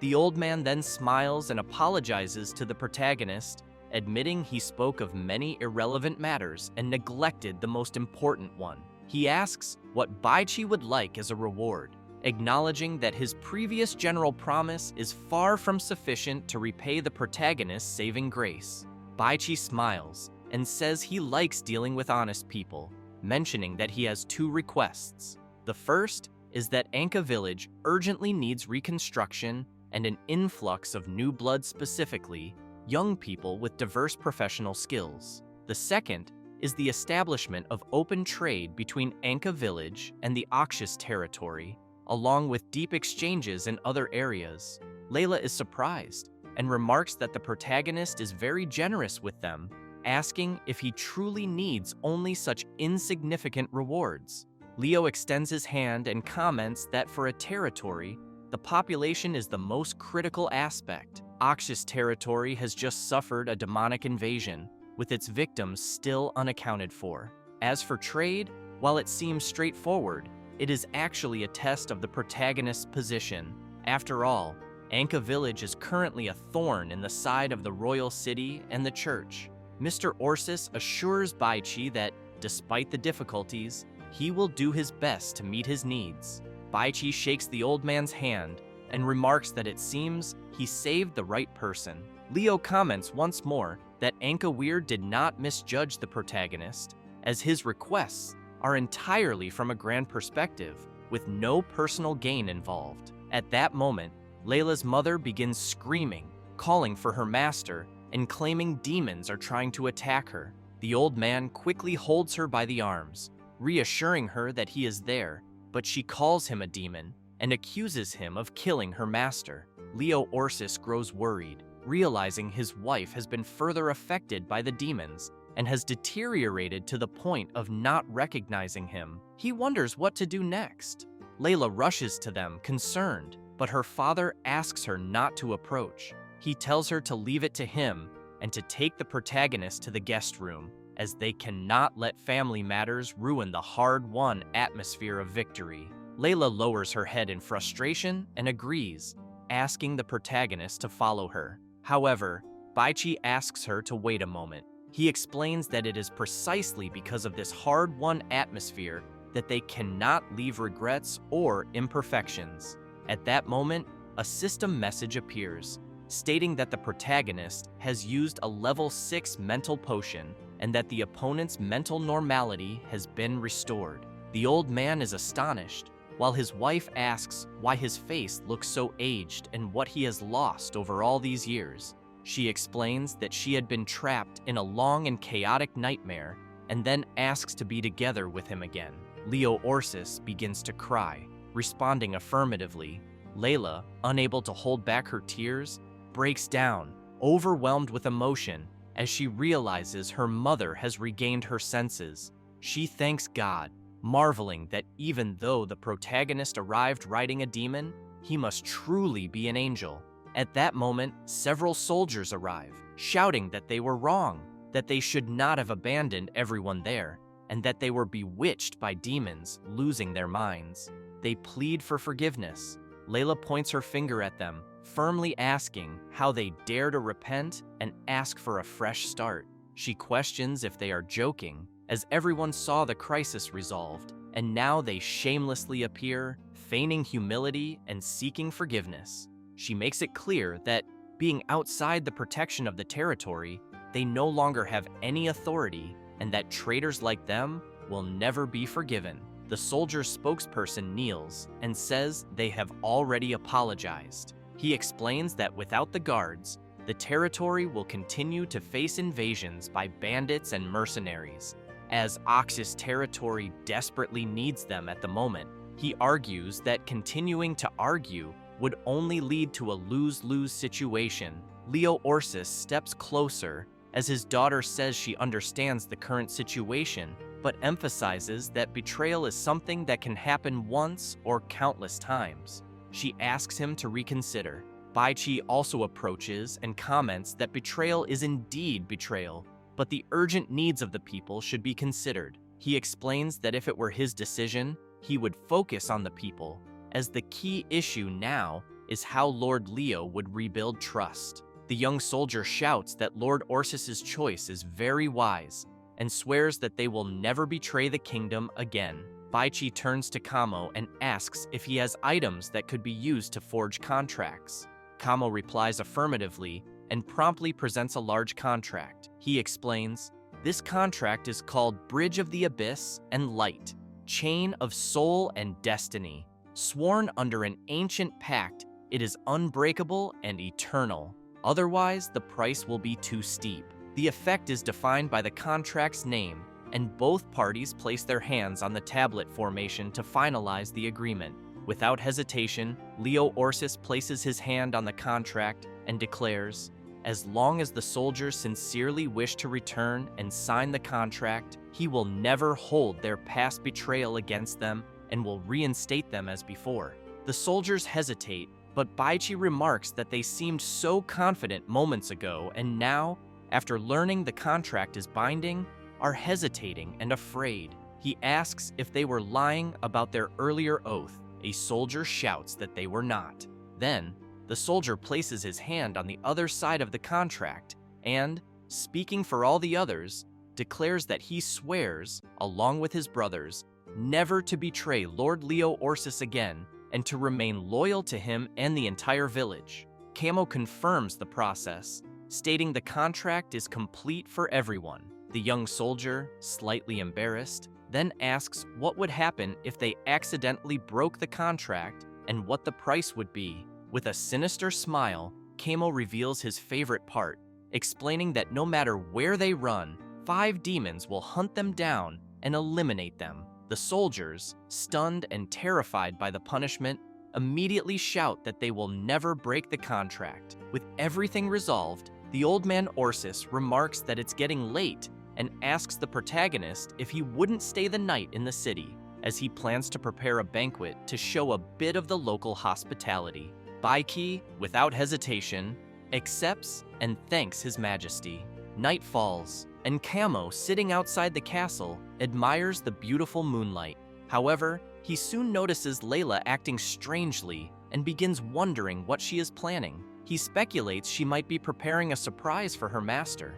Meanwhile, lying in bed, Baichi reflects on the impressive skills of the family leader. He thinks about how this night marks his first truly meaningful dinner since his rebirth into this world. Suddenly, he hears a knock on the door and asks who it is. Layla calls out, asking him to open the door because she has something to discuss with him. Baichi opens the door and asks what she is doing there so late. Blushing, she replies that she has something important to say and asks to come in. The protagonist smiles and says that the timing is highly inappropriate, asking Layla what would happen to her reputation if someone saw them there. However, Layla doesn't care and suddenly jumps into his arms, causing both of them to fall onto the bed. She explains that she once made a promise to the gods. If she survived the crisis, she would remain a virgin forever. But now, since the protagonist is the god's envoy, it's time for her to fulfill that vow. Baichi, not wasting time, leans over her. Holding her arms, he asks if Layla is ready. Blushing deeply, she imagines she is prepared. However, the protagonist comments that he is not the god she believes him to be, and tells her she has chosen the wrong person to dedicate her faith to. Frustrated, she insists that he is her savior, the one who gave her hope to keep living. Not wanting to argue further, Baichi strikes her neck gently to make her faint. He then covers her with a blanket and remarks that while it's flattering to have a beauty throwing herself at him, he is not someone who takes advantage of others' vulnerabilities, nor can he tarnish her pious faith. He concludes, "Rather than be a beast, I prefer to be worse than a beast." Baichi gets off the bed and hopes Layla finds her god in her dreams. The next morning, Baichi meets with Leo Orsis, who promptly asks him to review the work contract they had agreed upon. It includes 200 young and strong workers, 80 artisans and technicians skilled in infrastructure, and 20 guards, totaling 300 people. Baichi expresses his gratitude and mentions that he looks forward to continued cooperation. He then turns to take his leave. However, Layla interrupts, asking him to wait. She tells her father that she has a request. She wants to marry the protagonist. Both her father and Baichi are shocked. Leo Orsis rushes to his daughter, indignantly asking what she is trying to do and why she is joking about such a serious matter. Layla, serious, insists she is not joking and that this is her genuine intention. Embarrassed, Leo explains that he knows young girls her age are drawn to men like Baichi, handsome and strong, but Baichi now represents Anka Village, the current Kingdom of Thorns. While he could use the excuse of repaying favors to cover what was promised to Baichi, justifying a political marriage is impossible, as it would plunge Anka Village and Akshes into an abyss of despair. Layla shouts that this will never happen because everything is the will of her great god. She explains that it was God who guided her to meet the hero, and she must not disobey. If she cannot pass the village on to him, she would rather grow old alone. Leo Orsis, at a loss, reflects that his daughter has been devout and stubborn since childhood, and that nothing can stop her once she makes up her mind. He comments that marriage isn't just about ideals. Even if Layla wants to marry the protagonist, Baichi himself might not wish to marry her. He then asks Layla to observe his attitude first. Sitting on his throne, Leo apologizes to the protagonist for his daughter's boldness. He explains that, evidently, Layla has feelings for Baichi, and as he can see, Leo has only one daughter to whom he has devoted all his love. The old man adds that Layla possesses all the skills and virtues a noble should have. She is proficient in music, chess, horseback riding, and archery, and what stands out most is her compassion and kindness toward the people. To him, Layla is the brightest pearl in the world, the supreme glory, and the pride of Oxus territory. Leo Orsis makes it clear to Baichi that his daughter's affection for him might be the arrangement of the god of destiny. He hopes Baichi doesn't see her as too frivolous. After all, destiny often arrives suddenly, and this could be divine will bringing them together. Baichi, feeling awkward, says he is honored by Miss Leela's affection, but explains that he is a mere commoner of humble status. and unfortunately unworthy of the noble daughter of Leo Orsis. Layla, with her head in the clouds, comments that she doesn't care about status and is willing to give up everything to be with him. Her father, hearing this, is shocked and wonders why she would say such things. The protagonist, finding no easy way out, realizes he must come up with another excuse to calm Layla. He then remarks that her deep affection and persistence are truly moving, and that it would be an honor to marry such a woman. However, he clarifies that a man's ambitions stretch in all directions, and, for now, he has only one dream. He explains that he plans to start with the Anka village, gradually developing the neighboring unclaimed lands, and eventually establishing his own country. Baichi admits he knows this will be a long and arduous process, and therefore, until he fulfills this dream, he cannot afford to be distracted by other matters.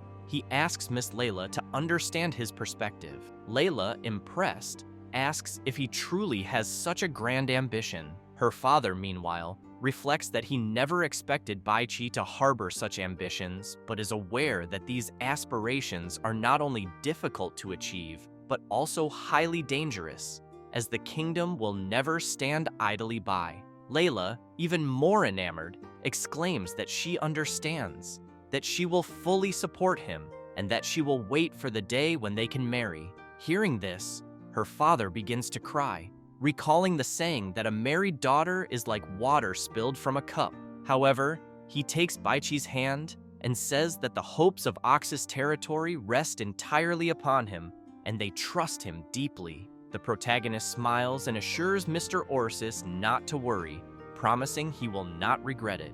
They bid farewell, and as Baichi departs, he feels relieved that the situation is finally over. Upon returning to Anka village, the villagers are overjoyed, cheering for him, and surprised to see so many people accompanying Baichi. The newcomers, brought by the protagonist, exclaim in surprise, saying they had thought it was just a small, remote, and backward mountain village, but they were mistaken.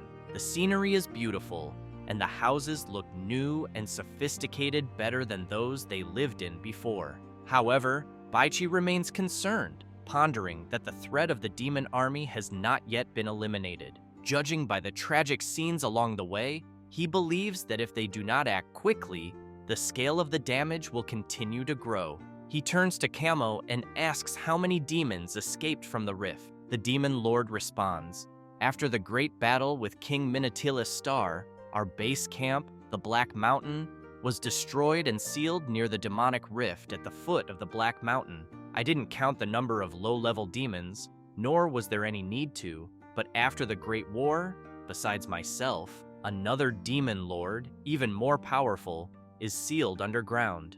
Baichi is startled and asks Camo for more details. The demon lord explains, "The other demon lord's army is much larger than mine, and he is extremely powerful and cruel. With your current strength, you may not stand a chance against him. As for whether he has escaped the underground seal, I am uncertain. At the time, I was blinded by rage and paid no attention to anything else." Baichi is intrigued and reflects that he never expected there to be a demonic rift beneath the Black Mountain. He realizes the gravity of the situation exceeds his imagination. He recalls that, in the original game world, there were many large and small demonic rifts scattered across the land. The largest was called the Black Abyss, which contained a vast number of high-level demons.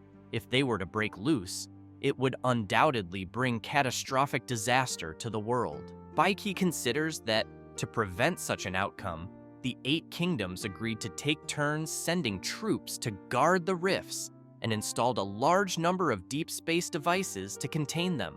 Under this level of defense, this demon-infested land had remained relatively peaceful for over a century. With this in mind, the protagonist calls Camo and decides to head to the demonic rift underground. After some time walking through the chaotic rift, Camo spreads his wings to traverse difficult terrain and comments that they have arrived at the place where he had been sealed for hundreds of years. Baichi descends, and upon seeing the vast space before him, wonders if this is a new dungeon, as it never appeared in the previous game. He reflects that any unexpected change can occur, so they must proceed cautiously, step by step. Camo comments that he senses a strong energy fluctuation behind the door and suggests that the other demon lord has not left and is still trying to break the seal of the demonic rift. Concerned, Baichi remarks that it seems the demon lord's ambitions are anything but small. He then calls Kamo to join him in facing their opponent. Even knowing he cannot yet defeat him, Kamo questions if Baichi is doubting his judgment about assessing strengths. As they walk, Baichi asks Kamo if he, too, entered the human world through an open rift. Kamo confirms this, and Baichi comments, "Demons typically come to the human world seeking human flesh and blood." He then asks if Kamo shares this interest. The demon lord clarifies, "I'm different. I've always been an outcast in the demon clan since childhood. Instead of seeking blood, I prefer to seek out beautiful things. Because of this, I was ostracized, neglected, and bullied by my clanmates." Intrigued, Baichi asks if this has anything to do with the soul of the world. Kamo smiles and responds affirmatively, saying that since he encountered it, his entire world has brightened, and it has become his lifelong pursuit. Baichi, curious, asks Kamo what kind of place the demonic plane is. He reflects that in previous games, the demonic plane was merely a background setting, with no detailed information ever provided. Kamo explains, "It's a world full of malice and hypocrisy, with hot air everywhere and countless demons with little intelligence and no sense of aesthetics. Furthermore, there are enormous lifeless gold veins that hurt my eyes. That's why the demonic plane is such a disgusting place." Excited by the mention of enormous gold veins, Baichi asks Kamo if he's lying. The demon assures him he's not and points to his armor, explaining it's made of genuine gold. He adds that it's the demon's special runes that make it extremely strong. Enthusiastic, Baichi imagines that while the demonic plane seems very dangerous, it's also a land of opportunity. Without even considering the gold veins, if Kamo could control the massive low-level demons, it could turn into a tremendous wave of troops. Though challenging, he believes it's not impossible. After all, his second account's abilities revolve around building infrastructure and mining in various places.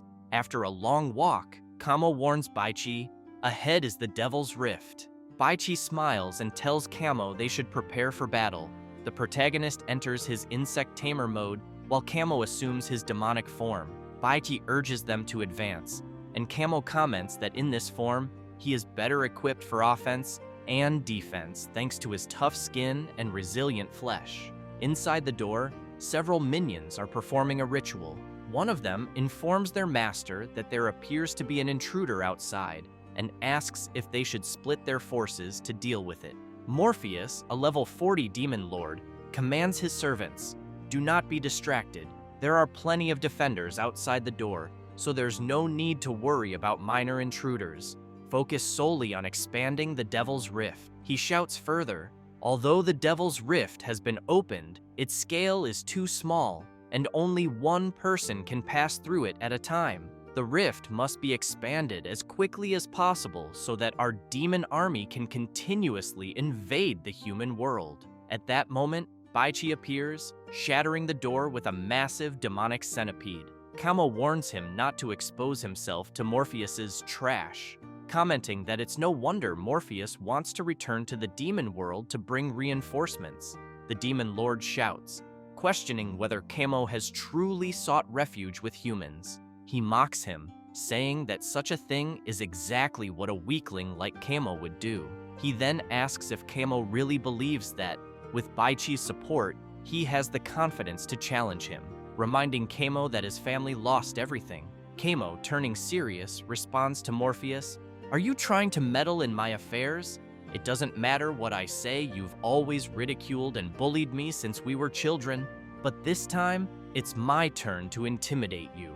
Morpheus laughs loudly and taunts him, asking how Kamo plans to intimidate him and if it's the human by his side who has encouraged him. Turning to Baichi, Morpheus demands to know his real purpose, asking if he intends to destroy the demonic rift and prevent the demon army from invading the human world. Baichi calmly tells Morpheus not to misunderstand. He explains, "The Devil's Rift is far too valuable for me to destroy it. My true purpose is simply to occupy it and eliminate you in the process." Morpheus takes a deep breath, then starts laughing sinisterly, questioning why a weak human like Baichi thinks he can eliminate him. In a flash, Baichi teleports behind the Demon Lord and says, "Try this." With those words, he attacks Morpheus's back, slicing off one of his wings. Morpheus spins around quickly, unleashing a powerful blow with his axe, only to hit an illusion created by Baichi. Baichi reappears elsewhere, telling Morpheus to forget the past, as from that moment on, no one would ever mock or bully his friend again. Furious, Morpheus lunges at Baichi, accusing Kamo of needing a human to defend him. He declares that Kamo is not only a disgrace to their family, but also to the demon clan. Standing before Kamo and preparing to strike, Morpheus asks why Kamo is choosing to retaliate now when he never fought back before. He claims that Kamo, emboldened by a human, now dares to confront him. But as Morpheus moves, he feels his body trembling and questions if Baichi's earlier attack was poisonous. Baichi, serious, comments that the tides have turned in their favor and urges Kamo to bid farewell to his past. Kamo begins to recall his childhood, thinking that he was never a competent demon, which led to constant ridicule and strict discipline. But then he changes his mind, attacking Morpheus with all his might and declaring that he doesn't need others to define him. He will follow his own path and ideas. With a hint of sadness, Kamo bids farewell to Morpheus. However, Morpheus remarks that Kamo has swallowed his anger since childhood, but has finally unleashed a soul-piercing roar through his attack. Morpheus tosses a spear to Kamo, explaining that he deliberately suppressed him to force him to grow. In the end, it's a simple human that has driven him forward. At that moment, Morpheus' minions complete their ritual, and a surge of energy flows into the Demon Lord. He comments that he will help his brother achieve his desire. Kamo is horrified, demanding to know what Morpheus means. Morpheus transforms into an even stronger creature, declaring, "On this difficult road of growth, I will send you, Kamo, to your final trial." In the past, Kamo's brother, Cullen, observes the excitement among the demons and reflects that as long as he passes the baptism ceremony, he can become a true demon lord. However, he acknowledges that failure would result in severe physical and mental injuries. If he doesn't survive, he hopes Kamo will take care of things. Morpheus asks Cullen why he's so pessimistic, assuring him that he will succeed because he is the best in their family and will uphold the glory of their clan. Cullen, despite everyone mocking Kamo for being cowardly, sees something in him that other demons lack and thinks that perhaps the demon clan's future lies with him. Soon after, a common demon rushes in to inform Morpheus that Lord Cullen has failed the baptism ceremony and has been destroyed both physically and mentally. Morpheus, stunned by the news of the past, recalls seeing Kamo back then and questioning why he was there. Enraged, he kicked Kamo and mocked him, saying that while his brother sacrificed his life to defend the family's honor, Kamo merely played with stones. In the present, Morpheus takes a deep breath and acknowledges that Kamo did pass the baptism ceremony and became a true demon lord, something even Kamo's brother failed to achieve. However, he strikes Kamo with a powerful blow, declaring that it's not enough, as the true coming-of-age ceremony begins now. If Kamo kills him, he will be recognized. Kamo struggles to resist, realizing that Morpheus' power has grown immensely. Before he can formulate a plan, Morpheus launches a devastating attack, leaving Kamo writhing in pain. Approaching him, Morpheus taunts Kamo, asking if that's all he's got, and warning that he won't be as merciful as before. But Kamo, refusing to give up, rises and charges at Morpheus without hesitation, declaring that he will never bow his head again. He launches a series of attacks, but Morpheus uses his dark wings to counter, sending Kamo flying and demanding that he rise again. Using his sword for support, Kamo reflects that despite the vast difference in power, He gave it his all to land a hit. Observing the ongoing ritual, he suspects that the buffs provided by the mages and magical circles have greatly enhanced Morpheus's attributes. At that moment, the mages are brutally attacked. It's Baichi, who wastes no time disrupting their efforts. Baichi confronts Morpheus, questioning the promised fair duel and criticizing him for relying on buffs. He remarks that he thought Morpheus was a dignified demon who followed rules but now sees that he needs magical circles to gain an advantage. Intrigued, Morpheus replies that rules and dignity exist only in theoretical tales. In real battles, what matters most is using all available means to defeat the enemy. Baichi joins Kamo, agreeing with Morpheus' perspective, but asserting that now it's their turn to start a fair fight of 2 against 1. Morpheus laughs and declares, "It's too late. The charge from the magical circle has long since completed, and I've gained even more power. Even together, you'll never defeat me." A frenzied battle ensues.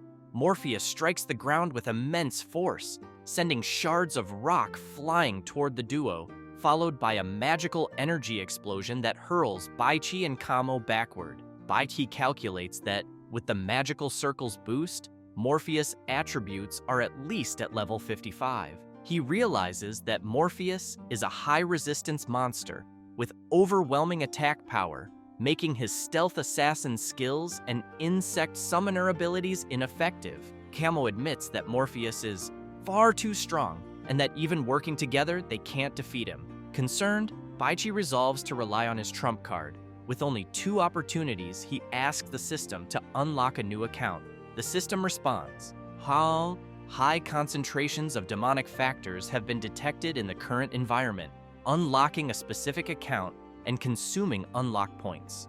Baichi gains the Demon Slayer account, a forbidden existence born from the union of angels and demons. Abandoned in the human world, he was raised by human adoptive parents. After his parents were killed by a coalition of good and evil factions, he destroyed both hell and heaven to avenge them. He is feared by angels and demons alike. Morpheus wastes no time and launches an attack on Baichi, only to be thrown back by a powerful explosion. In his new demonic form, Baichi informs Morpheus that the game is over. Releasing his immense power, he declares, "It's time to hunt demons." Kamo, still on the ground, watches in fear and awe. He thinks that Baichi exudes an overwhelmingly terrifying aura, wondering if Baichi is still his master. For the first time, Kamo feels his soul trembling in fear, something not even Morpheus managed to evoke. The demon lord begins to sweat nervously, questioning what is happening. He reflects that not even the chief demon god of the demon clan has ever exerted such pressure on him. He realizes this is the killing intent of someone who has massacred countless demons. With this in mind, Morpheus opens a rift, deciding he must flee as quickly as possible. He knows he doesn't have the courage to face Baichi directly. However, before escaping, he notices that the seal on the Devil's Rift has been opened just enough to allow passage. Baichi, noticing Morpheus's attempt to escape, uses his grappling hook and asks, "Who gave you permission to run?" The hook latches onto Morpheus, and with immense strength, Baichi yanks him backward. In a swift motion, Baichi charges at the demon and drives his sword into Morpheus's back. Morpheus, terrified, feels his blood being drained by Baichi's sword. He demands to know who Baichi really is. Baichi responds simply, "I am a demon slayer."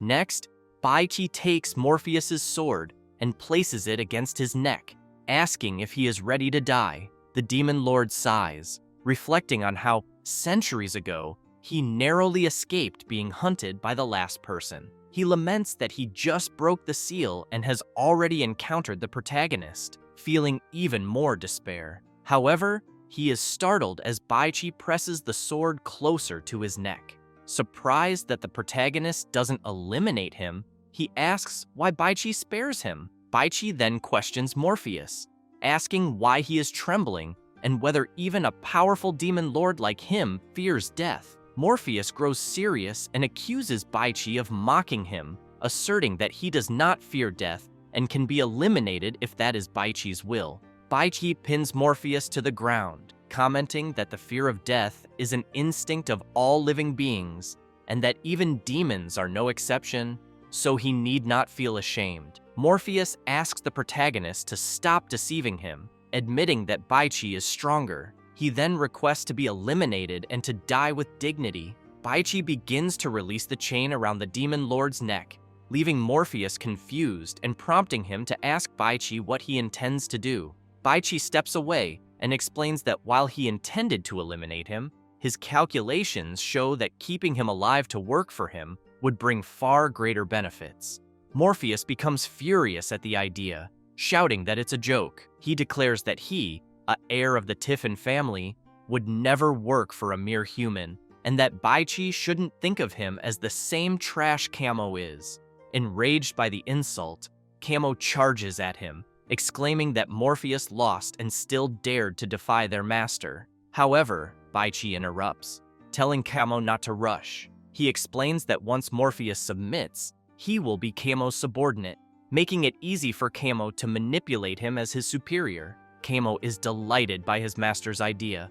Morpheus then opens a rift, declaring that Baichi missed his chance to eliminate him and that there will be no second opportunity. He adds that once he returns to the demon realm and regains his strength, he will definitely return for revenge. Internally, however, he vows never to become Camo's subordinate, but as he attempts to pass through the rift, Morpheus finds himself unable to cross. Frustrated, he tries repeatedly, only to fail. Furious, he asks Baichi what is happening and why he cannot enter the demon rift. Baichi smiles and advises him not to waste his energy, explaining that the demon rift belongs to him and that no one can enter or leave without his permission. This is a skill from his leader account, Demon Rift, which Baichi has claimed. Defeated, Morpheus sits on the ground and mutters, "If I can't win a fight and I can't go home, what's the point of living?" Baichi finds the word home strange and remarks that it sounds odd coming from a demon. He then turns to Camo, asking whether the concept of family is common among demons or if it is exclusive to special high-ranking demons. Camo explains that only superior demons like them have the concept of family, as there are 4 great families in the demon realm representing the strongest combat forces.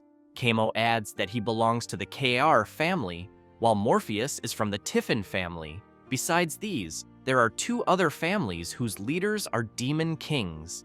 Above the 4 demon kings, there exists a supreme being, the demon god, although even for superior demons, opportunities to see him are rare. Upon learning this, Baichi begins to realize that the original game had very little detailed lore about demons, who mostly appeared in the background of item and equipment descriptions.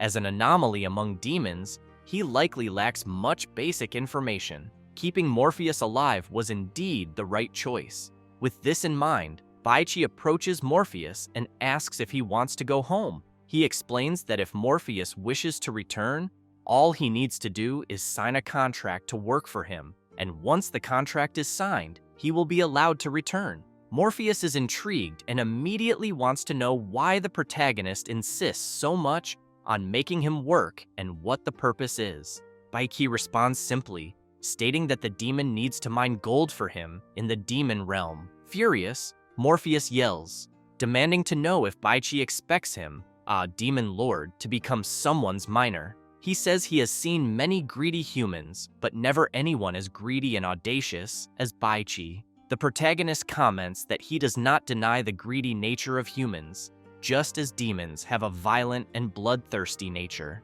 He adds that Morpheus won't have to do it alone, as his role will be to organize his subordinate demons and supervise the work. Morpheus is confused, finding gold useless to him, and puzzled that Baichi has not asked for anything else.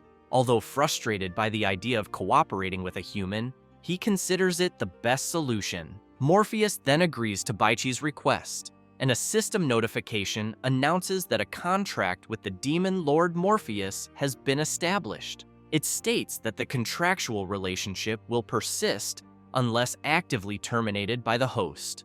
Baichi then calls on Morpheus to return to his former home in the demon realm. Upon arriving in the demon realm, Morpheus is shocked, demanding to know what happened to his territory, his family, and everything during the centuries he was sealed. A voice soon addresses Morpheus, commenting that he has finally returned. He turns immediately to see his old steward, whom he asks why he is in such poor condition. The steward explains that it was due to the Baal family, who 200 years ago launched a sudden attack on the other three families, enslaving most of the demons. Currently, the Baal family dominates the entire demon realm. Enraged, Morpheus strikes the ground with a powerful blow, vowing to take revenge on the Baal family for being bastards.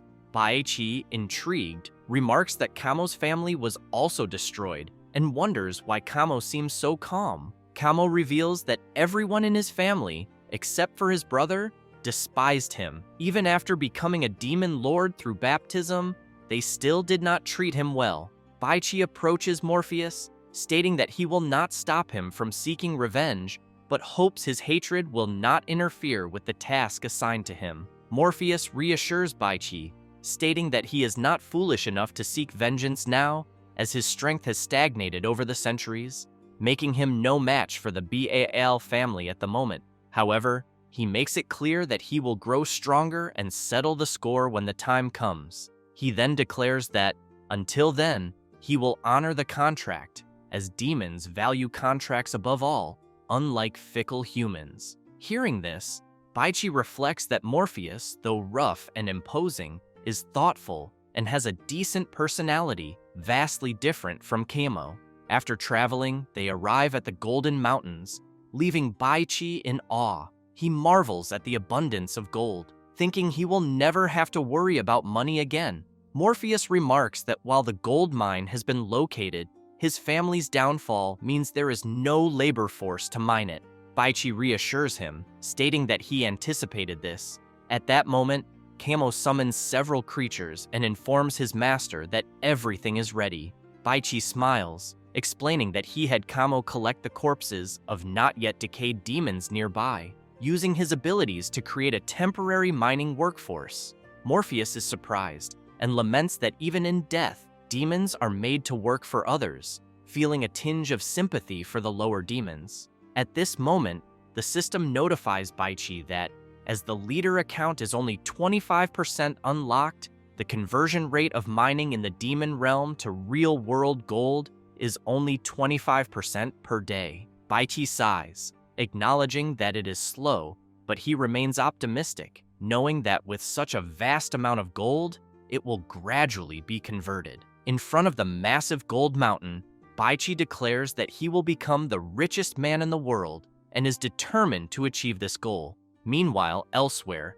someone recalls an event in a sinister town where people were running desperately, murmuring about someone approaching rapidly. A group of guards stop, draw their weapons, and urge their boss to flee, promising to catch up later, but they are quickly attacked and eliminated. The boss, terrified, begins firing his weapon, demanding to know who is attacking him and why. Suddenly, someone swiftly closes in, placing a dagger to his neck. It's Pass, the stealth assassin, who promptly asks why the boss doesn't recognize him. The frightened, overweight man stammers that Pass is one of the top 3 assassins in the organization and questions why they are targeting him, insisting that he has always been loyal. Pass clarifies that the boss misunderstood, explaining that he left the organization and that killing him is purely personal revenge. Confused, the boss insists he doesn't recall any conflict with Pass. The assassin then reveals that he heard the boss cursed him during an internal meeting, accusing him of being bloodthirsty and ruining things. With no mercy, Pass slashes the boss's neck. The man collapses, clutching his neck as Pass remarks that, besides being bloodthirsty, he's also petty and holds grudges for a long time. He mockingly advises the boss to watch his words next time. However, the overweight man grabs Pass's foot, tearing his coat to reveal multiple dynamites strapped around his body. He declares that many people want Pass dead and that he doesn't need another enemy, asserting that the assassin will stay and keep him company. Surprised, Pass reacts too late, and an explosion ensues. Reflecting on this memory, Pass, a level 46 stealth assassin, acknowledges that while he should be cautious and meticulous as a professional killer, his petty habits haven't changed, even after dying that time. Gazing at Anka village, he suspects it might be Brugis's base, hidden in a discreet location. He recalls the fortune he spent on information to find this place, and resolves that Brugis must pay in blood. 20 hours earlier, after Bai Chi left the village, Pass had been walking among the villagers, originally planning to act at night.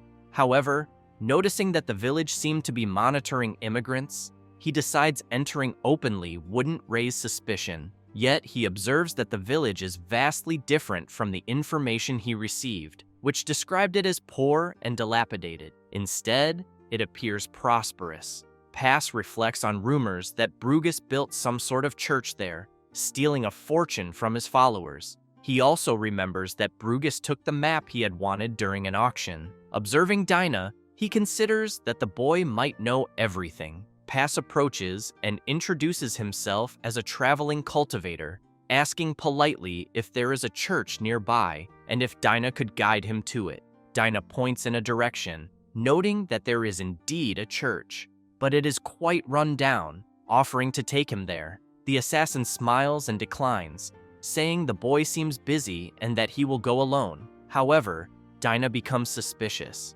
Furious, he wonders about this man, whose body reeks of blood and radiates a dangerous, sinister aura, similar to the mutant village chief. He questions why this stranger appeared just as Bai Chi left the village and what his intentions might be. Dinah decides to follow Pass, suspecting he isn't a cultivator and wondering if he might be working with the arsonist who caused harm to the village.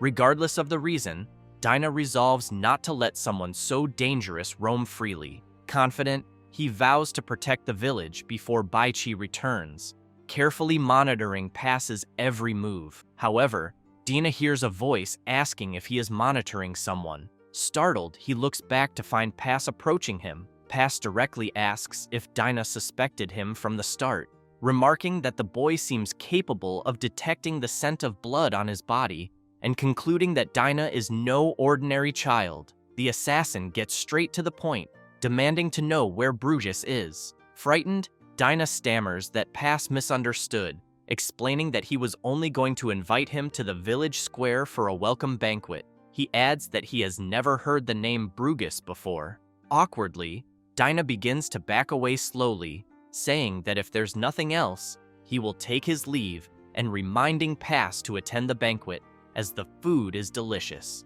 Without hesitation, Pass delivers a spinning attack with his dagger, striking Dinah's leg. The boy screams and falls to the ground, writhing in pain. Realizing that Dinah is lying, Pass demands to know why he lied and comments that he despises dishonesty. Trembling in agony on the ground, Dinah laments his lack of strength, regretting that he hadn't yet become the protagonist's apprentice and pleading not to die so unjustly. Pass covers Dinah's mouth, ordering him to be silent. He adds that ordinarily, a child like Dinah wouldn't pose a threat. Then, Pass plunges his dagger into the boy's back, declaring that he cannot tolerate being treated like a fool or being deceived. With a trembling voice, Dinah begins to apologize, saying he is sorry for being weak and failing to protect the village. He apologizes to Bai Chi as well. Intrigued by the name, Pass briefly wonders who Bai Chi is, but quickly dismisses it, concluding that only Brugis could pose a threat to him in the village. With that, Dinah dies. Later that night, a drunk man staggers through Anka village, remarking on how excellent the day's wine was and that he could still drink more. He notices someone lying injured on the ground and, confused, wonders which lightweight drinker has passed out drunk there. Upon closer inspection, he realizes it is a child. Rushing to help, he quickly discovers the boy is dead and shouts, drawing the attention of the villagers. Soon, Dinah's body is being mourned. His distraught mother questions why her son met such a terrible fate just after escaping the nightmare of the village chief. She demands to know who could commit such a cruel act. At that moment, Bai Chi arrives and finds Dinah dead. He says nothing, but a dark aura begins to emanate from his body, even frightening Kamo. Kamo reflects that he has never felt such a powerful killing intent from his master before. The boy's death has completely transformed Baichi's aura. Watching him grow increasingly enraged, Kamo thinks that his master is more malicious and terrifying than any demon. The villagers build a large wooden platform and prepare Dinah's body for cremation. His inconsolable mother pleads for her son to rest peacefully and prays that his next life will be filled with joy and free from suffering. However, she begs the villagers not to burn her son's body. An elderly villager approaches her, expressing understanding for her feelings, but explaining that due to the plague and demon insects, they have no choice but to cremate bodies instead of burying them to prevent them from mutating after death. At that moment, Baichi shouts, asking everyone to wait 3 more days before cremating Dinah's body. Dinah's mother, confused, demands to know why he wants to wait and if something is wrong with her son. Baichi tosses an item toward Dinah's body and explains that he isn't certain, but wants to make one last gamble on a what-if. An ice coffin forms around Dinah's body, leaving the villagers curious. They wonder if it is some kind of magical ice tool, as it would prevent the boy's body from decomposing. Baichi, intrigued, speculates whether Dinah's body could be resurrected as a reborn, just as he was. Though he knows the chances are slim, he decides to try and wait. Judging by the wounds on the boy's body, Baichi deduces that it was the work of a stealth assassin, and the main suspect is a man from the Dark Round Table. To locate Anka village so quickly and dare to kill someone in his territory, the assassin must be extremely confident in his stealth abilities.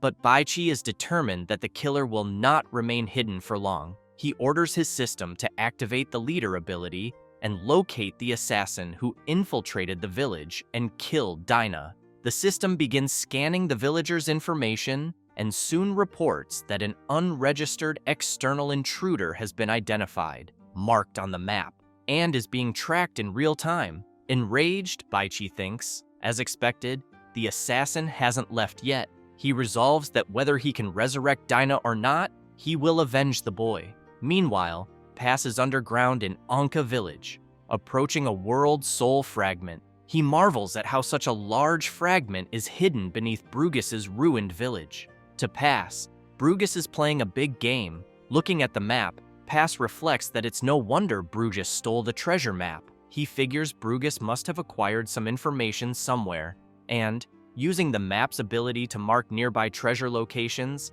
got lucky and found this place.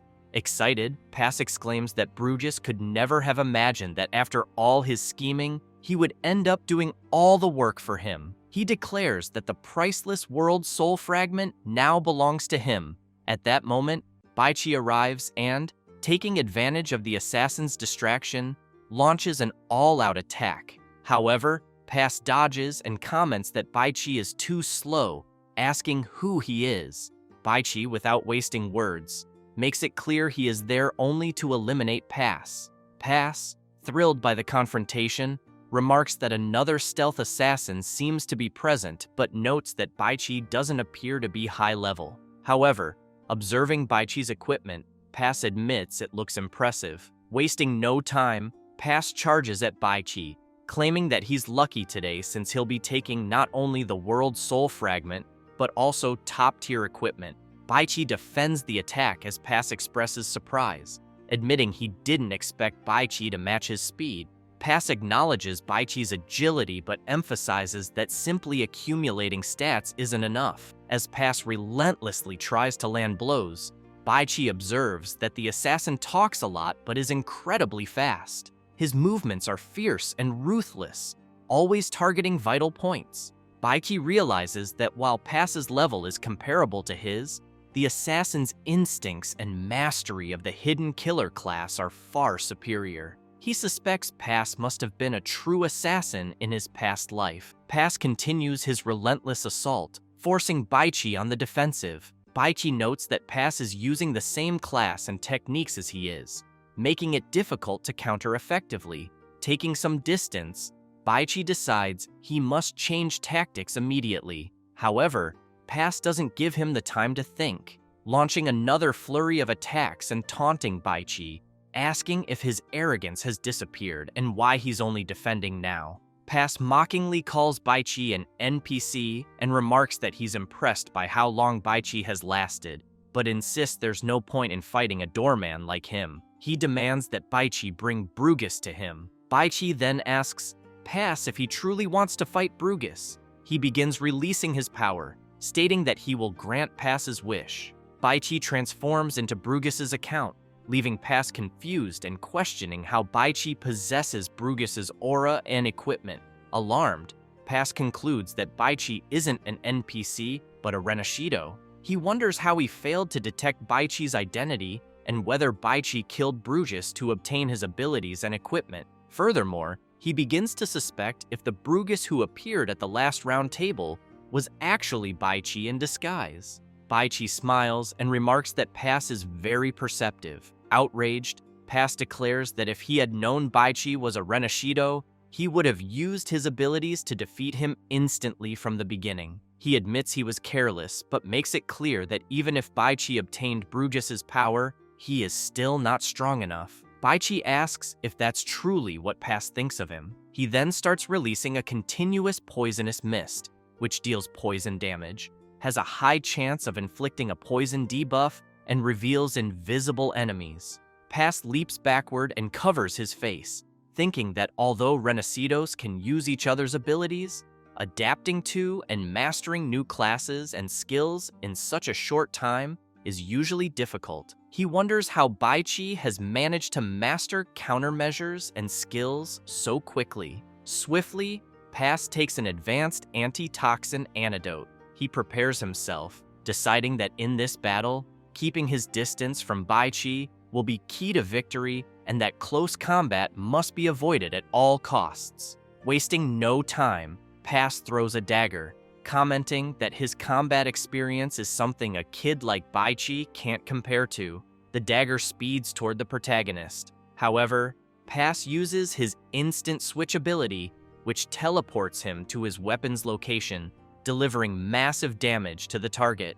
Yet, the attack has no effect due to Baichi's resilient armor. Confused, Pass hesitates, and Baichi takes the opportunity to land a punch, slamming the assassin into a wall and causing him to lose a portion of his HP. Baichi smiles, making it clear that it's now his turn. He transforms into his insectoid form and activates the fluid extract of 100 colonies ability, morphing into a humanoid insect form with supreme omnipotent attributes of the 100 colonies for 3 minutes.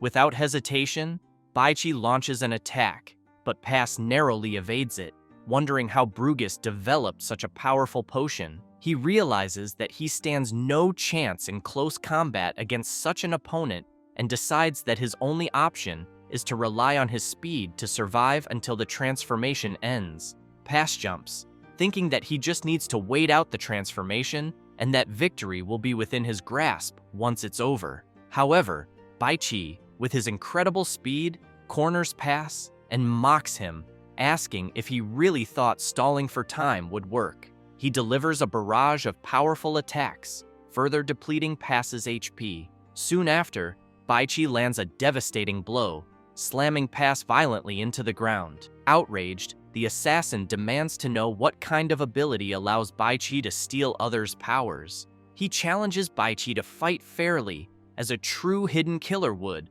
Without mercy, Baichi steps forcefully on Pass's face and declares that it doesn't matter what power he uses, as long as he eliminates him, nothing else matters. With a sinister look, Baichi makes it clear to Pass that there are 2 reasons he must be eliminated. The first is that Pass stole the world's soul fragment, which alone is reason enough. The second is that he killed his subordinate, making his removal from history urgent. Pass struggles desperately to free his face from under Baichi's foot, pleading for mercy, but Baichi presses down harder, driving the assassin's face deeper into the ground and declaring that he deserves to suffer even more. At this moment, the assassin's body begins reacting strangely as he laments that this time he is truly cornered but will never have a mysterious death like the previous one. Pass remembers he still possesses a definitive measure to save his life, acquired at an extremely high price. Without hesitation, he uses the dimensional concealment item originating from deep space. Once activated, the item makes all traces of his existence in the current world vanish, allowing him to hide completely. Moreover, any negative statuses or effects affecting him are also nullified, with a duration of 3 minutes.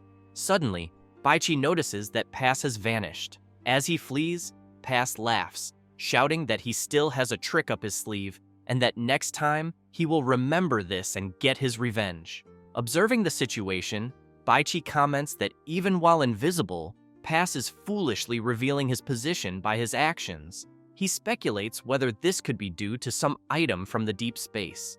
Activating his tracker's eye, Baichi remarks that things are about to get interesting, as Pass believes he can escape so easily. As Pass runs, he begins to feel relieved, finally nearing the exit. However, he stops before a vast, strange place. Pass wonders where he is, whether it's an inner world or the Shadow Realm. Seeing countless skeletons scattered across the ground, he reflects that while he'd heard tales of the deep space item's sinister nature, seeing them in person is far more unnerving. Nevertheless, he decides not to waste time and keeps running, thinking that no matter how bizarre the place is, there are no monsters, so there's nothing to fear. He just needs to escape this hell and move forward. At that moment, the effect of the deep space item ends, and Pass remarks that it's just in time. Looking at the exit, he declares he has finally escaped the infernal place. He then considers that he should use deep space items more sparingly in the future.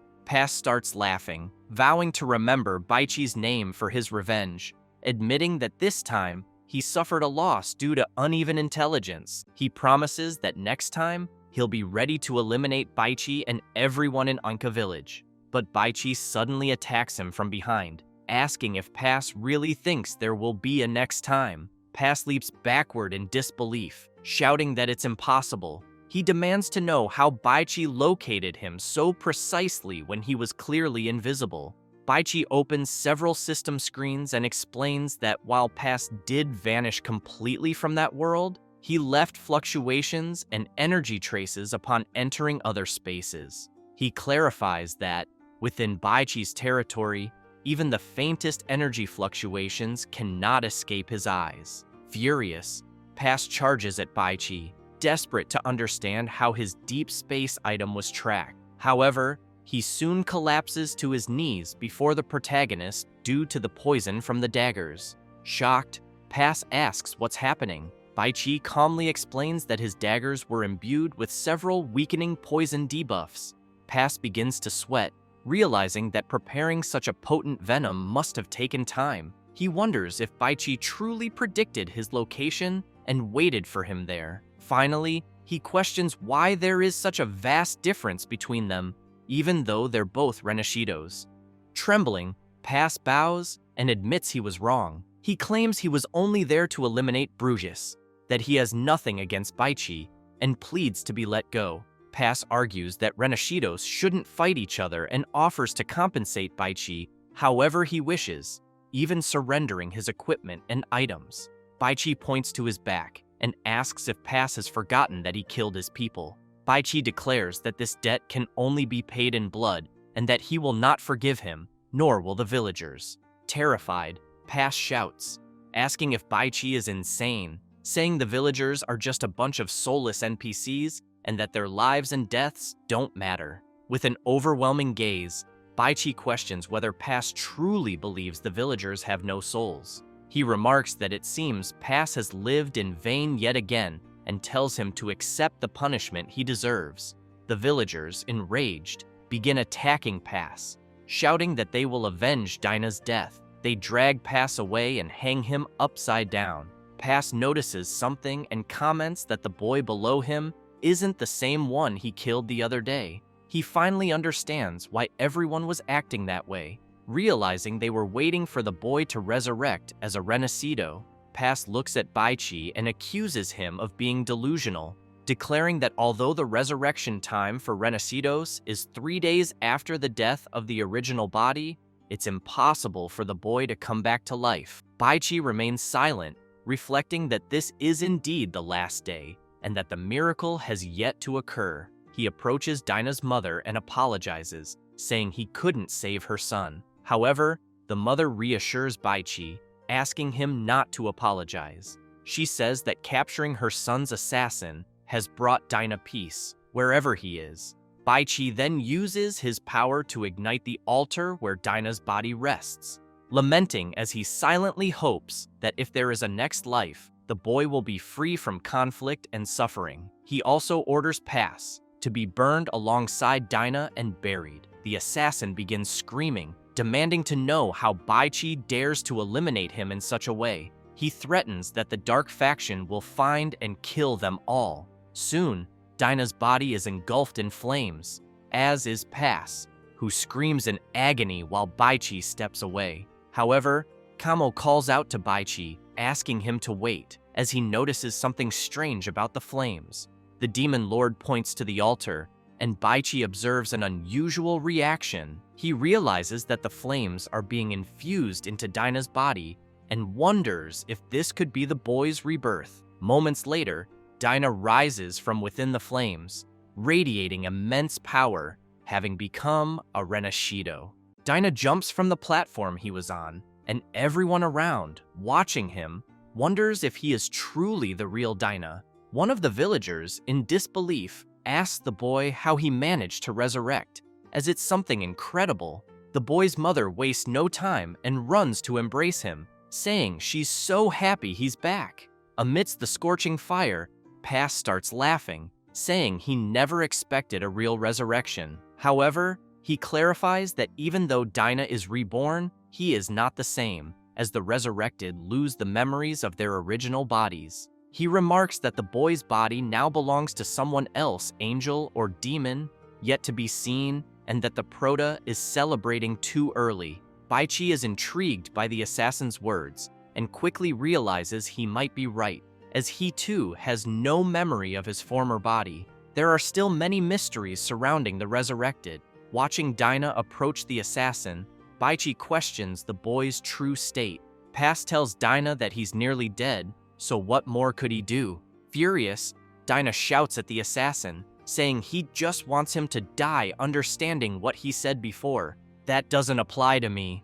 The boy makes it clear that he remembers everything from his past life. He says this, and charges at the assassin with full force, wielding immense power in his hand, while affirming that he especially remembers the pain and despair of being stabbed in the heart by his dagger. Pass, shocked, screams that it's impossible, and asks how the boy retained his memories, then wonders if he's the Burning Soul 9, the rarest among the resurrected. Dinah doesn't care and tells the assassin to shut up, delivering a devastating punch that destroys everything around. The boy steps away from the charred body, and Pass's final words are that the dark faction won't let them go unpunished. Baichi watches the boy and wonders what exactly the Burning Soul mentioned by the assassin is, as he's never heard of it before. It seems the dark faction of the resurrected possesses secret information. Dinah approaches Prota and bows, thanking him for not giving up on him. He says that thanks to Baichi, he was able to be reborn, and that this is the second time he has saved him. Prota says it's fine. Suddenly, the boy gives a suspicious smile and begins launching fireballs. Baichi dodges them easily and thinks that was very quick, questioning if the Burning Soul 9 is truly that strong from the start. People are incredulous at the boy's actions, asking why he would attack Master Baichi. Kamo prepares himself, outraged at Dinah's audacity in daring to attack his master. Observing Prota, he wonders if the leader is signaling not to act rashly. Baichi suddenly appears behind Dinah and says that if he wants to make a move, then he'll use his full strength. He then strikes at the boy with a double dagger attack, but realizes he hit nothing. A powerful attack comes from above and falls on Prota, leaving the villagers worried about their master. From above, with his fiery wings, Dinah laughs and comments that it's a shame, as he calculated perfectly and didn't expect his big brother to actually dodge. Baichi merely comments that the boy almost succeeded. Wasting no time, Dinah prepares a giant fireball, commenting that he will try again. Baichi smiles and gets ready, asking the boy to deliver the final blow. Dinah launches his fire Genkidama, but Proto redirects its trajectory, sending it into the sky and finally making it explode like fireworks. Baichi tells the boy it's beautiful and asks if, by any chance, he adapted his new abilities. Dinah smiles and says yes, thanking his brother for training him. However, even though he used all his strength and only managed to burn the edge of his big brother's clothes, he now feels his body is full of power. He confidently states that he will continue to grow stronger and will become Prota's right hand, protecting the village at all costs. Baichi places his hand on the boy's head and says he is very ambitious but believes he will achieve his goal. Then, everyone watches the fireworks in the sky, but Kamo makes it clear to Dinah that he will only ever be his right-hand man due to his position. Shortly after, the boy's mother strikes him on the head and, furious, scolds him for not only attacking the village's savior, but also recklessly playing with fire. The boy lowers his head, apologizing to his mother and promising it won't happen again. The demon lord mocks him, saying that children shouldn't play with fire because they might wet the bed at night. Baichi, satisfied, thinks that this incident has finally passed without major problems and that the village's development is also on the right track. Thus, he decides it's time to explore other places, considering the Duchy of Alina as his next destination. Sometime later, Princess Mina writes a letter to Prota saying it has been a while since they parted ways in the scorched forest, and expressing her hope that the letter finds him well. She recounts that, after fainting, she had a long dream, and though Prota might not believe it, she claims to have seen the first king of the Stellar Glory Kingdom in her dream. In the dream, she confided in the first king about the current state of the kingdom and her aspirations. Contrary to his majestic appearance, the king offered her gentle encouragement, leaving her pleasantly surprised. However, he also advised her not to abandon her own life and goals for the sake of restoring the kingdom, saying, "Life is not solely about that path." For Mina, restoring the kingdom is her sole purpose, and she wonders how she could live in peace if she fails.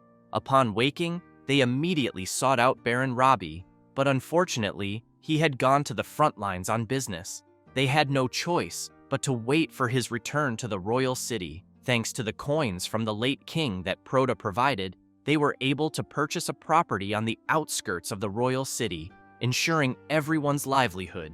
Words cannot express their immense gratitude. The princess reports that, while waiting for the Baron, they discreetly gauged public sentiment within and around the royal city. They discovered that, despite various complaints about their lives, having a place to call home during wartime was considered a great blessing. So few people complained. She notes in the letter that this realization shook her determination. What is the purpose of restoring the kingdom after all? For the honor of the royal family or for the survival of common people? War is inevitable in the quest to restore the kingdom and will undoubtedly disrupt people's lives. She questions whether this is truly the right course of action. Mina pauses her writing and becomes pensive. She crumples the paper she was writing on and burns it. Taking a deep breath, she laments, saying that if only Prota were here, everything would be much easier. But she quickly changes her mind, reminding herself that she cannot always rely on others.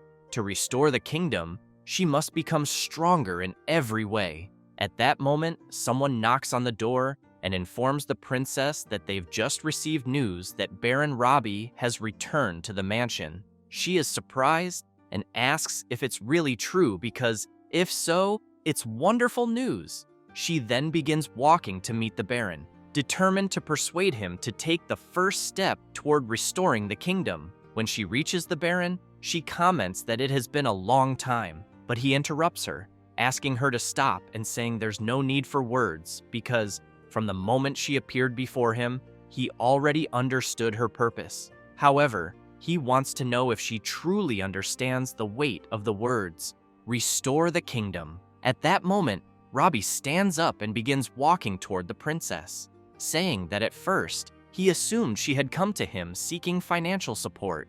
But it seems that not only did she exchange the late king's gold coins for a substantial amount, but she also bought a property. He adds that it doesn't seem like she's short on money, then asks why she's come to him. Mina quickly realizes that even though the Baron just returned, he seems to know everything happening there. Robbie makes it clear to the princess that he is a simple merchant, uninterested in politics. Whether there are 8 kingdoms or just one, he supports whoever can bring more profit and sustenance to the people, even if she is the last of the legitimate royal lineage. To him, she is no different from any other feudal lord. She replies that she understands and says she didn't intend to pressure him with her royal status, but hopes to receive some help. The Baron walks past the princess and says he respects her dream of restoration. However, as the last of the Star Glory lineage, if she didn't even dare to dream,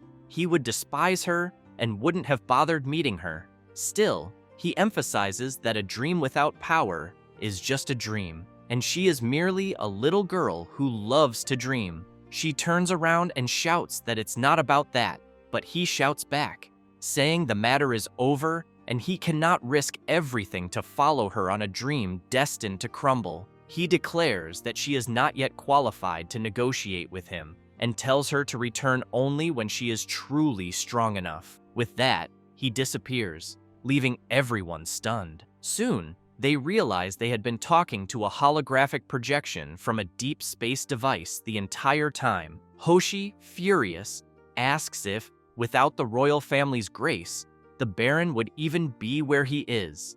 Glory questions why Robbie was so arrogant. At that moment, the princess asks everyone to stop talking and comments that Baron Robbie is not wrong. Weaklings have no right to negotiate. She concludes that only when they are strong enough will he take them seriously. However, she knows that becoming strong will be very difficult. After the princess's group departs, an elder looks out the window and tells his master that they have left. Shortly after, the advisor approaches, worried, and asks if Robbie is all right. Noting that his wound seems to be hurting again, Robbie replies that he's fine and that it's just a minor wound, albeit cursed by a demon, preventing it from healing. The advisor kneels and starts bandaging his master, insisting that the injury clearly requires several days of rest. He then asks why Robbie met with them immediately upon returning. Robbie explains that, after all, the royal family showed kindness to his family, and the princess took such a risk to see him personally. For that reason, he couldn't simply send them away. The advisor remarks that he didn't expect the demon crisis at the border to be more serious than anticipated. The Baron explains that the territories under attack ever got along with him, and that he never managed to do business there. He adds that he originally intended to use the trip to persuade the lords to open trade checkpoints, but ended up nearly losing his life. However, given how things have unfolded, the Queen must have been alerted. As a result, there's no room to intervene at the moment, and he lost the perfect opportunity to expand his business, which he considers unfortunate. A few days pass, and at night, in a strange city, the princess's guards, worried about her, go to her room and call out, asking her to come out, as 4 days have passed without her appearing. Hoshi comments that although she seems strong outwardly, the meeting with the Baron deeply affected her. They leave food by the door and walk away. Sitting on the floor, she takes a deep breath while someone watches her, thinking it's not good for her to remain so dispirited. Suddenly, she hears a noise, turns toward the window, and sees Proda riding Kamo in his winged horse form. He asks her why she's wasting such a beautiful moonlit night.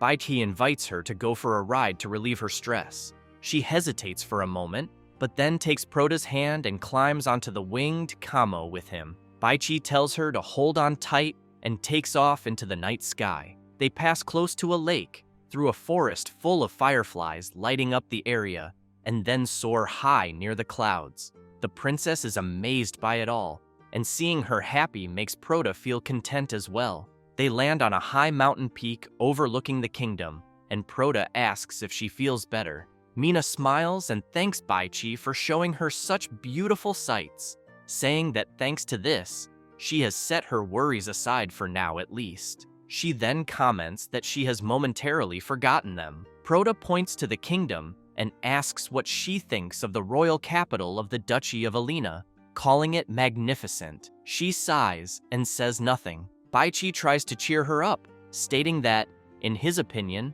Alina's capital is far inferior to the royal capital of the Star Glory Kingdom, where, under the kingdom's protection, there was no war, no hunger, and everyone could live happily. She shouts, moved, saying that this is the true glory of her royal family. Watching her excitement, Baichi tells her to remember this and fight tirelessly for that ideal without worrying about anything else. Mina reflects, thinking it's unbelievable how, whenever she's in trouble, Proda appears, finds her, and shows her the way as if the heavens sent him to save her. She turns to him and sincerely thanks him for everything from the bottom of her heart. Camo, however, jokes, saying it's no surprise coming from his master, who even impresses girls. Startled, Mina asks if she really heard the horse talk. Afterward, they return to regroup with the others. Hoshi, curious, asks Proda what he's been doing all this time and whether he even subdued a demon lord. Glory declares that no one there needs to fear anything because simply having Proda with them is enough. Concerned about her dream, Mina remarks that she trusts Baichi's loyalty but hesitates about the impact his sudden appearance in the royal capital might cause. Camo clears his throat, grabbing everyone's attention, and tells them to watch and learn. He then transforms into a handsome man, saying it's not a big deal, but that he can resolve this easily with a simple transformation. Baichi immediately asks him to lower the aesthetic standards a bit, as if Camo walks the streets looking like that. People will think he's a foreign prince here with a marriage proposal.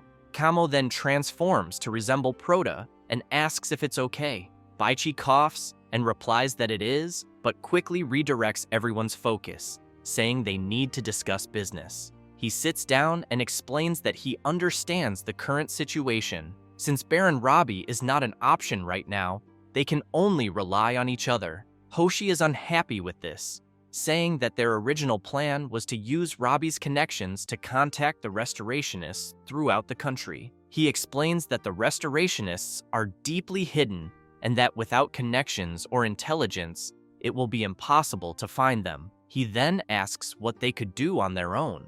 Baichi recalls that the restorationists were a faction in the game, deeply concealed within the 8 nations.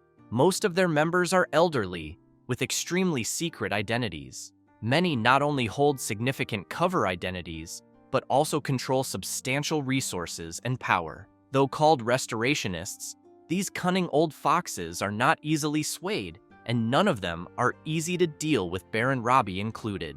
Exhausted by the constant pursuit of reputation, Baichi makes it clear to everyone that finding these people will not be easy. Instead, they need to think differently. Rather than seeking them out, they must make the restorationists come to them. Glory, intrigued, asks Proda how they could possibly attract these people. Proda explains that this is where Princess Mina's popularity and reputation come into play. Dagu asks if they'll help by giving alms to the poor, as they currently have the funds for that. Proda replies no, saying that would be too slow. They need a new approach. Confidently, Baichi declares that he will turn Princess Mina into a national idol. He explains that this era is full of wars and crises. Most idols are war heroes or church deities, but these idols are lofty and distant from the people. Princess Mina, in both image and demeanor, is more approachable and empathetic toward the people. As long as she fully showcases her charm and accessibility, while also demonstrating strength to give people a sense of security, she can quickly win their hearts.